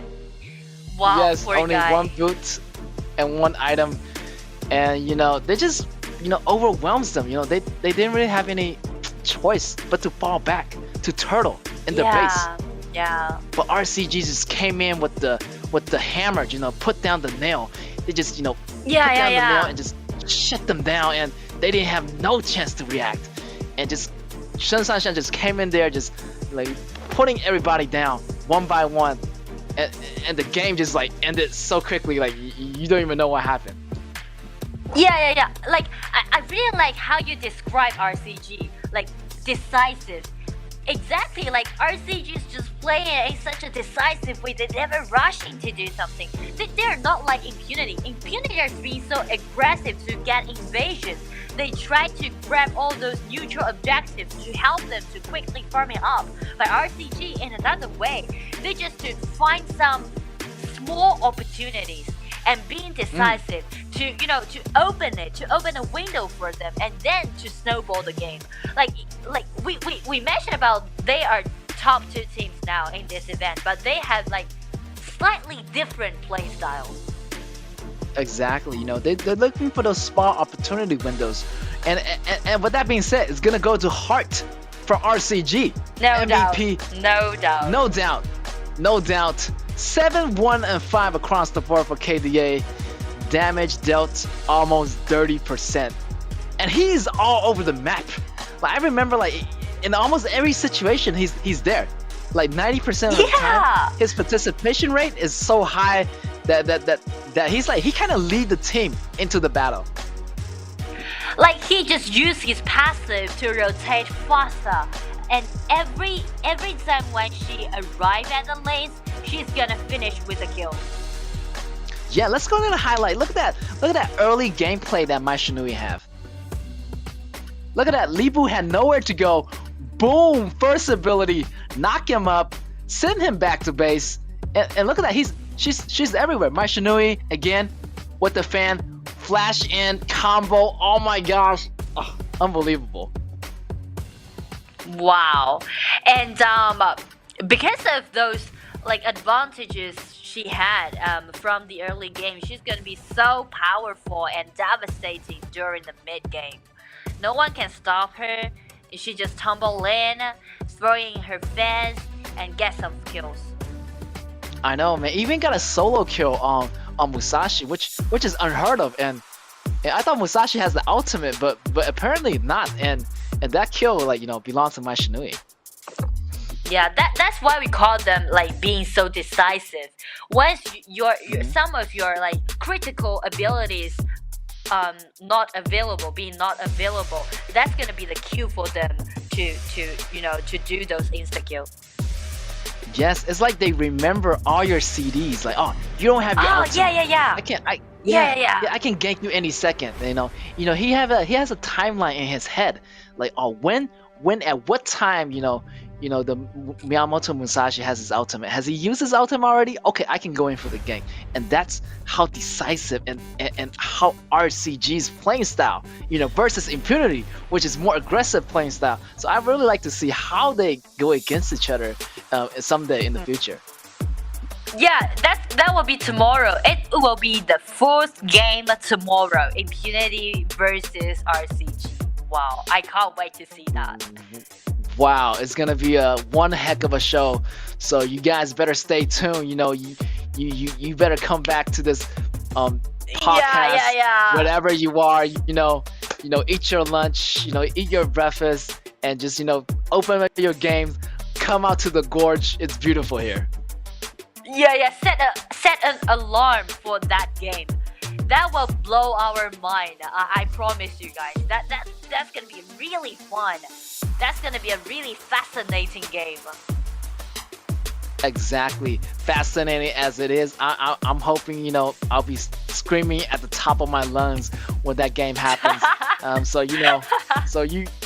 Sorry for those who wearing headphones or AirPods. You better take them off because we're gonna be really loud. Let's go party tomorrow. Yes, indeed. And after tomorrow's game, we're gonna have maybe a 3-day break. But the group stage is constantly going on throughout the month, so you're not gonna miss a thing. So set those alarm clocks. Yeah, and after today's game, we got 5 best of 2. We got 5 matchups, and today's the first day we saw a tie, and also this game ends up with 2-0 again over to RCG. So there's gonna be top two teams. 9 points in their hand. Yes. RCG and Impunity secure the first place. Wow, amazing. The top 2 teams, one, there only can be one top team. So 9 points for RCG, 9 points of Impunity. They're gonna be researching at each other right now, right about this moment. They're gonna prepare so much for tomorrow's matchup. Yeah, and somehow that also means the draft, the ban pick phase is gonna be much more important than before, than these 2 days, because they already got mechanics. They're really skillful. They have their own understanding. They have own strategies. So the the draft means a lot. Who win the upper hand during the draft, have higher winning rate, have much more solid composition, gonna have a higher winning rate for that matchup. Yes, I can't wait to see that battle. As the ban pick is gonna be more crucial now this time, because they ban out the heroes they use really often. They have no choice but to go to other heroes that they're gonna use. So I want to see what other heroes they have, and I want to see what kind of strategy in the BP phase the Impunity gonna put on RCG, and same way, vice versa for RCG put on Impunity. Yeah. So I do hope these 2 teams can be well prepared for tomorrow's matchup, because that's gonna be quite crucial. Not only being such a task for themselves, but also gonna decide who's gonna be the first place as so far. And also for today's matchup, some teams also surprised us a lot. For example, KG, right? Kilo Gaming, that jungler. Yeah, that jungler was, oh my god, one of the best highlights I've seen yet in this matchup. Me too. Well, if I play Yari, I definitely would choose junglers like Jhin. Yes, jungler like Xin is gonna carry the whole game for us. I'm just gonna remain on the bottom lane, just farm my way. Nobody comes to my lane. You guys just do the carrying, and I'm just gonna win. Yeah, we can see so many teams, they already learned a lot and they made some progress. Some may be a large progress, and some maybe just need time for Archive Esports. For example, Archive Esports, they still need time to improve. But the regular season will go for that double round robin. So I do hope that they can learn something from their opponents. Exactly, and we see a record-breaking game ending from Yeah. RCG today. Yeah, and I want to see them do that to Impunity, but maybe Impunity is not gonna let that slide. They might want to drag out the early games I mean, the late games as much as possible, since RCG is so well balanced. Like, so Yeah. Infinity has to, be a little bit more decisive. They I don't want them to be too aggressive, and that might be dangerous for Infinity if they go against RCG. Yeah, and we can see like today's result. These two teams that we talk a lot, like Impunity, RCG, still end up with a 2-0, and even with a quicker time. And also for RTZ, win against MNH 2-0, Nova 2-0, defeat Fennel, and here's the only witness that so far, KG versus Scars.